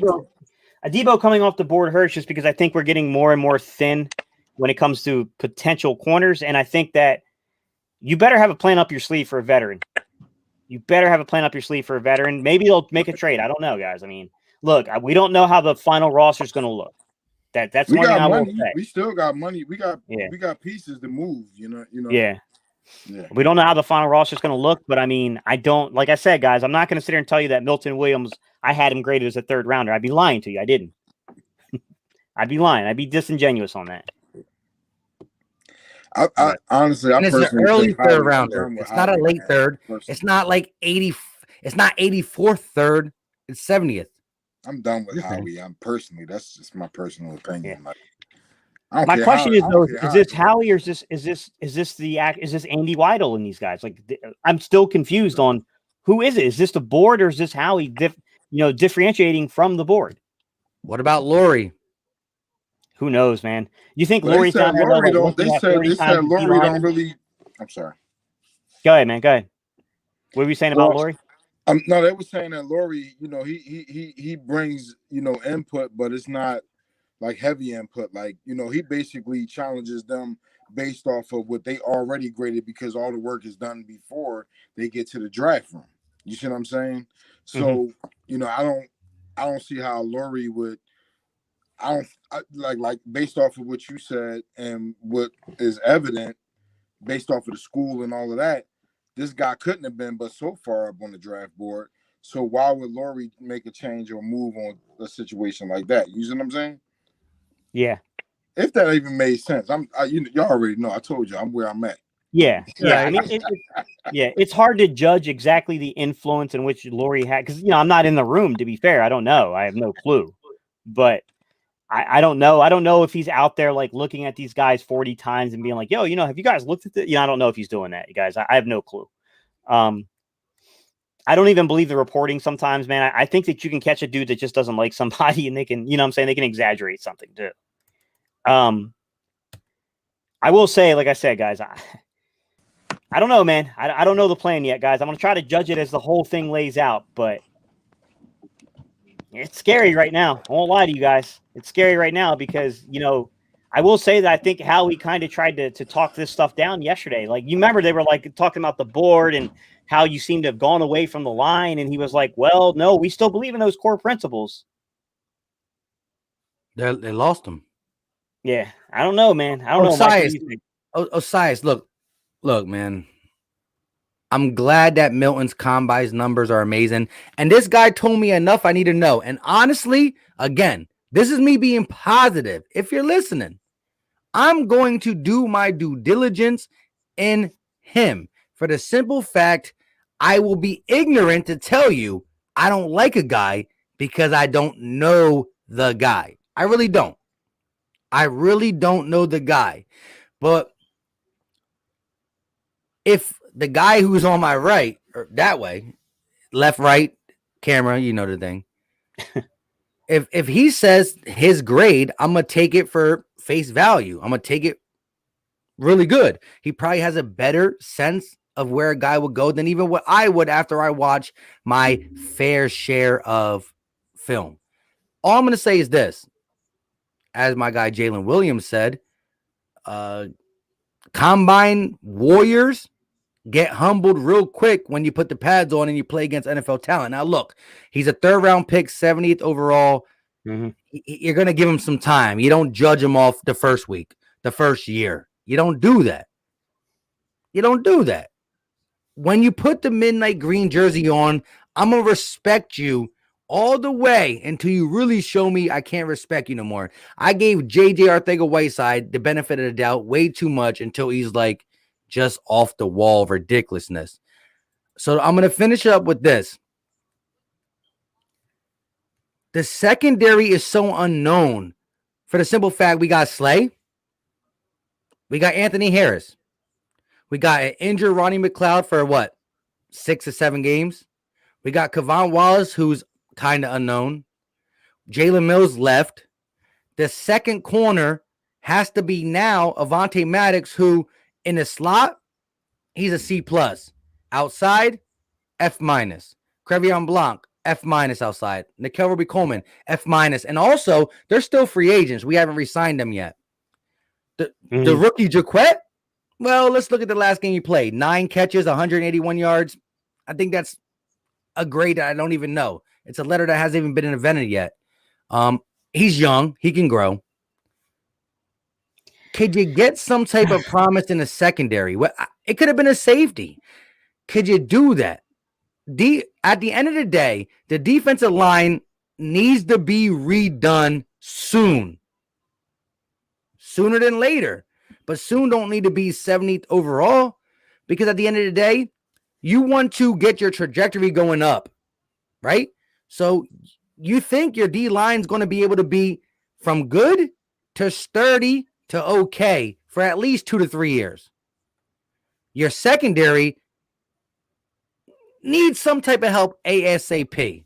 So just to compete, if you go out there and play the Dallas Cowboys with Jaquette, Slay, and Avonte Maddox, they scoring 40. You could score 33. So, Mike, we got a couple of good questions kind of rolling in here. Sorry, I know. So, PA Philly Man wants to know: are there any cornerbacks left that we have a chance at? I think yes and no. It just depends on the valuation, how things break. I will say that, like I said, Zach Ertz is still on the board. You package picks together with a 4th round valuation, maybe. I just don't know if we're going to get back on the board today, guys. I don't know. Maybe not. I don't know what you can package to get there. But when I look at it and I look at like who might be available and who's there, the fact that Ifeatu Melifonwu still on the board is very encouraging to me. The fact that Paulson Adebo just came off the board, very discouraging to me because I liked Paulson Adebo a lot. Tay Gowan is still on the board. That's a guy that I know I know that Vic 3 is a huge fan of him. Rodarius Williams, I like him. Yeah, Rodarius Williams is still on the board. Like, I will admit, it's getting to the point of where, you know, we've got to get a little concerned here. But I'm assuming that maybe the play might be post-draft, guys. They might be either trading for a guy or signing a veteran post-draft. And I think that what was said earlier on the live stream, when we had a couple of guys on here, they talked about the fact that the organization might be viewing this as a much longer rebuild than the fan bases. And A lot of their picks tonight would seem to indicate that because they're taking a lot of long-term needs, not necessarily the immediate needs to like really put together a very competitive, I want to say very competitive, a quasi-competitive 2021 roster. It's more so looking like a team that would be ready to compete in 2022 or 2023. And I give you that. So Harry Roseman says, you know what? I got about 5 to 7 years on this block. I'm going to take my time to rebuild this. But again, he's going to go to Andy Reid route, and I love it. D-line, offensive line, most important. But when look at our secondary minus Slay, it's probably the worst in the league. Jalen Mills was a guy who played safety and corner for us.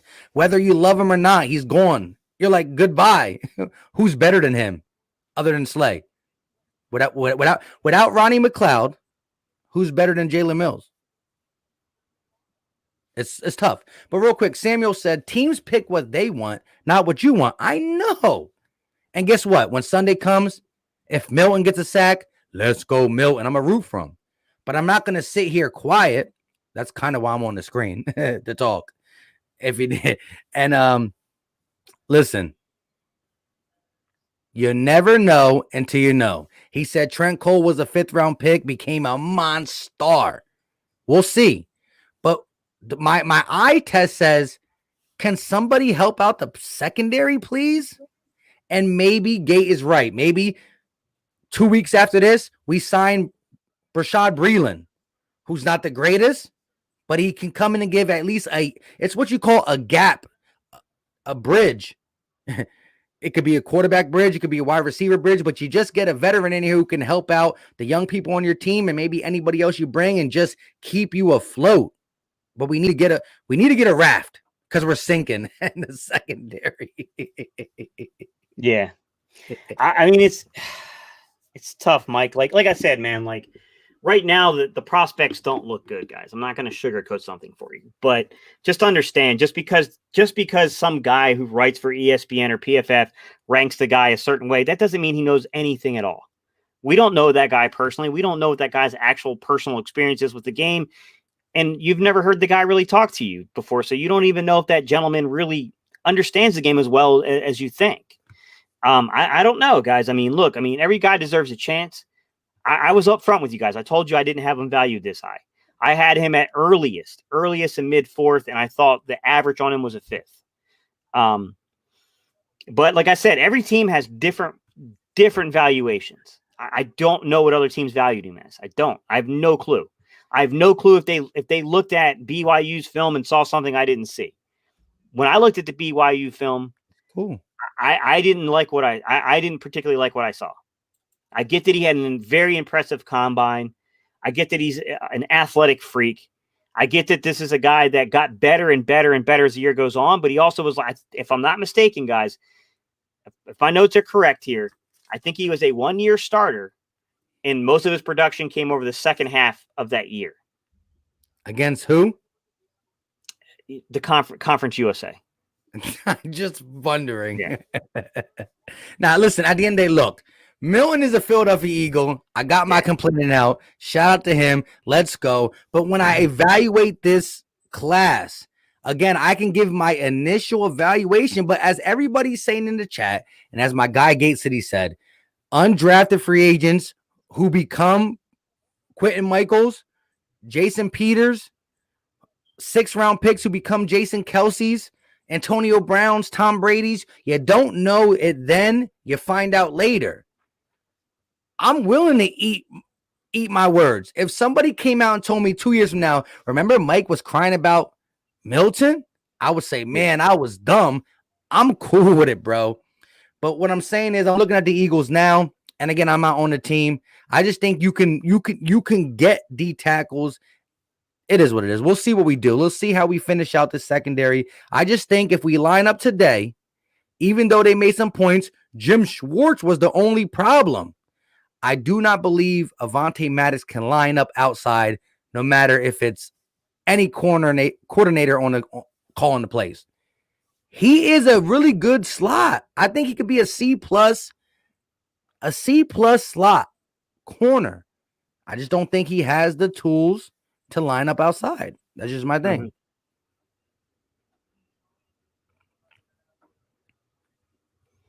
I mean, it is what it is. We'll see. I mean, yes, we do.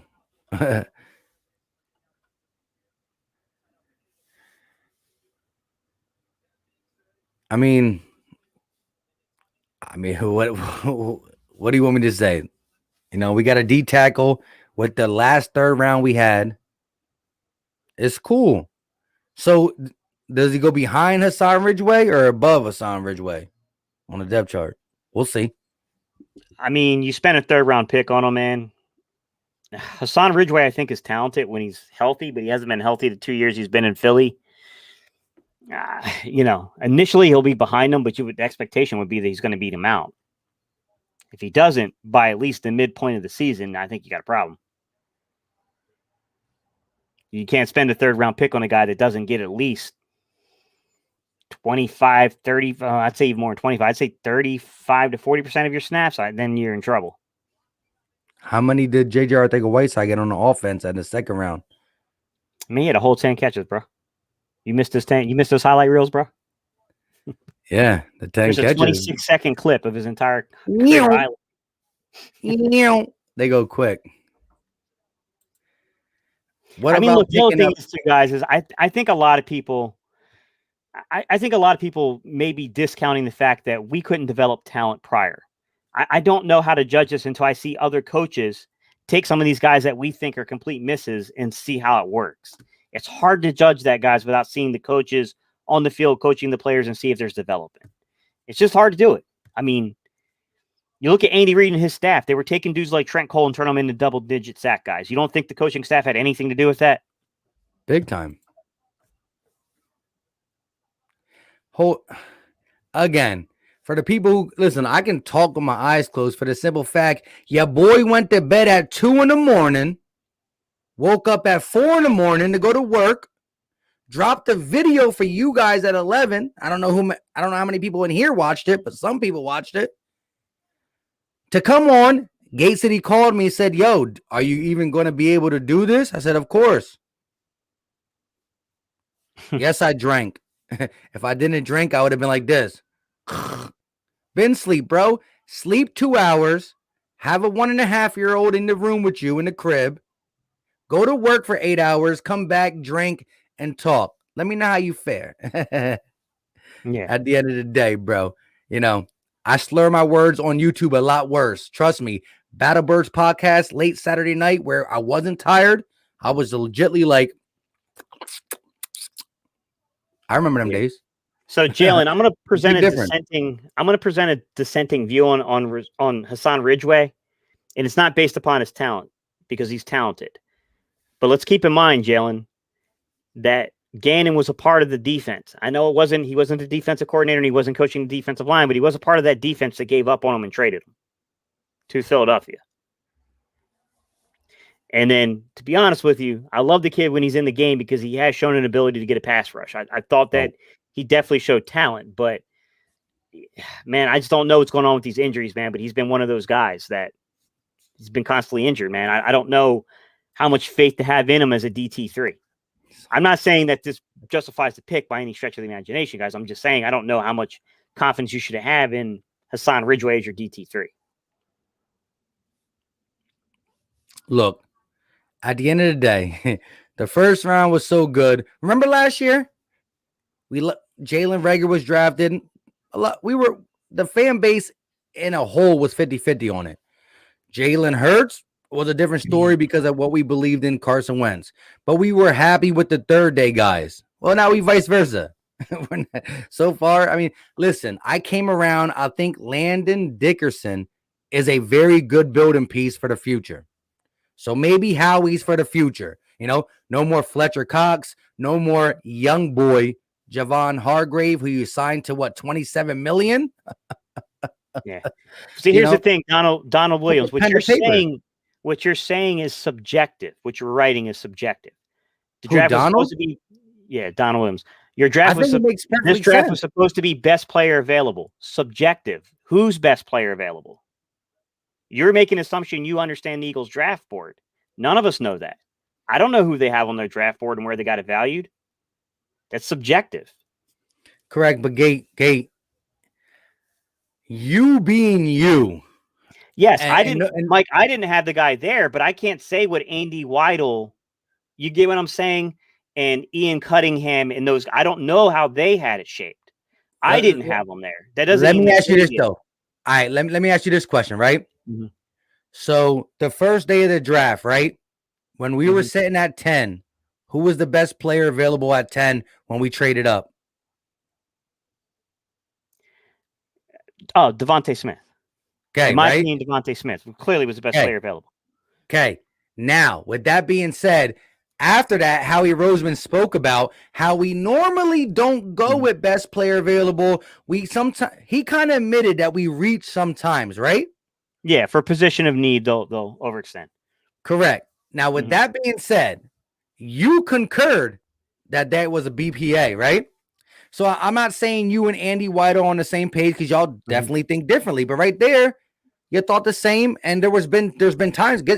Guess who was considered best player available when Jalen Reagor and Justin Jefferson was on the board? Who was considered like again, and that's the media doing it. Let me just go to this. Gate, you grading what at the best fourth round? Yeah, mid-4th. My best grade on him was a mid-4th. My average grade on him would have been about a 5th. And I take your word to the bank. Right. That's what I'm saying, Mike. Like, that's what I'm saying. People are making huge assumptions, though, that what I'm grading him as is the same thing that Andy Weidel and Ian Cunningham and these guys have him graded as. I support analytics. I pay attention to analytics, but I always believe that film reigns supreme. And I'm a what do we former hear? I'm a former coach, guys. So I'm obviously going to put more emphasis on film than I do analytics, even though I understand both of them. But film always reigns supreme in my eyes. Because you And think when I that don't see a guy analytics. produce against a team like BYU, who has a decent offensive line and is clearly the best level of competition, it's going to have an effect on my grade for him. I'm just saying, guys, that it's subjective to say what someone's board is, because I'm not saying that this person's right or that person's wrong. I'm saying that we don't really know. We really and honestly don't know. We're talking out of our you know what. To be honest, between the relationship between Ian Cunningham, Andy Weidel, the scouting department, Howie Roseman, you know what I'm saying? Like, we don't know. I have no clue. I have no clue if the board that was laid out there with the best player availables was flawed or if Howie overextended. Correct. I don't know. I don't know. You guys are And making we big will assumptions never here. know that. Yeah, you But guys are what- making but what huge we assumptions. do know is, Yeah. what sorry to interrupt, but what I'm trying to say is this: we'll never know that, and we don't even understand what occurred in the previous picks. How did they come to these conclusions, right? Mhm. And so when we thought that there was going to be change, let me bring up our conversation. I thought Howie Roseman realized, you know what, I'm going to go more with my scouts. Now, was it finally he went with his scouts, but the scouts were wrong when every other report says the scouts were more along the writer side in the past? They're human. The scouts are human. They Mhm. can miss too. All I know is Yeah. this. I'm just a person on the outside. And listen, I know my fair share of X and O's, nothing to you. But at the end of the day, I want to build for the future. And that's why the Landon Dickerson pick is for the future. Maybe Milton will be the Trent Cole. We don't know. I don't know. I don't But know. at Like I this said, point guys, right now- the dude's going to put on the Eagles jersey. I'm going to root for him. Like, it's as simple as that. Like, he's Facts. going to put on an Eagles jersey. I'm going to root for him. Like, if you want to know my Listen, personal if- opinion, I told you I If was JJ going to. Whiteside catches a first down, you still cheer, right? Yeah, like, yeah, exactly. but no, like I told you guys my personal opinion. My personal opinion was that I thought the best player available from the board that Mike presented at that time was Jabril Cox, but I thought that the Eagles might go towards corner. I thought that's an area where you say Jabril Cox is your best player available, but it's not just purely best player available. It has to be at the position. There's still positional grading to it. And I thought that Ifeatu Melifonwu or Paulson Adebo would more than likely be more of the key players in that grading in that spot. Like I said, guys, I'm not Ian Cunningham. I'm not those guys. I I have I wish absolutely no clue what's on their board. Like, I wish you were. yeah. Yeah, thanks. No, but Mike. real quick, real quick. Look. I want to ask you a question before I get to the super chat. In your mind, right? Mhm. You wouldn't have went Landon Dickerson, but after seeing it and thinking if everybody else, if you're the scout and you're telling them who you like, but the organization is telling you we are really building for the future, you would probably co-sign because, as you said on your video, he's a good player. It's just a situation and stuff that kind of brings you off, right? I mean, you look at a guy like Landon Dickerson, Mike, and the way I would have seen, like I said, man, like I like the player, but I just didn't have it valued there. I didn't, you know what I'm saying? Like I didn't right. see it. I didn't see that as like an area where like, yes, long-term need. Absolutely. Like, I think I would have to be involved in the meetings, Mike, to know how you're building the football team. That I think that plays a big role in it. Like, are we building for like 2-3 years down the road? You know what I'm saying? Versus like, hey, I need to grade my quarterback. I need to grade my, my defensive coordinator. I need to grade this new head coach I got. So I need as many, respectable tier talented players in these positions as possible to get adequate grades on them. Or we can ride this out for a couple of years before we make decisions on how we view everything. Like, that's foremost in that situation, Mike. And then if I got scouts telling me that this is like, a guy like Jalen Williams is a scout and he's coming up, I'm just using you, Jalen, just because it's an easy example here. He's coming to me telling me like, I believe that this guy is the best interior offensive lineman in this entire draft class. I'm going to be like, cool. Okay. Sit down with me. Let's talk for a second. Like, I'm going to press him on film. I'm going, no rash decisions. Yeah. Yeah. Like, I'm not just going to like, what I'm saying, I'm not going to just make that decision like that. Like, it's more complicated than that. Let me ask you this though, real quick. First, let me get this. Shout out to my guy Justin Dills with the $5 banger. He said best live Philly talk podcast. Shout out to my cousin. Is my cousin, so I gotta get that little extra. Philly Mike, we said Game City and Philly Fresh. Shout out to you, my guy. Appreciate it. Now, let me ask you this: Chauncey Golston. How do you feel about him? Because the Cowboys just picked him up, defensive end, I think. Some people were really high on him. I'll be honest with you, Mike. I thought he was good, but I don't view him as a very athletic guy, to be honest with you. But like I said, man, there were some people that I've talked to that they loved him. Like they thought that he was, well, obviously, man, he just went in the third round, and I did not have a third round grade on him. So, I mean, obviously there were people in the league that really thought that this kid could be something good. I mean, I will say when you look at the big in particular, it produces good, defensive linemen. So, you get these freaking Iowa and these Minnesota kids out there wrestling since they're like 3 years old. Like, they're powerful, strong guys on the line. Like, you know what I mean? Yeah. He's I'm trying to think. There was a guy that Amari Rogers real quick. Amari Rogers to the Packers. Yeah. There was another one of these kids like last year, the year before that came out, that was like a 280-pound defensive end that had really good hand placement. I can't even think of his name, Mike, just because there's so many of these guys in my head right now. But I bet. Like, honestly, like, he reminds me of a typical big player, like really good hand placement. He's really strong. He's an anchor guy. I believe this guy has he's got like baseball mitts on his hands. I want to say he has over 10-inch hands, man. Like, he's like ridiculous. Pass win rate was like 16%. Run stop rate was like 9%. A good run stopper, man. But the thing you're going to hear about him, guys, is he's got like crazy good hand placement. He's more of an interior pass rusher, so that's what they're going to have for him. Probably a good guy that can eat up space. He can eat up space in the run game. I just, I don't know what kind of system they're going to be running in Dallas, because I know they just switched defensive coordinators, honestly, Mike, and I haven't had time to look at it. But for the Eagles, I don't think that would have been a good pick. I don't think he, unless you're going to play him as a DT and play him as a 3-tech, I don't know that would have been a great pick. I would assume Dallas might be considering using him as a 3-tech or a 5-tech in a 34.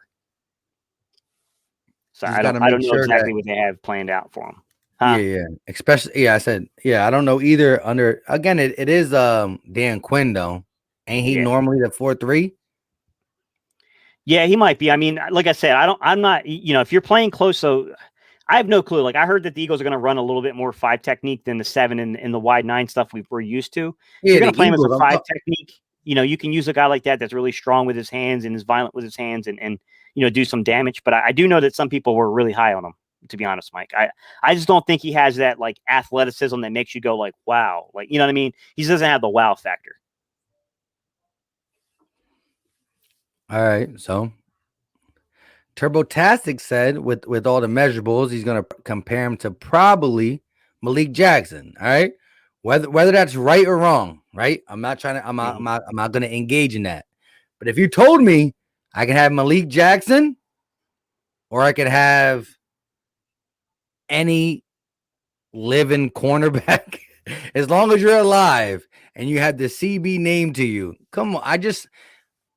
Hey, listen, shout out to everybody who's defending Milton Williams, and I'm gonna do my due diligence tomorrow morning. All right. Yeah. I look at it this way. At the hater. end of the day, man, he can't help where he's picked, man. It's not the kid's fault. Yes, correct. Call me a hater, call me whatever you want, and that don't matter to me. All I'm saying is this, though. I just thought the Eagles would have a bigger emphasis on secondary because weren't we touted to? Oh, yeah, it was a smoke screen. We never really cared about Patrick Surtain or JC Horn, I guess. Mm-hmm. At the end of the day, man, there is corners in the draft still. But a Tay Gowan, talented, physical, can play on the outside. But day one, we'll see. We'll see. Gannon, what's up, Hannah? How you doing? Do you like cornerback Kerry Vincent Jr., Mike? No. He said no. All right, Hannah, I don't dislike him. I think he's more of a slot. I didn't really give him a lot of consideration for the Eagles because he's more of a slot guy. Too little. I will say that he was highly touted. He played on a team that was very talented at LSU his freshman season. Like, by the way, it contained the kid from Kentucky that just got drafted by Dallas. A lot of guys are slipping my mind now because we're so late in this draft process, Mike. But you know what I'm talking about. Huh? Wait, who? The kid from Kentucky that got drafted. He was from Kentucky. Got drafted from or Kevin Joseph. He played in Kentucky. Yeah, Joseph. He played with Joseph on the LSU team. Like, there's a lot of talent there in LSU that year, his freshman season. So I mean, like he's playing against really good competition in practice. You know, I mean, if you pick him up in the 6th round, I'm not complaining. Yeah. I mean, I will say this: if you look at if you make a list, so like make a list of who you guys think are the best slots, corners in the league, and then go look where they're drafted. A lot of the guys I noticed, they were undrafted in the slot. I'm sorry, the nickel. I keep saying slot, but nickel. No. A lot of the nickel. Not in recent times. In recent times, people get drafted because they're a slot corner. Because listen, in the last 7 years. In the last 7 to 10 years, there's been an emphasis on the Wes Welkers, the Julian Edelmans, the slot guys who wreak havoc. Okay, so name a player in the slot you think is like you think's like the best player, the best slot corner. Well, it goes year by year. That's what I'm saying. How about Patrick Robinson in 2017 being the best slot receiver? I mean, slot corner. Guess what? He's been bounced around from team to team because he cannot play on the outside. And I physically remember him in training camp. He came to the Eagles as a free agent signing, right? Patrick Robinson, right? Mm-hmm. And he was getting roasted in training camp on the outside. And I said, what were we thinking? They put him inside. Yeah. I'm not saying that, Mike. You're misunderstanding what I'm saying. I'm not saying that slot corners don't get drafted. I'm saying that the best guys that the guys that are in the league right now that normally, if you go look at any publication that names the best slot corners, a lot of them, the majority I'd even say, were undrafted rookie free agents. Probably. But what did we draft Avonte Maddox to be? Here's the thing, though. Avonte Maddox was an outside corner in college. He played outside at Pitt. Are you? He played more outside than inside. Yeah, I'm positive. Yeah, he was an outside corner. Then I give it to you. Yeah. Now look, we drafted him 100% with the intention of playing him inside, but why? He was an outside corner in college. Why though? We did it prior to that. In college, you can get away with just the physicals.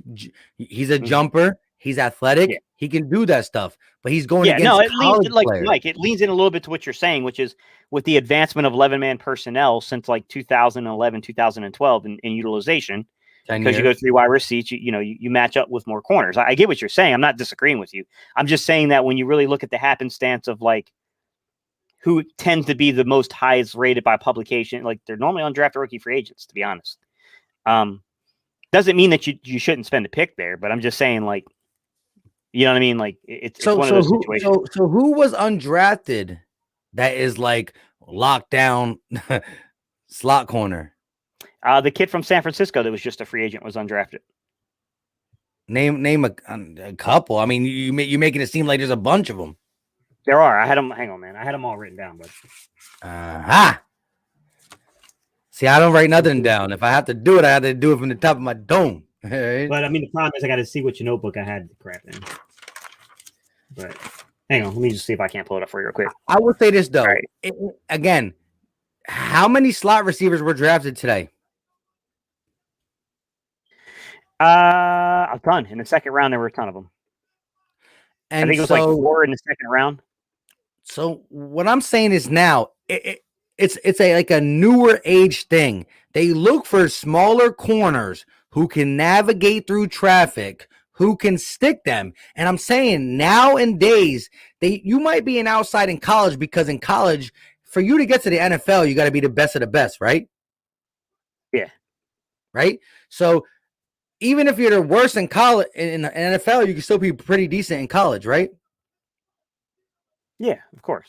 So what I'm saying is now these new teams say you're too small, you're quick, you're fast. I don't care what you did in college. We're only drafting you to play the slot because that's what you do. And then they play the slot well. And then when they get put on the outside because they have outside experience in college, they get exposed because they just can't do it physically. All right. So the big golden ticket guy is Kenny Moore. Kenny Moore the second, the slot corner from Indianapolis, undrafted rookie free agent, originally signed by New England, then let go. It's a lot of these guys, man. It's a ton of them. There's guys that have been drafted. When was he there have been guys that have been drafted. So let me give you a guy that was drafted. Give me 1 second. I'll give you a guy that was drafted. I think Desmond King was drafted. So he was Desmond King was drafted. I'm pretty sure Desmond King's an outside corner. No, there's 2 Kings. Oh, Desmond King or who? Yeah, Desmond King of he was with the Chargers and now I think he's with the Titans, if I'm not mistaken. Not the Pack. Oh yeah, never mind. Desmond King. I'm talking about Kevin King. You're right. Yeah. No, there's 2 Kings. Yeah, I know what you're saying because it happened to me the first time I looked into it too, Mike. I did the same exact thing you did, but he was picked in the 5th round, for example. Like what I'm saying is like I don't know that if you look at a guy like what I'm saying is you look at a guy like Vincent and some of these guys that might be good corners. You're competing against 2 ideals. So you're competing against the ideal that you're presenting, Mike, which is the league is altering and changing, right? There's an adjustment happening with more 11 personnel, 3 wide receiver sets. The league's becoming very multiple, where you got converted running backs playing wide receiver, becoming the most dynamic weapon the NFL has seen in a long time in Tyreek Hill. Like, I get what you're saying, man. The league's changing. But then, you look at kind of the trajectory, guys, and you got guys like Kenny Moore II, who's an undrafted rookie free agent. You got Desmond King as a 5th round pick. Like, I think it can muddle the waters or muddy the waters for like how you evaluate a true. Do you know why they're 5th round picks? Huh? You know why they're 5th round picks? Why you say? Because a scout thinks they can't guard the outside. To an extent, you're right. To an extent, you're right. And so what I'm saying is the reason why they're late round picks is because they can't play outside. They can only play inside, and so they're limited. Yeah. To an extent, you're right. And then they get drafted. That's why you get a guy like the kid from UCF. Hold on. That's why he's valued so highly. Robinson. So you get drafted in the 5th round, right? Mm-hmm. You get called Now, Pro Football Focus has you as the best corner in the league, but they forget they put in small words in the slot. So you're the best slot corner. If that same corner gets put against Julio Jones or Devontae Adams or DK Metcalf or AJ Brown or maybe Devontae Smith in a couple years or any of these number 1 receivers, well, then that best cornerback turns into who the heck is Reggie? You know what I mean? Patrick Robertson, the thing. Patrick Robertson was drafted outside. He got beat with the Saints. He got beat with the Patriots. He came to the Eagles. I said, why are we getting this guy? He was rated the best slot corner in the NFL because you use him to his strength. But again, when you're not going to draft the guy high because he's limited to the slot. And before it came popular to play nickel, why do you need a slot corner to play 50% of your plays? Because it wasn't popular. He used to be the 4-3 base, right? Yeah. But I would still say you can make an argument in that favor, though, Mike, that how do you know that a slot's going to play more than, I think they're going to play at least 50% of your snaps, but like, how do you know that a slot's going to play 75% of your snap if you have rangy safeties that can play box? So you have rangy safeties that can come down and cover, so you can play a lot of big nickel. True, but sometimes you're starting to get nowadays the big safety be able to do that. You're talking about a guy like JOK who could play linebacker, who can also guard Wes Welker, possibly, because you're starting to see different hybrids, man. Again, if you breed a dog so many times, it's going to change to a mixture of everything. We're going to start seeing that because guys are more talented. The medicine is evolved. The game has evolved. These are bigger, stronger, faster guys. But what I'm going to say is when you have the attributes of a slot corner in the NFL, you're going to get drafted later and you're going to be limited. And you could be limited. You can get paid at a top position of that thing. But, you just got to make sure. And again, slot corners are going to be coming in handy because now you're saying, and I agree, it's like 70% nickel. Yeah. I mean, it is what it is. Sure. But would you not agree with me that the reason you were trying to say that they were drafted late because they were undiscovered? No. People thought they had talent, but they said you can't match up on the outside when it was more of an outside game. It's changing. So now it's going to drop. You're going to get slot corners going a little bit earlier. And I don't care what Avonte Maddox did outside. We only drafted him for the slot. Yeah. Well, I think the golden boy of slot corners that were drafted high is Mackenzie Alexander. He was like a second-round pick. Didn't really work out, though, for the Vikings, to be quite honest. But, Mackenzie Alexander was, he was a second-round pick. He's the highest example I can give you off the top of my head, Mike, is Mackenzie Alexander. Then you get, Desmond King was a late-round pick. You got guys like Kenny Moore II. A lot of the guys, like I said, they were undrafted rookie free agents. It's tough. I get what you're saying, Mike. Which is anytime and I get what you're saying too. I get what you're saying. Increase your draft stock. I get what you're saying. But Gate, let's spin it around back to the Eagles. We don't need a slot, so we can't be feeling so comfortable to get. Are a guy we sure about that though? I'm pretty sure that Vontae's on the last year of his contract. Oh yeah, we'll need a slot in the future, but right now, what is the biggest like burn on the defense? That CB2 on the outside. CB2 is the biggest need, bro. I mean, it's just not. Yeah, sign me up, Darius Williams. Yeah. I'll take him. Mm-hmm. Yeah, like right now, I mean, I don't understand how. I'd be honest with you, Mike. I don't know how we're sitting here in the third round and we don't have a CB2, but I'm just, logistically speaking, I got to think that they have to have a plan up their sleeves here. I don't know if it's through a trade. I don't know if it's through a free agent. I don't know what the heck they're thinking, but you got to have a plan. I mean, there's just no way you're going to walk into the season with what we have at corner. And listen, Rashad Breeland, I'll take Richard Sherman for a bridge. Forget it. But real quick, shout out to Reggie. He said, who the hell is Reggie? I am. And the reason I said Reggie is because every time I want to put like the emphasis on who are you, I go to the Bad Boys 2 scene where it says who the F word is Reggie. Who the is Reggie? And I didn't want to curse on here to get us demonetized. So I said, who the hell is Reggie? And that's all. It's funny. I don't know. Maybe I'm stupid. But I agree with this though. Speaking of that being multiple, we know this coaching staff has talked about being multiple. Maybe I don't know, man. I'm like thinking in my head, like Aaron Robinson, like I just don't know what's left, man. Because like he's gone. Aaron Robinson's gone. Yeah, so like we're really up the creek without the paddle right now. Nico Collins did just go to the Texans, the wide receiver out of Michigan. Yeah, long, rangy big kind boy. of. Yeah. You said he went to the Ravens? No, the Texans. Texans. Okay. He's gonna ain't he gonna have Deshaun Watson thrown to him? I'm just kidding. Let me stop. Oh boy. Yeah. Nah, just kidding. But listen, shout out to Donald. He said, I'm not sure why defensive tackle needs to be addressed every year. That's true. That's true. That is so true. Oh my God. Listen, I was so happy with Devontae Smith and Gate. Remember how happy we were with the board? Yeah. I mean, like I said, man, I try not to get too emotionally invested, or else I'd be. I'm not. Yeah. Listen, Landon Dickerson, much love. Milton Williams, you're my guy. I'm gonna buy the jersey. I don't know what else to Oh say. man, it's bad, bro. This is really, really bad. Look, and people are still typing that name. That's all we wanted right there. 70 overall. Yeah, I was pretty high on Melifonwu. I mean, I don't know what they're doing, guys. I can't tell you. I have no clue. No, listen. All I can do is For wait to see people the just plan coming in, enacted, listen. guys. Gate City did listen, and that's why I respect him, and that's why I need to have him on the stream with me, because I'm gonna listen.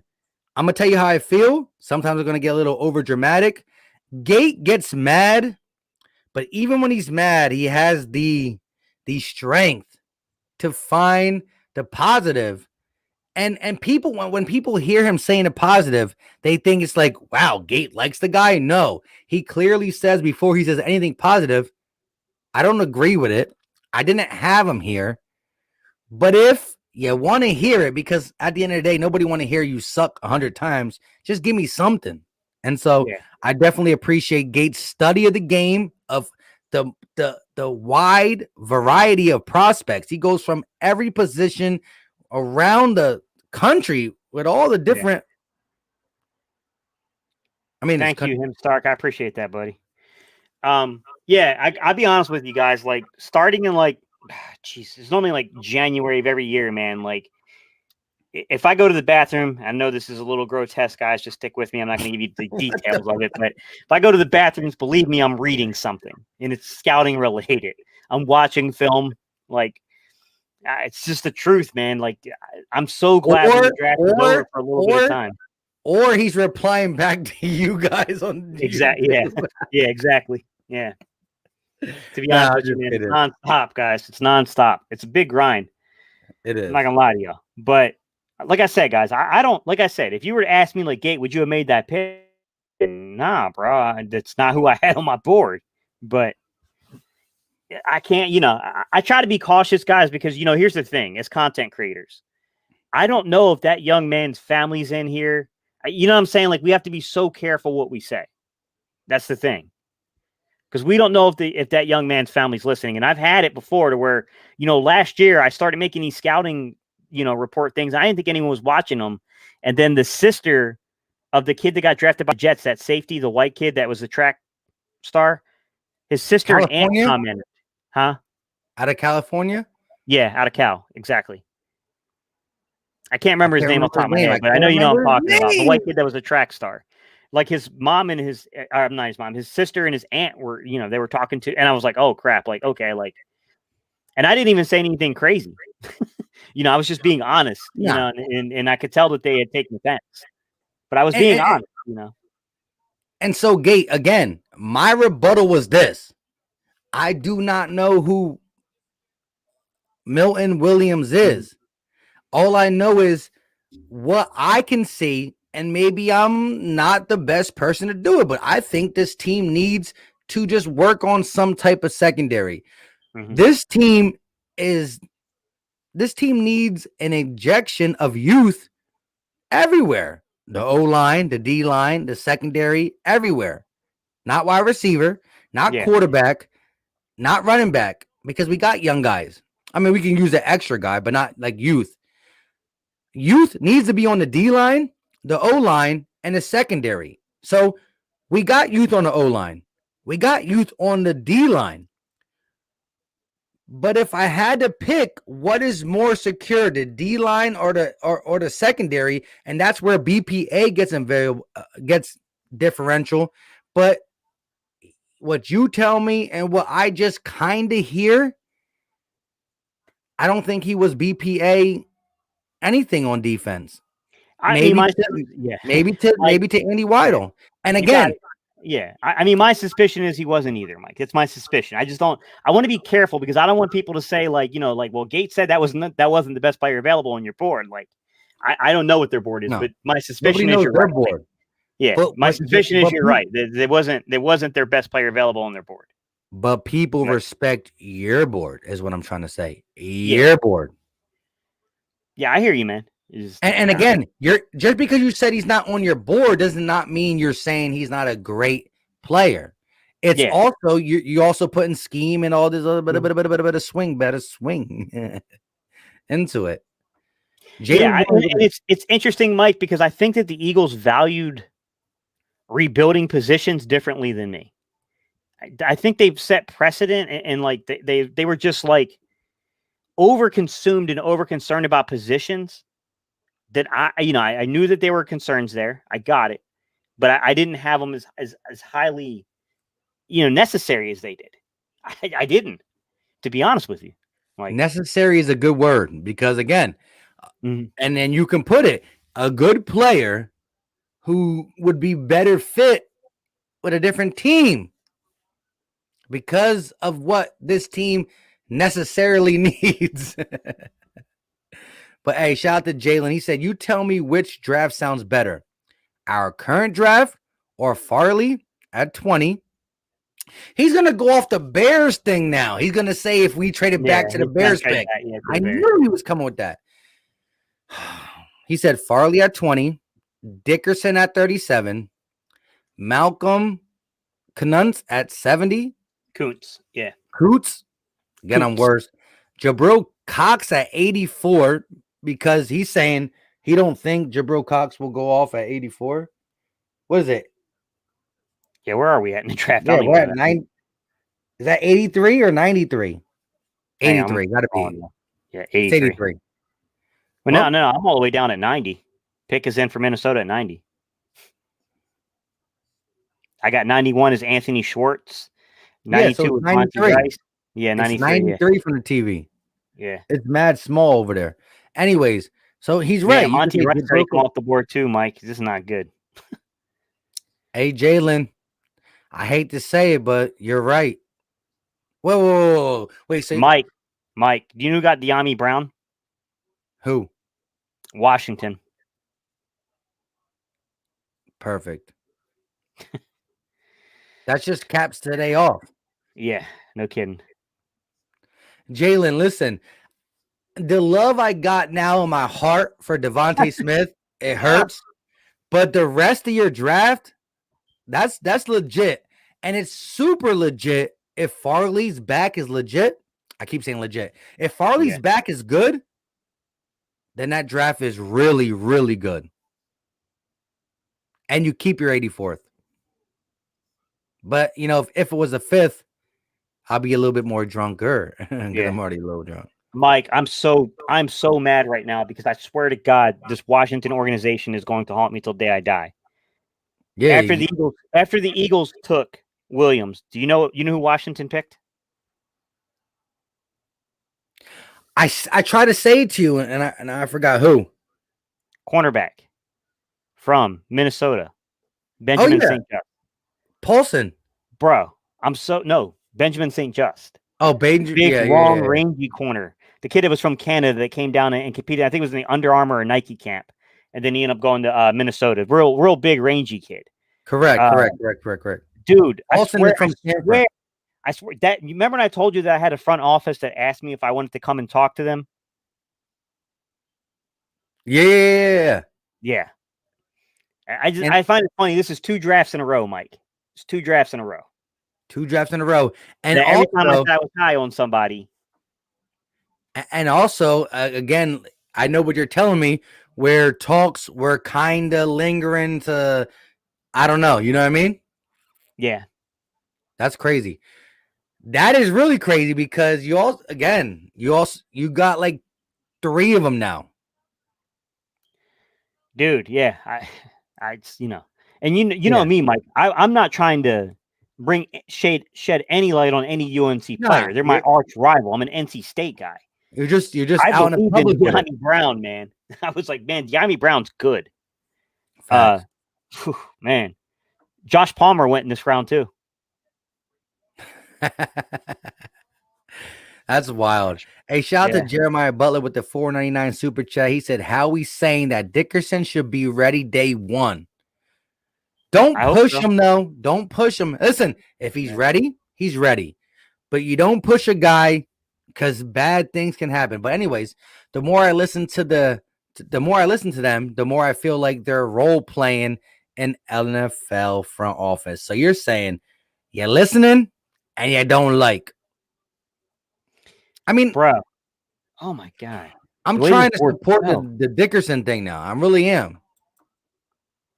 Yeah, I mean, Shout look, out the Dickerson thing is not like the Dickerson thing I can get behind. Look, don't get me wrong. It's not where I would have gone, but if someone came in and talked to me and gave me legitimate reasons why they wanted it, I could get behind that move because if you don't have a truly good center, I will admit you're in trouble. And like Kelsey, yeah, I get it. I get why they made the pick.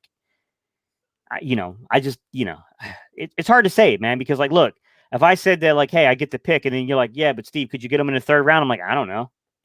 I don't know. Who knows? And that makes the argument hard, right? Mhm. Like Is he- you can say what you can say about it, but as soon as somebody asks you that, you're like, yeah, I guess. Yeah. But shout out to Ken. He said, "Coach, I had a tough day. Passed out after work. Who'd we get so far?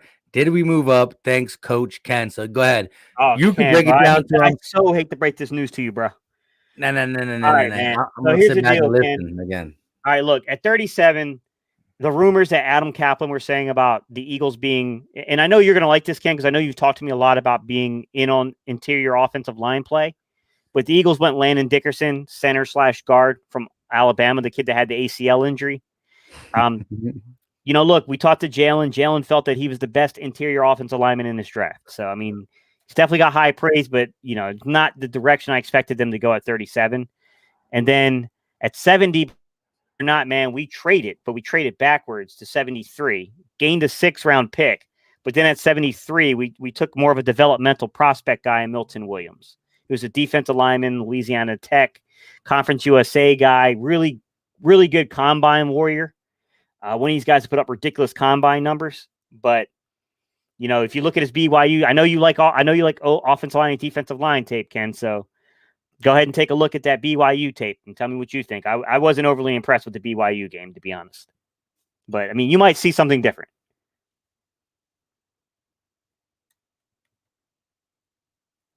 They said their medical staff cleared them.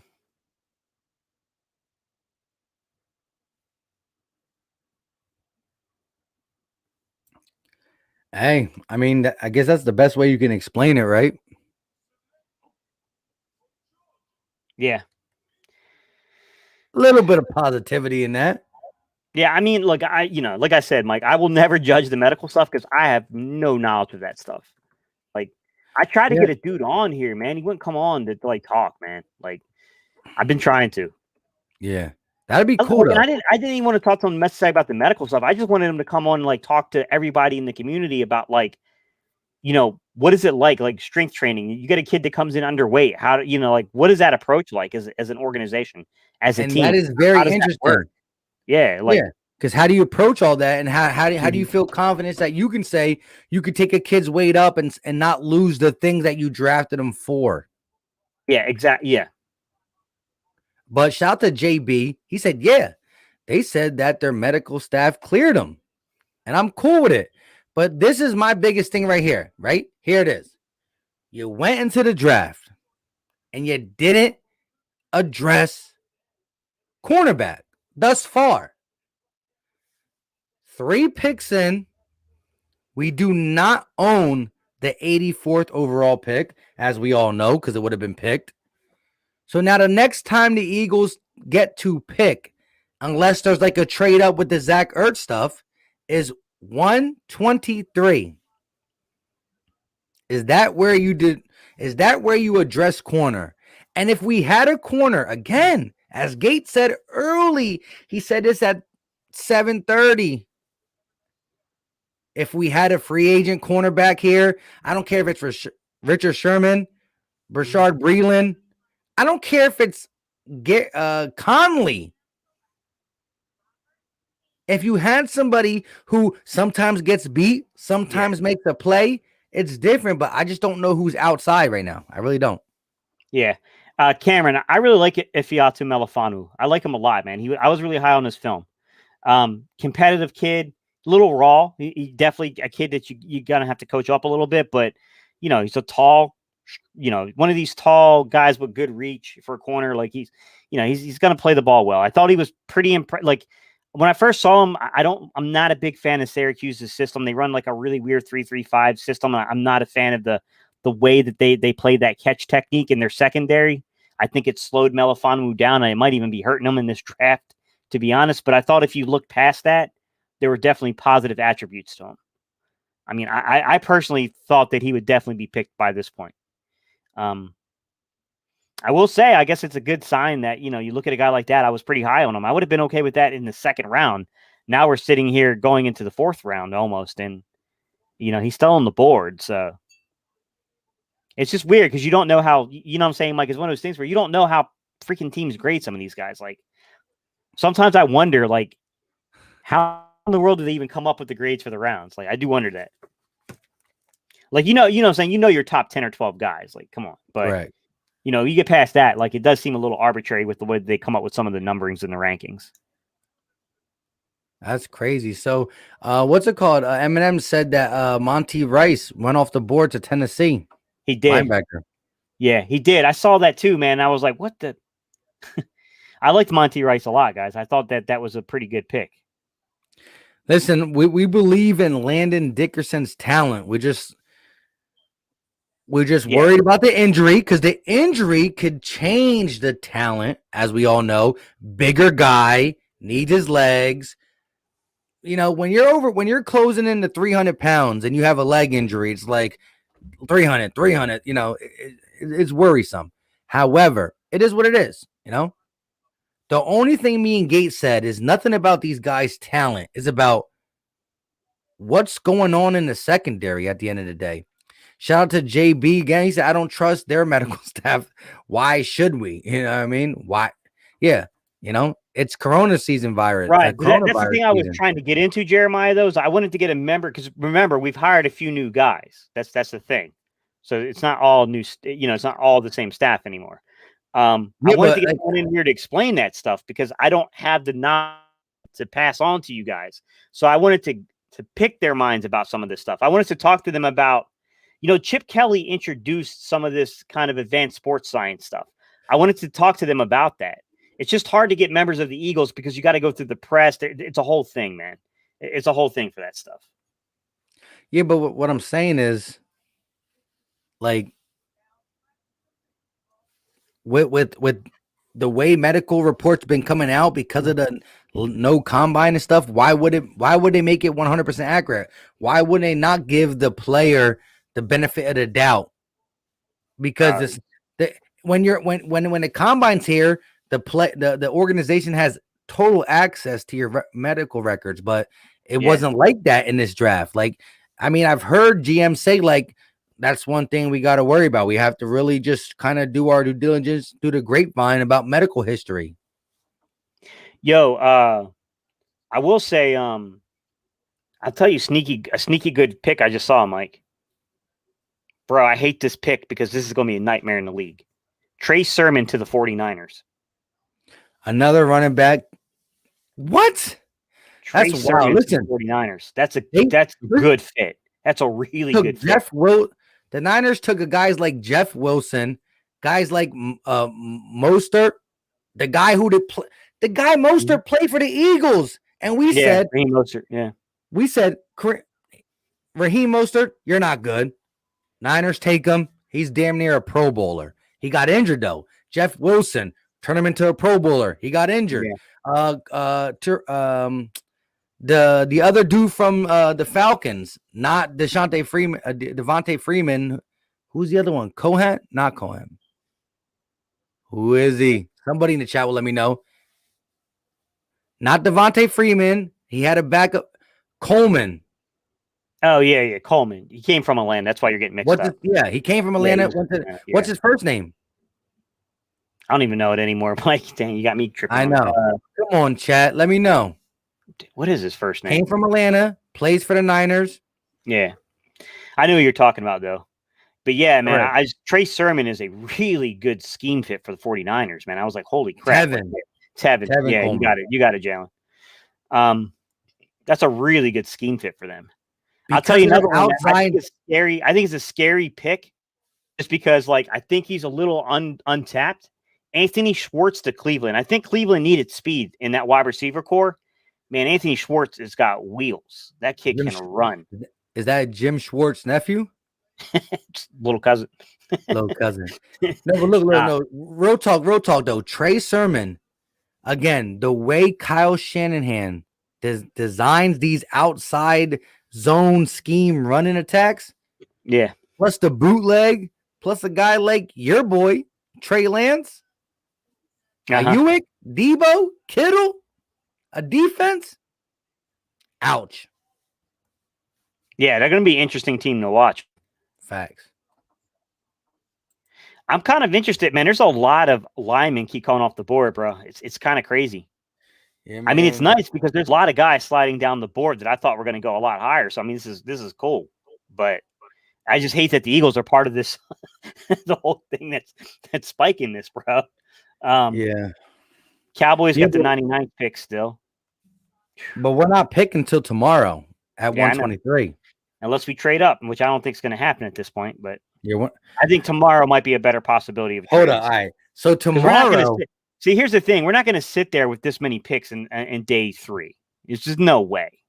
All right. So give me your best case scenario to get some picks off to move up and what's going on with Zach Ertz? We were kind of promised he's going to be packaged up. Is he moving tomorrow or not? I would assume so, Mike, but I mean, who knows? Who knows at this point, man? Because like they've been so unpredictable in this draft. Like I don't feel comfortable like predicting anything. You know what I'm saying? Like because they've been so like off center with it all. It's bad. I didn't like it. What's crazy is how much they killed from the good feelings they built up from yesterday. That's so true.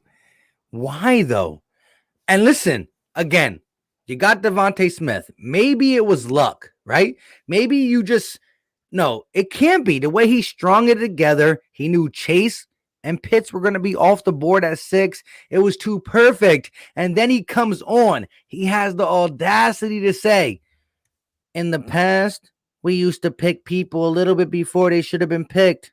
Sorry, guys. I'll do better like I did yesterday. And then he lied to our faces. He really did, Mike. You're right. He kind of really did, man. You're right. Why say what you said? Just leave it. We got Devontae Smith. How did you get him? Because we got him. Don't say that we changed our draft. He said we changed our draft process. Listen, we haven't even started the factory up yet. We haven't even got our quarterback for the factory yet, bro. Like, but why? I don't know how he says some of the things he says, man. It's hard to defend him sometimes, Mike. I'm going to be honest with you. I feel like Howie should pay me for the amount of times I've had to defend him. Like on the real. Like, yeah, I should be getting a paycheck from this man because he makes my job hard. Yeah, and you know what? You know why he also should pay you? Because he takes the money, he puts it down the line. Don't put it down the line. Put it down to Greensboro. Right, he's killing me with this stuff, man. No, like, in all seriousness, though, listen. After he got Devontae Smith, maybe he was feeling himself, right? But why in the press conference? You could have listen. Howie Roseman loves to delegate. He loves to just give the delegate. Oh well, they do this too, and it's a collaborative effort. He said, you know what? But he said we. He didn't say I. He said we've been an organization that likes to to try to go out there and go on a limb.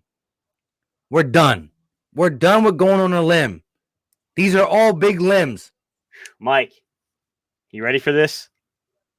With the 97th pick, the Los Angeles Chargers select tight end from Georgia, Trey McKitty. That's my guy. I like him a little bit. He's a big dude, I knew you were gonna 6'5". be hyped about that, man. I remember the mock draft we had where you were fighting with everyone to get him in the 7th round. Yeah, right. Yeah. And he's getting picked up here, right? Yeah. Stop playing with me. I'm serious. I'm I dead know. serious. No. What I'm saying is like, and people were like, "Yeah, if I can get him in the 7th round, that's gold." Mhm. No, but like for real though, look. At the end of the day, it is what it is. Yeah, Tomorrow. it's tough, man. But like, I mean, look at this. I mean, Ifeatu Melifonwu still on the board. I mean, I didn't see anyone projecting him this far. But I will shout out to Keem, and I think Jalen might have talked to me individually and said that they kind of had him graded more as a late 3rd, early 4th. So I will credit them because they said personally they had him a little further down on the board because he's more of a developmental piece. But most of the major scouting reports that's not what I read. Those Here's guys the good had one. him like they had him early 2nd Wow, to mid 2nd. another guard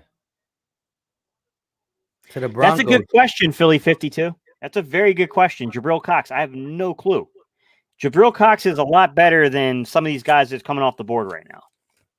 I don't know if there's a medical concern that maybe we didn't hear, we didn't catch. I don't know, man, because like no, it don't make any sense so to me. many underlying things going on, bro.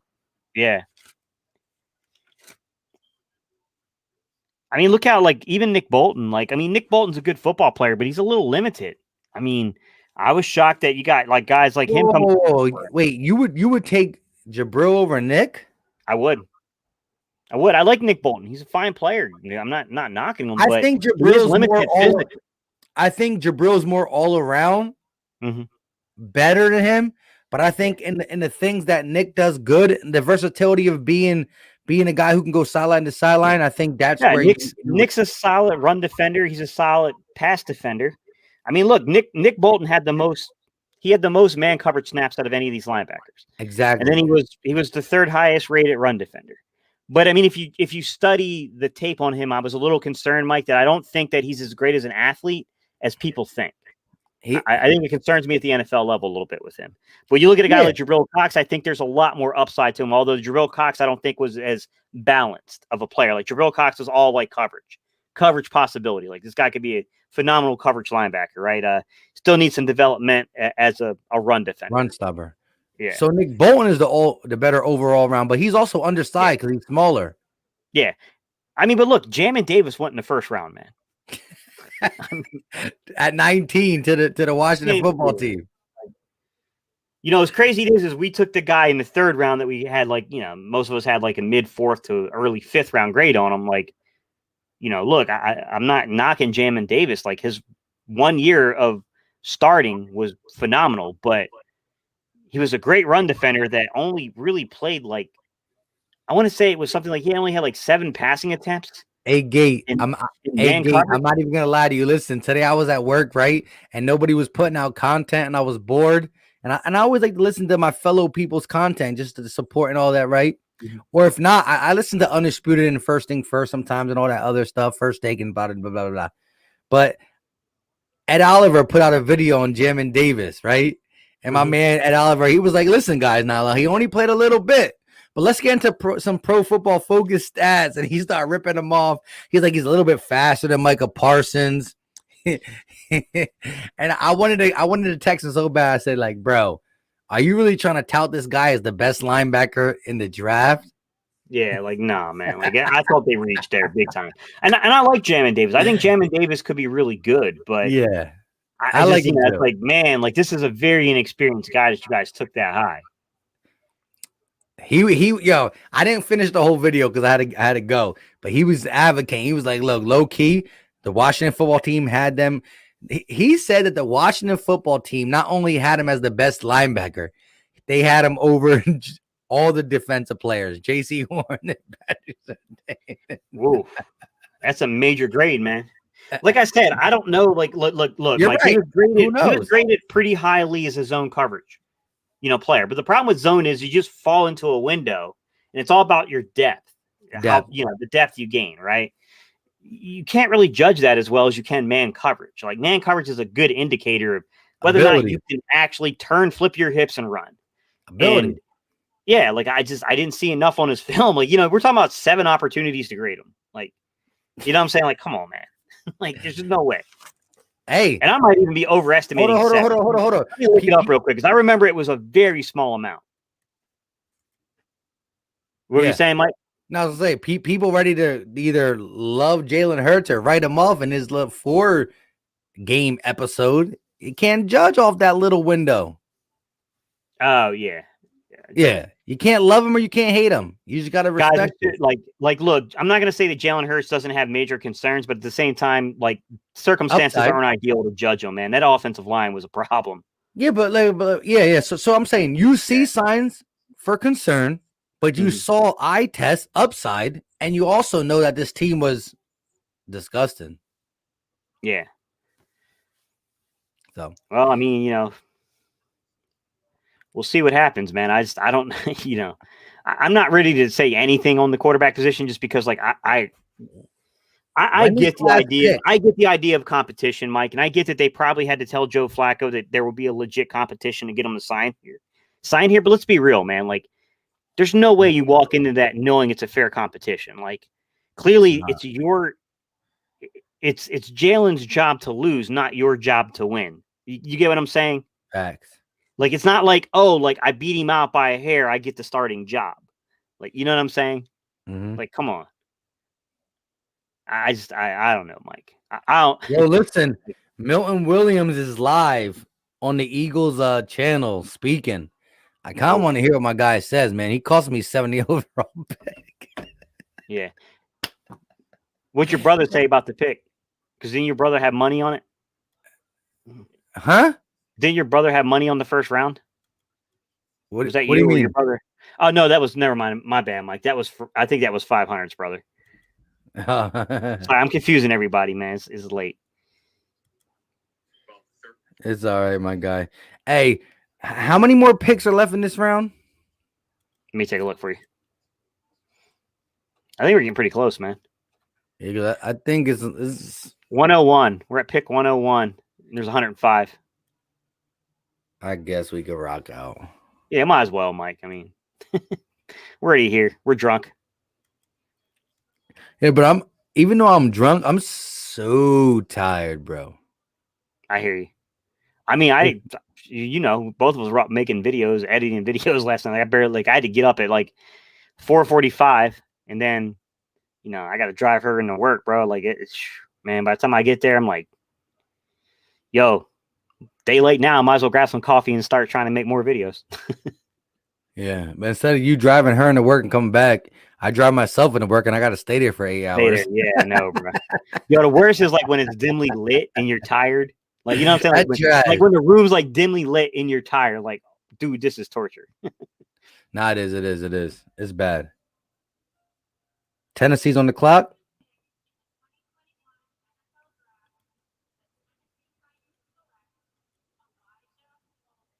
Elijah Molden. Another corner off the board. Interesting that he would be one of the first ones to go off. Listen, though. Who's going to be there? Do you think he's going to be a Oh, Melifondu's still there, I guess. That's better. Yeah. But why is he falling? I think it has something to do with the fact that, like I said, man, Syracuse's scheme is a little difficult to break down because they run a nickel form of the 34. It's a 3-3-5, but they use a weird catch technique. So it makes guys like Trill Williams and, Ifeatu Melifonwu and Cisco, it made them pretty difficult guys to judge because of that. Although Cisco showed like crazy. You know ball what? skills. Listen, I like Melifonwu too, but listen, at 123, take my guy Rodarius Williams. I might get season tickets. Like, let's go, bro. I love my guy. Pause. He's a really cool dude. See, everybody else I You got might was be the from pick, Mike. email. You might honestly be the pick because if you look Yo, at the value, listen, everybody else I talked to is all email. He gave me his phone number. Dude says what's up every once in a while. Like, yo, he's a cool dude. yeah, it's kind of cool because his brother's in the league too. You know what I'm saying? This is Greedy younger brother. Williams. Like, His younger brother. Like, yeah, that's funny. It's a funny his story. younger brother. I talked to him about that offline. He's like, yeah, let's not talk about it. Nah, I respect his grind though. He So got did he kids. talk to you, Mike? Did he ever talk to you and tell you like what happened? Like why he like so why was he so older He in got like kids. oh so he went later. I got you. Correct. He had a situation where he manned up and did it, and then he still went and played football then. Mad respect, man. So listen, instead of just saying, instead of stiff arming your little one and trying to go to be the pro, he manned up, did his thing, then he went to the pros, then he went to college. That's cool, man. That's you know, you Yo, gotta respect the guy. You know what I'm saying? Like The dude is a cool dude. He's a cool dude. Let's go. Draft him. he said, Oh, Malafanu to the Lions son of a bitch. at 101. Howie. What are we doing, dude? Yeah, Cameron. Rodarius Williams is Greedy Williams' older brother. Yes. If you watch my interview, I said it. I said, so you having a brother, I didn't call him his younger brother there because I didn't want to put him on blast. I said, so you having a brother who already been through the experience of the draft, you got a sense of how it is. And he listen, go watch the interview, man. He explains it all. But yeah, Melifonwu. I can never say his name and I'll never need to learn it. Sorry, guy. There you go. Damn. I know, bro. This is not the draft I would have wanted, bro. But do you listen? Do you remember our passion coming into this, bro? Yeah. The You're- board looked so good. Yeah. I mean, look, to be fair, we don't know how these guys are going to work out in the field, but I'm not going to sit here and tell you that you know I have a lot of high hopes either. Yeah, it's all good. It's all good. Again, I mean, look, I think the second round pick has a potential to be very good, Mike. I won't lie, but I do think that the third round pick has me concerned, man, because man, I'm not putting my stamp of approval on it, man. I'm just going to say I don't know enough about the young man, and I really wish I had an opportunity to talk to someone. wow, Aubrey Thomas. First of all, I told you he was Yeah. Listen, somebody hit me up on Twitter. I'm not going to mention her name because they told me to not say it. They were like, listen, bro, watch tape on Aubrey Thomas. And I told you in the stream, remember I told you, I was like, I've been watching tape on a guy named Aubrey Thomas. He's probably like a later 5th round pick. Uh-huh. There he goes. To the Niners. He's fast. He ran like 4.3. No, no kidding. That's pretty good, man. He plays. What team did he play for again? Wow, look at him. And he's kick returning all the way for a touchdown. He's just electric. Oh my God, bro. All these corners. I know. I'm starting to wonder myself, like, what is the plan at cornerback? Like, that's the only thing I can't explain. It's like someone says, like, Gate, I'm cool with whatever they do is whatever they do, but can you explain to me what the heck's the plan at corner since we went Who's all the these different starting directions? CB2? Yeah, Like, I they don't say know. Gate. They say Gate. So I know you explain the roster, but you're leaving out one spot. Who's the CB2? I don't know, my guy. I don't know. I have no clue at this point. And if CB1 goes down, who's CB1? Ooh, man, if CB1 goes down, Mike, we are really up the paddle. We're really up the creek without that paddle, man. Like, for real. Yo, Jamin Exactly. Davis, 27 man snaps, 1 target. You would have the basis film and man coverage off of 1 target. Yeah, and in that one target, if you take a video of it, oh my God, you see that coverage? Yeah. Eminem goes, Howie, what's a CB2? What is? Yeah, that's wild. You're right, Eminem. Hey, Philly 52 with a $2 super chat. He said, take a number, Tay Wrench away. He's abusing it. Shout out to you for saying it. You could just who's? I think it's the dude keeps asking you if you remember him. It's something weird. Let me get it. Not only do I not remember him, he gone. What's up, Paul? You might be right there, man. That could potentially happen. You got, Steve Nelson if he's still available. Hey, Cameron. I like Garyon Conley as a young guy that, what's the harm at this point, guys? I mean, what's the other side of it?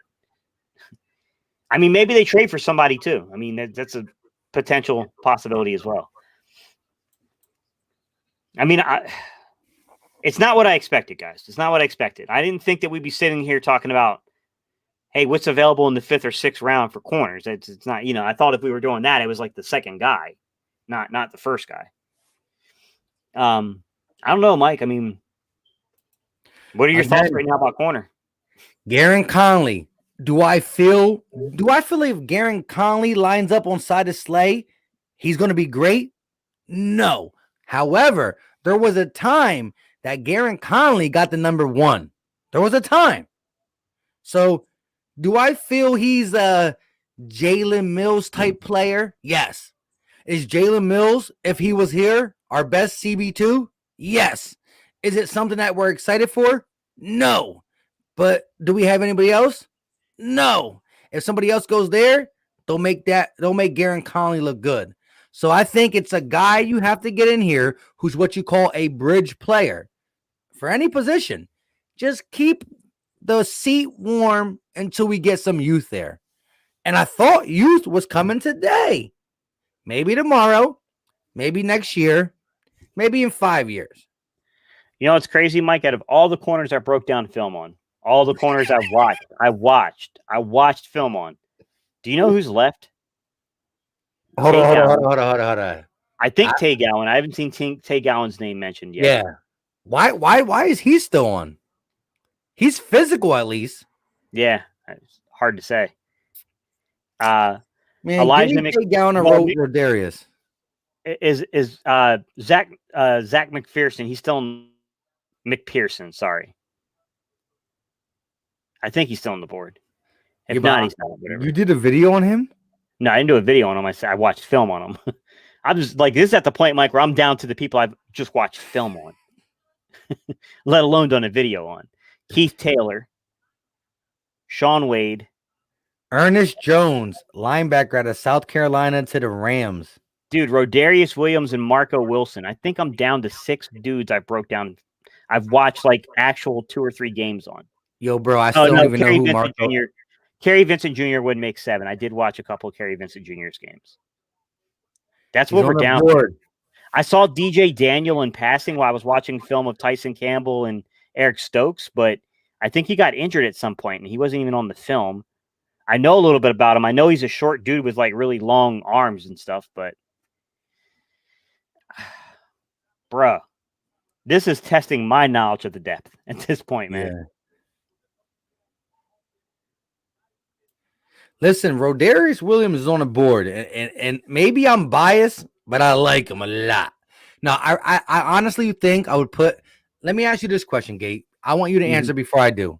I think I would put Tay Gowan ahead of Rodarius Williams. How about you?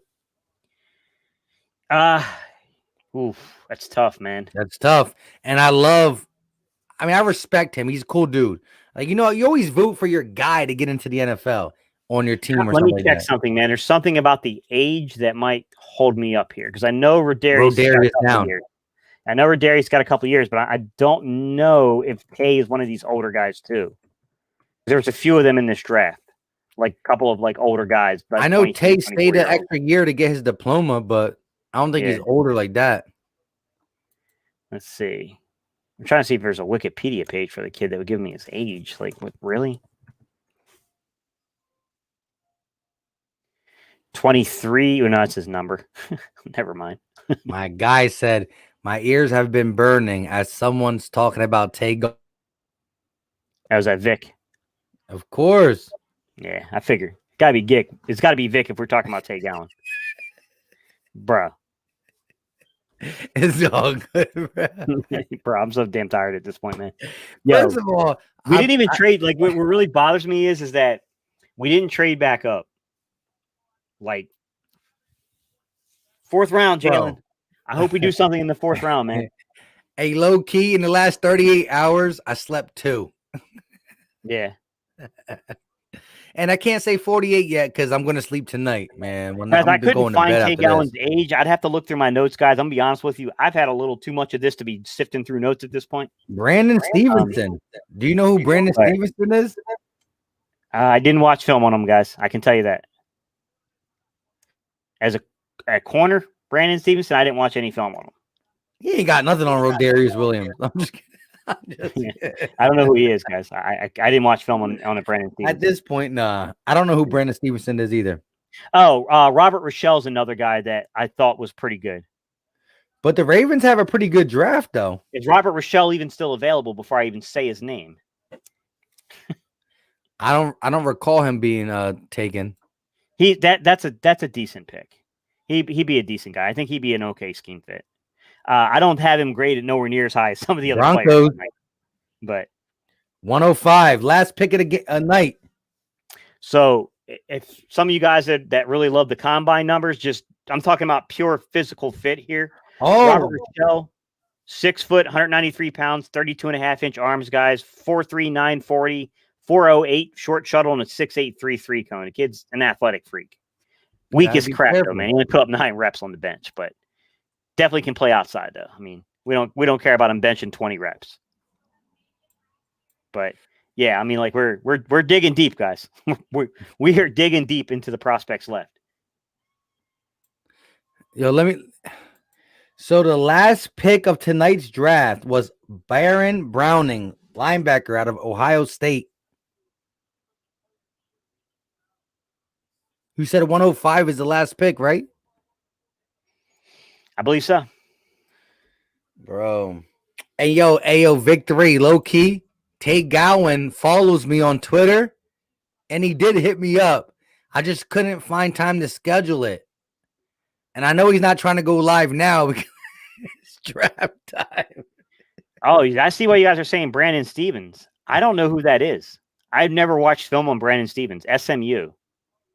I don't know, man. I'll trust Baltimore because they have a very good scouting department, guys. They're good. They're strong. Yeah, didn't cross my radar. I'm not gonna lie. Yeah, listen, Gate watches a lot, but he doesn't have time to know every single player, you know. Mhm. But shout out to you. But Jeremiah. yeah, I would respect. Baltimore is a no joke around thing. They're not gonna get a D tackle if they don't need a D tackle. Yeah. Yeah, I honestly don't know the player. He didn't cross my path, my radar, or anything. But if Baltimore's picking them in the 3rd round, like they're pretty good normally at identifying talent. I'll give them that. But Jeremiah Butler has something that legit. Shout out to him for the $2 super chat. He said, "I can't wait to the 6th round because that's when we're gonna ball out." Yeah. You know, remember we were happy with the Quez Watkins signing and stuff, but remember we were on Quez Watkins low key early.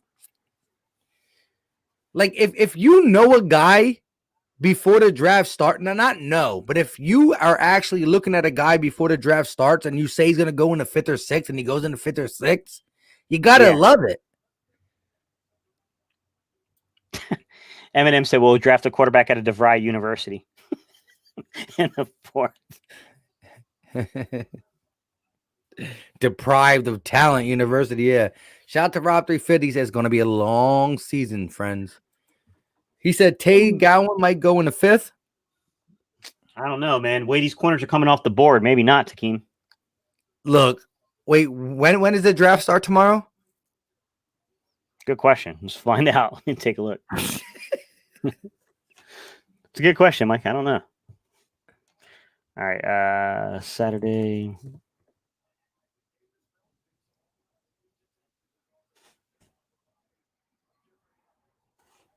I know the time frame, guys. I just need to know what time it. Let's see. They said 12. 12. Yeah, sounds about right. Hang on, let me take a look there because I'm still trying to get this thing to pull up. Nah. Yeah, normally It's on, like- on the last day it's Yeah, early. Saturday. So. It says Saturday's 12. Yeah, it says Saturday's 12. So we going live. It's a big day for the Eagles, guys. We got like 19 picks. We got all the picks in the world. Look, back to back cornerbacks, 3 picks in a row. What's up though? I don't know what they're gonna do, man. I'm really confused at what they're gonna do at corner, Hey. man. Hey, look, Eric Carr's like, well, at least we got the first pick right. It's looking like it might be a high pick, Eric. Nah, listen, I don't know, guys. I don't know how it's going to turn out. I don't, I'm joking around. I honestly don't know how these guys are going to turn out. Like, look, I'm down. Look, like I said, guys, I didn't have Williams graded where they graded him and where they draft him. That doesn't mean the guy's not going to be a flat out star once he gets on the field. You don't know until these so dudes are in wait, you're saying he's gonna be a flat out star? negative, sir. That's not what I'm saying. I'm just kidding. I'm saying you never know until they're in I know. bad playing. But I know. I'm just trying to get a little positivity. You're like, you know what? There was one game that I saw and I say, you know what? I'm just Yeah. kidding. Yeah. When they played that community college that was out there in Oklahoma, bro. Nah, man. I mean, look, like I said, guys, I mean, if you want to get a feel for Williams, go into YouTube, type in, there should be the condensed view of it where you can get just a defensive versus the offense. Type in Milton Williams versus BYU. I mean, Yeah. I'm gonna make a Twitter post tomorrow morning. Like, you know what? This is why my guy I'm attacking. Just kidding. No, I'm just kidding. But listen, Francis said, did you guys see the war room after the 3rd round pick? Howard had some bad vibes from Donahue. I think this is his name. So what? So you're Yes. saying like when they showed the war room after the 3rd round pick, what you're saying is the Milton Williams pick, guys weren't vibing in that war room. It looked like a legit war room. I didn't see it. I didn't see the clip, but Yeah, I didn't look. yeah. I saw what it said. I immediately came to you guys. I put my hands on my head, and I was in shock. well, I mean, look, like I said, guys, I have no clue what the heck that draft board looks like, but if there's a differentiation from the draft board, then yeah, I mean, you're going to tick off the group of guys that are going to get blamed. Real quick, before you give your thoughts on him, I just started looking at him like recently, like not recently, like a couple weeks ago, because somebody mentioned it, and I always had him as a later round guy, like 5th, 6th. Yeah.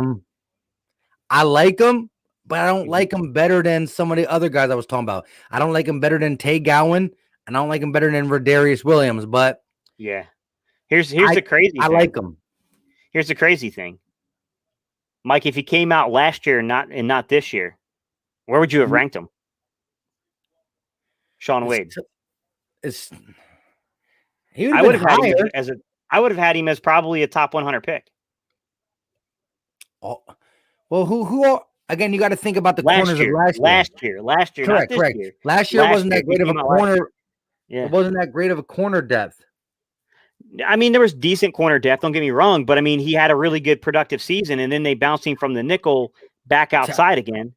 Aha! And so It didn't- again, Mhm. late round It didn't go pick, as well. he Yeah. cannot play the outside. Yeah, that's the main problem, man. What's up, Dad French? How you doing, buddy?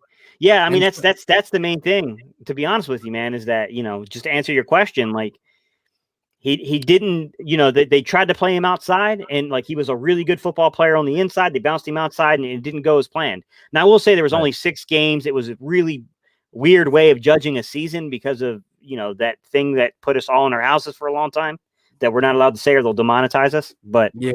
Um, I'm yeah. kidding. But hey, but Gate, now again, that's where I would equivalent. Listen, I'm not saying Rodarius Williams and Tay Gowan is like lockdown legits, but they can fare outside better than Sean Wade. However, Sean Wade, if you're telling me if I'm a team that needs a slot corner and he came out last year, he's a steal. Even this year, he's a super steal this year because you're going off his last year's film in the slot. But if you ever try to put him outside, he's just the guy. All right, guys. I know some of you guys are chiming in. You want to know what is the board like at cornerback at this point. So before Mike and I jump off, I'll give you guys some names. Mike, did Cameron Bynum ever get drafted? Who? Cameron Bynum. Not that I know. No, I would have known. All right. I would remember that We're name. going to table him for a second, guys. Do not write his name down. Give me a second on that one. Shakir Brown, Trey Brown. Both good players. DJ Daniel, shorter guy, 5'10", 5'11", crazy, freakish long arms.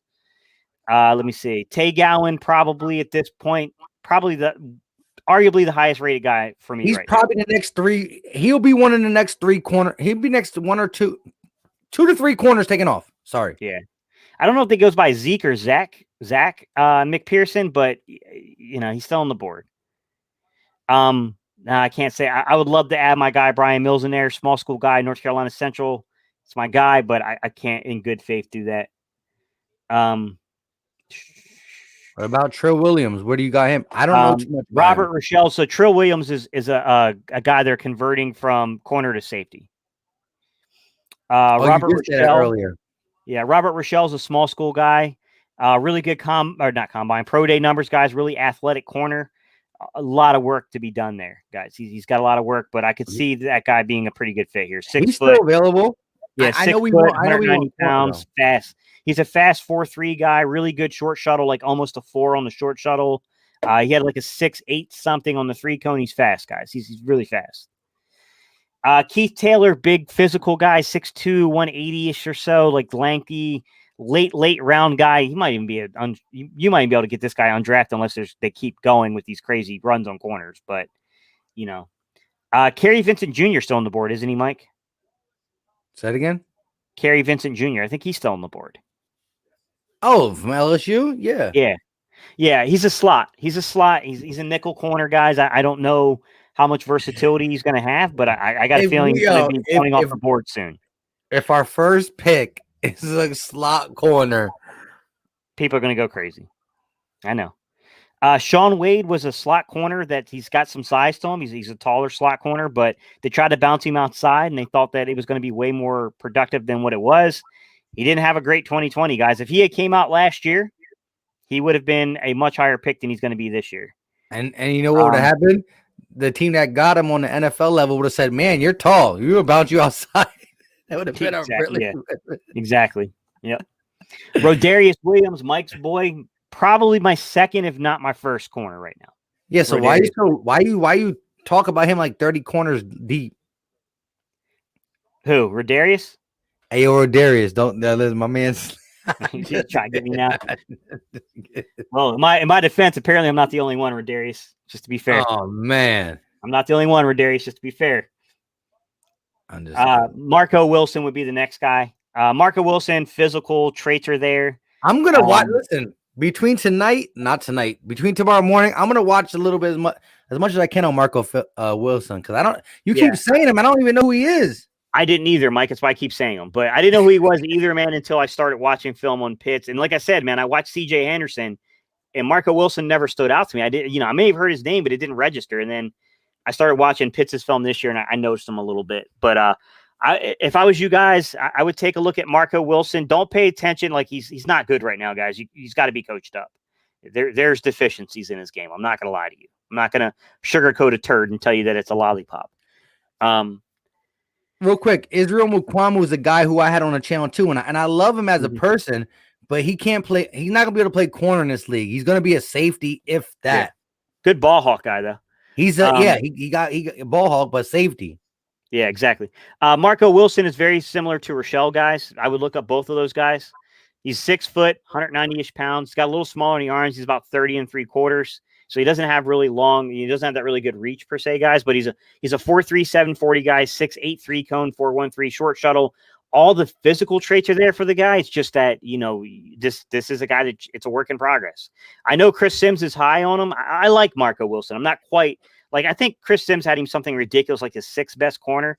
Wait, I don't have him that high. I got a serious question for you. Yeah. I know we're deeply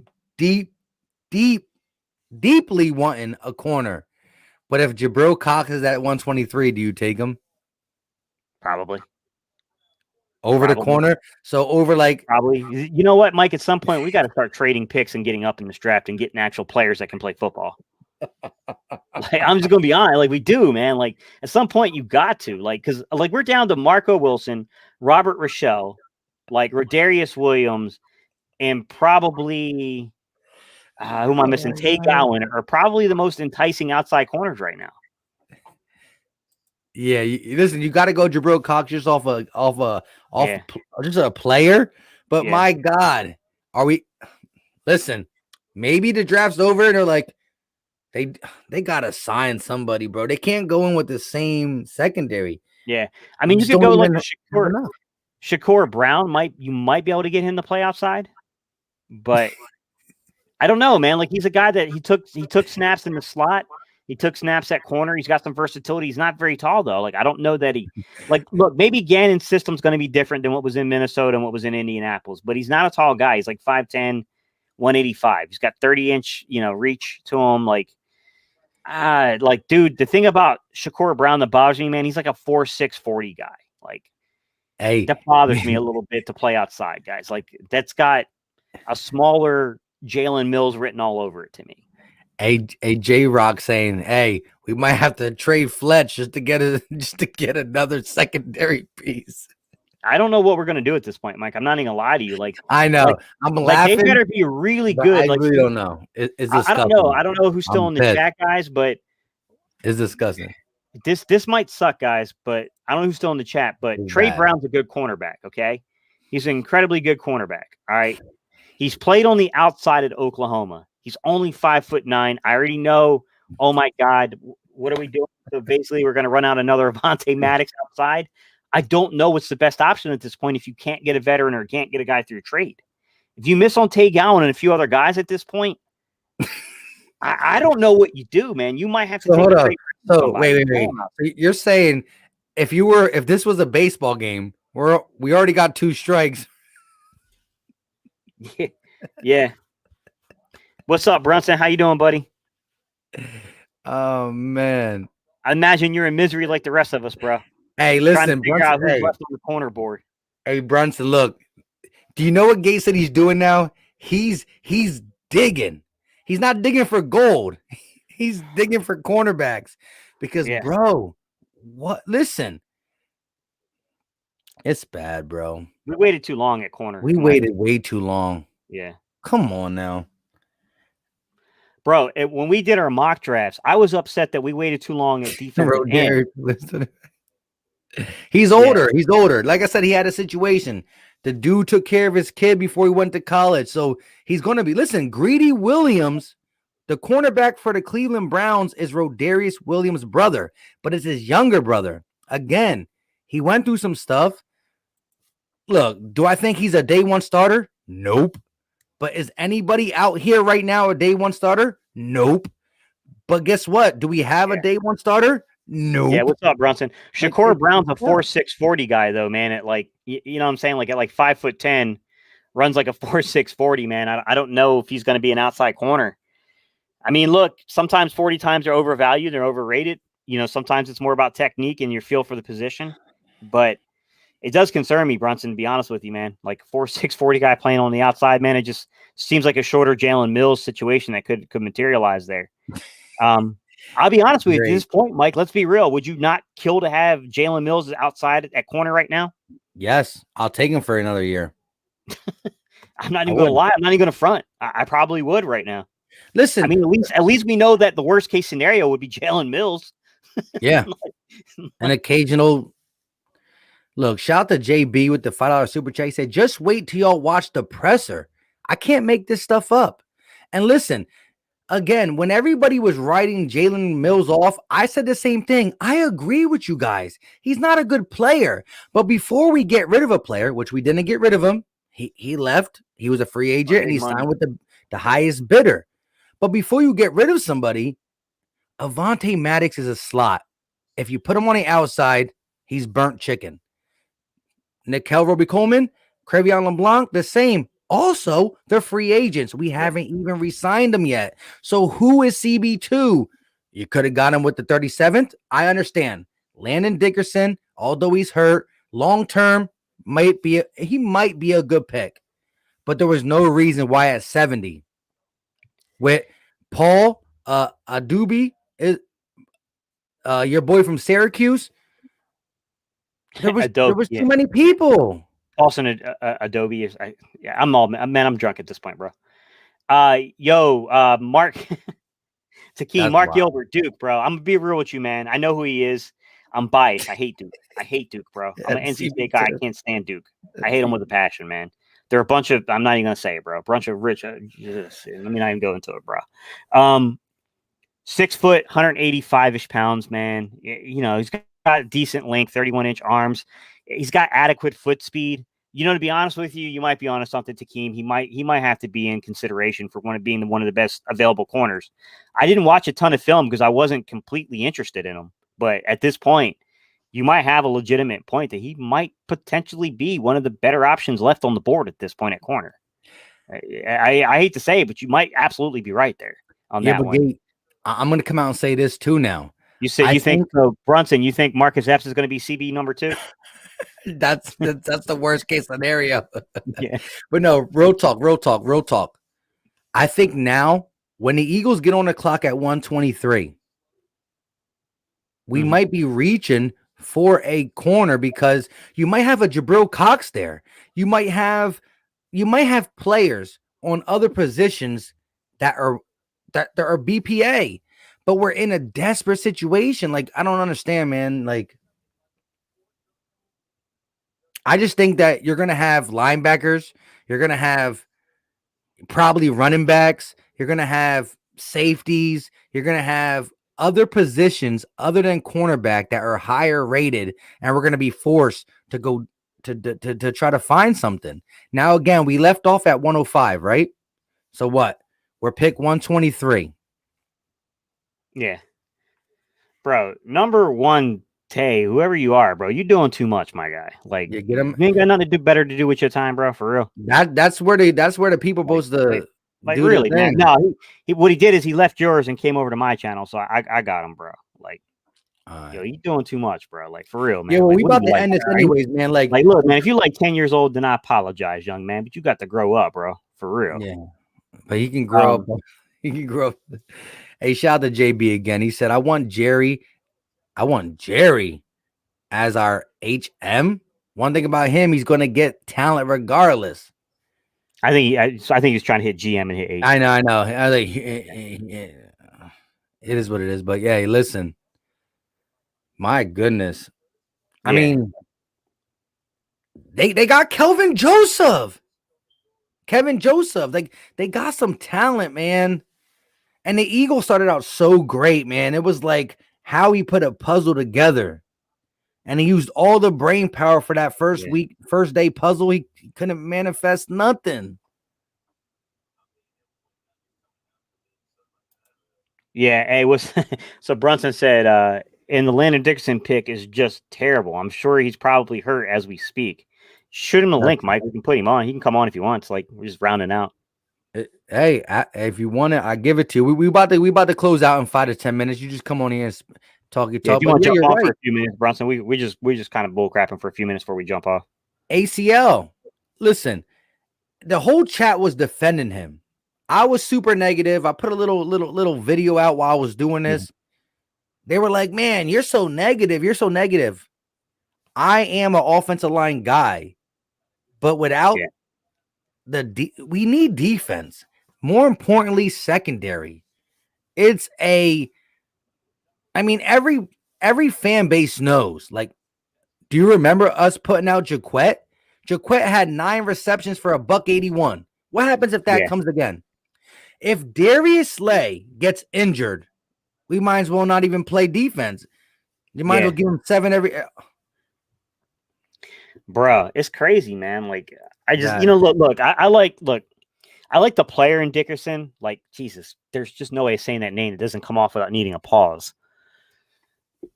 I don't know what to call this dude, bro. There's just like no way saying this guy's name where it doesn't come off wrong, bro. Any way you say it.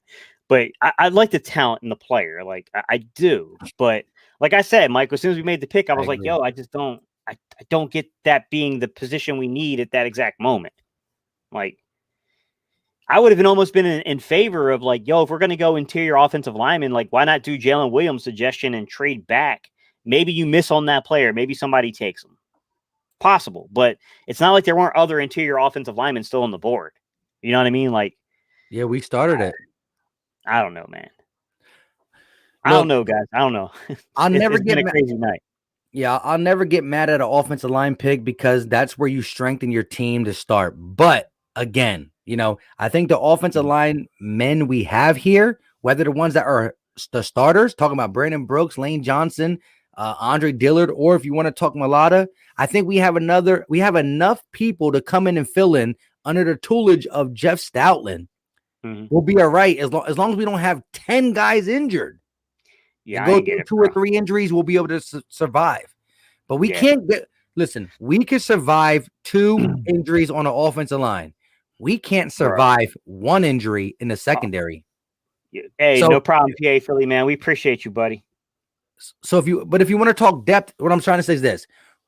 The Eagles had 10 offensive linemen injured, and that's why our offensive line stunk. Mhm. But if you want to be yeah, realistic, Yeah. let's talk realistic. It shouldn't happen back-to-back seasons. So 2 offensive linemen injured compared to 1 secondary player injured, the secondary is way worse. That's how bad our secondary. We're 1 injury away from being non-existent. Yeah. I just feel like, look, I don't know where Dickerson was going to go. I'm not going to pretend to know the value where other teams had him. I have no clue, guys. But I just know that I like the player, but it just felt like a move you could have probably got extra compensation for to counteract what you were doing. Because you know that you have to get I don't know if you have to get a corner because who knows what we're going to do. Like, I mean, we might be out there with LB suggesting. I don't know. Maybe Marcus Epps is CB number 2. I don't know, bro. I have no clue who we're throwing out there CB number 2 at this point. But I would assume there's got to be a trade in the works or there's got to be a free agent we're going to target following the draft. I can't see, like, Mike, I don't get it, bro. Like, I just don't see where you walk a dude out there at CB number 2 right now. Like, it's a big risk, man. Yeah, it's tough. Yo, With I that mean, being- I said a lot of nice things about Kayvon Seymour when we signed him. I didn't anticipate that dude might be our CB number 2, man. Like, I Yeah, thought he was going to be like the that back of dude. the end roster depth, dude. You didn't think Yo, he had to you- be that dude. There's no man. Look, we've been live for now 5 hours. Yeah, I spent 5 Bro. hours waiting to help my defense, yeah, and I got Shake Milton's older brother, Milton Williams. yeah, exactly. Bro, I'm sorry. Howie, look, I'm ready to go sorry, to man. I'm about sleep. to send Howie a bill for me having to try to come to some way of talking people down off that ledge from the Milt Williams pick. Like, that dude, seriously, bro, you owe me, Howie. I'm not, like, not even joking, bro. Like, the amount of, like, trying to keep everyone on board that it's not the young man's fault, this is your fault. Like, it's tough, bro. She said, "I bought his rookie card." Seymour. Wasted money. Listen, at Yeah. this point now, like I said, as my guy Gates said, he said we're bull crapping. The draft has been over. We decided to go to the length just because I don't even know why we did it. We just do it for, what I mean? People in here talking, we don't just cut it off. But at the end of the day, day 1 was so successful in so many ways because you had to understand, like, if you really look at the quality of Chase and Pitts and how they did not fall to 6, we would have been in no man's land. You could have pulled a cornerback there, I guess. Who knows? But you got a first-round pick for next year. That's still a positive. But day 2, with so much talent on the board, Yeah, I don't know, Mike. I mean, just- we might it have to just- make another freaking collaborative video, man. We're gonna have to, after the draft, depending on what happens here, man, we might have to actually make a video talking Whoa, about whoa, what are we whoa. doing at cornerback. Like, we might actually have to legitimately talk about that. Like, I what are need the to see this internal video. options? Like, what are the internal options? What are, what I'm saying? Like, and I'm saying we might have to make it. Like, yo, this is crazy, Mike. I did not anticipate this happening. Bro, Bro, listen. I thought going into Saturday, I would have a legit idea of who the Eagles' CB number 2 would be for the 2021 season. At this point, if I'm being completely honest, I Me don't too. have the slightest clue. Me too. And the worst part is this. Like, I slept 2 hours in like 40 hours, bro. Like I could have took today off if this is what I was gonna get. Yo, Jalen.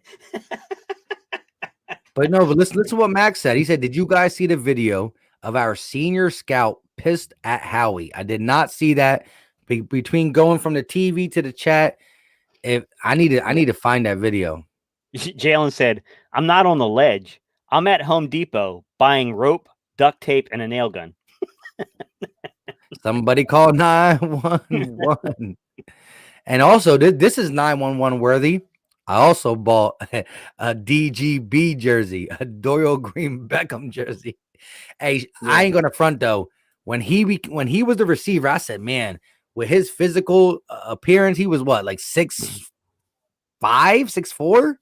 Yeah. Thought he was gonna be the next Plexico Burris. Psych. Hey, you know, and the crazy thing is, guys, you want to see something funny? Go back to the video I put out today about how do we feel about Howie Roseman, right? We were all feeling so good after that first round pick. It looked like, hey, man, like we got guys that legitimately know how to set up a draft board. And as long as Howie executes the draft board, finds the value, moves and gets the players that fit the board, these, you know, the scouts and Ian Cunningham and, you know, Donahue and you know, Andy Weidel are putting in front of them, we're in good shape.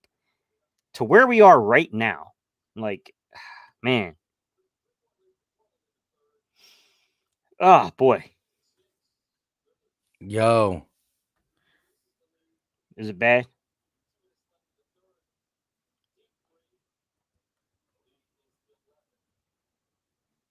He's mad, bro. Howie Roseman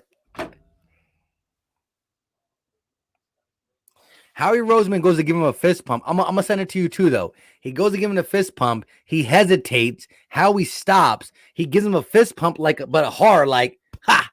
And then Howie's like this. And you can see he has his hand in his pocket now. He's like flaring his jacket out, you know, like old man grumpy mad. And Howie's like, what did I do? His hands are like this. First of all, nobody can when your hands are like this, what does it mean? Huh? Yeah. What? Yeah. Why? Yeah. It's a Who? confusing, Me? confusion posture. Yeah. It's a look. And but Howie PA Paul Philly, man, I think that's a fair grade. C minus. That's wild, bro. Yeah. Shout out to Patra for sending me on Twitter. Sorry if I messed your name up. Appreciate that. The last dude not happy. But Howie stays there and asks why. He's like asking why. Yeah. Yeah, it's crazy, bro. Like it's No, man, if he's going against what Andy Weidel in the scouting department, director of player personnel, and these guys are telling him, this is not going to be good, man. I hope that's not what's going on, guys. I hope we're missing context to something. That's what I'm hoping for. I don't know, guys. I'm not in the room with them, but at least I'm watching Sixer highlights right now. Man. 126, 104. I'll take that. yeah. Hey, but listen, shout out to you guys, man. Look, we will be here awake, because that's very important because I'm very tired. Tomorrow, I think I'm going to be streaming live at 12. I don't know if my guys are ready to go, but at the end of the day, man. You know what, Max? I would take that. I would honestly accept that, even though I know it's flawed. It's not what we would want 3 days ago, but I would take it. First of all, that is the best case scenario right there. Yeah. I would take it and say, you know what? That's way better than what some of the alternatives would have been. Getting Casey Hayward, who's been a long-term starter, that yes, he's on the downside of his career. This is not the same Casey Hayward of 4 or 5 years ago. Sure, still would take him. You know, you get two decent prospects. I love Darius Williams. He's an older guy that you probably could trust to be your third corner in year one. And then, you know, Marco Wilson, you know, that made Chris Sims, you know, his favorite guy. I don't know why Chris Sims had the guy up at 6. I like Marco. Yeah, I like him too, but I think the 6th best corner might be a bit of a stretch, but you know. Hey, that's true. Chris ain't here to defend his point, so I'll let that slide. Again, as Nikki said, he was mad because we missed Aaron Robinson. She said, we missed Aaron Robinson for our 6th rounder. So that 191st pick we got, Aaron Robinson was a pick in between. Now, we weren't really high. I mean, I like his talent, and you did talk about him, but he is more of an inside guy. Not saying he can't play outside, but at the end of the day, even if he's on the board, I don't think Howie Roseman at this point in time understands that you got to have guys who run with wide receivers. What are they called again? Cornerbacks, defensive backs. Yeah. I don't know. I just don't understand. I'm not saying you should have automatically took Asante Samuel Jr. with the 37 overall pick, but between the 37th and the 70th, you should have made your secondary move. No if, and, or buts. I could be tired. I could sleep 1 hour out of 2 days. I could drink a whole bottle, and I still would have said, hey, somebody get me a cornerback. Please, God. And he just saw the video. I'm going to send you the video. All right. It's telling. I'll check it out, man. Like, dude, this has been one crazy night, guys. We appreciate y'all staying tuned in with us, guys. Like, yo, we know this is a crazy night. We identify it, guys. The All right, only Mike, reason got I'm any, this late is you got because I any don't other have to words, wake man? up tomorrow. Yeah, I got to get up too, man. You got any final words for everybody? Hey, no matter what happens today, I'm upset. But tomorrow at 12 o'clock, when we have 123, 150, 189, the brand new 191, 224, 225, and 240 something, all these crazy, ugly high picks. But remember, Zach Ertz is still on the board. Cough, cough. I don't even know if that's true anymore. With that being said, we will be more in a brighter mood tomorrow because we will just try to go off tomorrow's stuff and not everything. And it will be day, and I'm not a day drinker, so I'll be normal and hopefully a little bit more cheerful. Yeah. So, Mike, I gotta add. Let's. What do you do as a content creator when you should make a reaction video, but you're so, I don't want to get us demonetized, angry, Disgusted. Just say that. disgusted, triggered by the actions. Triggered. You can't even make a reaction video. Like, yo, I've never had a reaction that's so strong I can't make a reaction video. That's about where I'm at right now. Yeah. I think I'm leaving my Landon Dickinson's reaction only, which I think I was a little unfair there. I'm not gonna lie. But it is what it is. I might sleep on it. I might sleep on it and put one up tomorrow morning.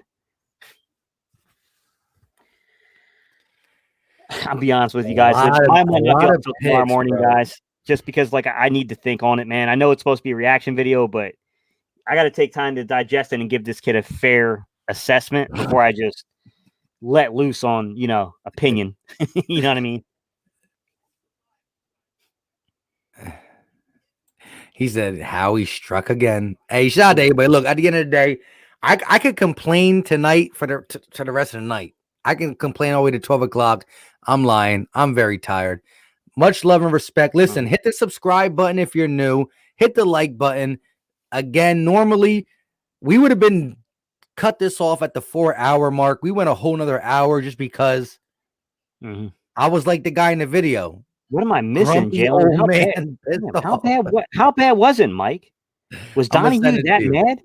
No, you can see in the body language is everything. With that being said, tune in tomorrow, 12 o'clock. We'll try to catch you then. Until next time, y'all know what time it is. He said Dickerson or Milton, the one you hate. I'll take Milton. I'll be fine with Dickerson, I guess. I'm going to say this, Jalen. Hate's a really strong word. Yeah, dislike. Sorry. Yeah. Milton's the one that I'm more concerned about.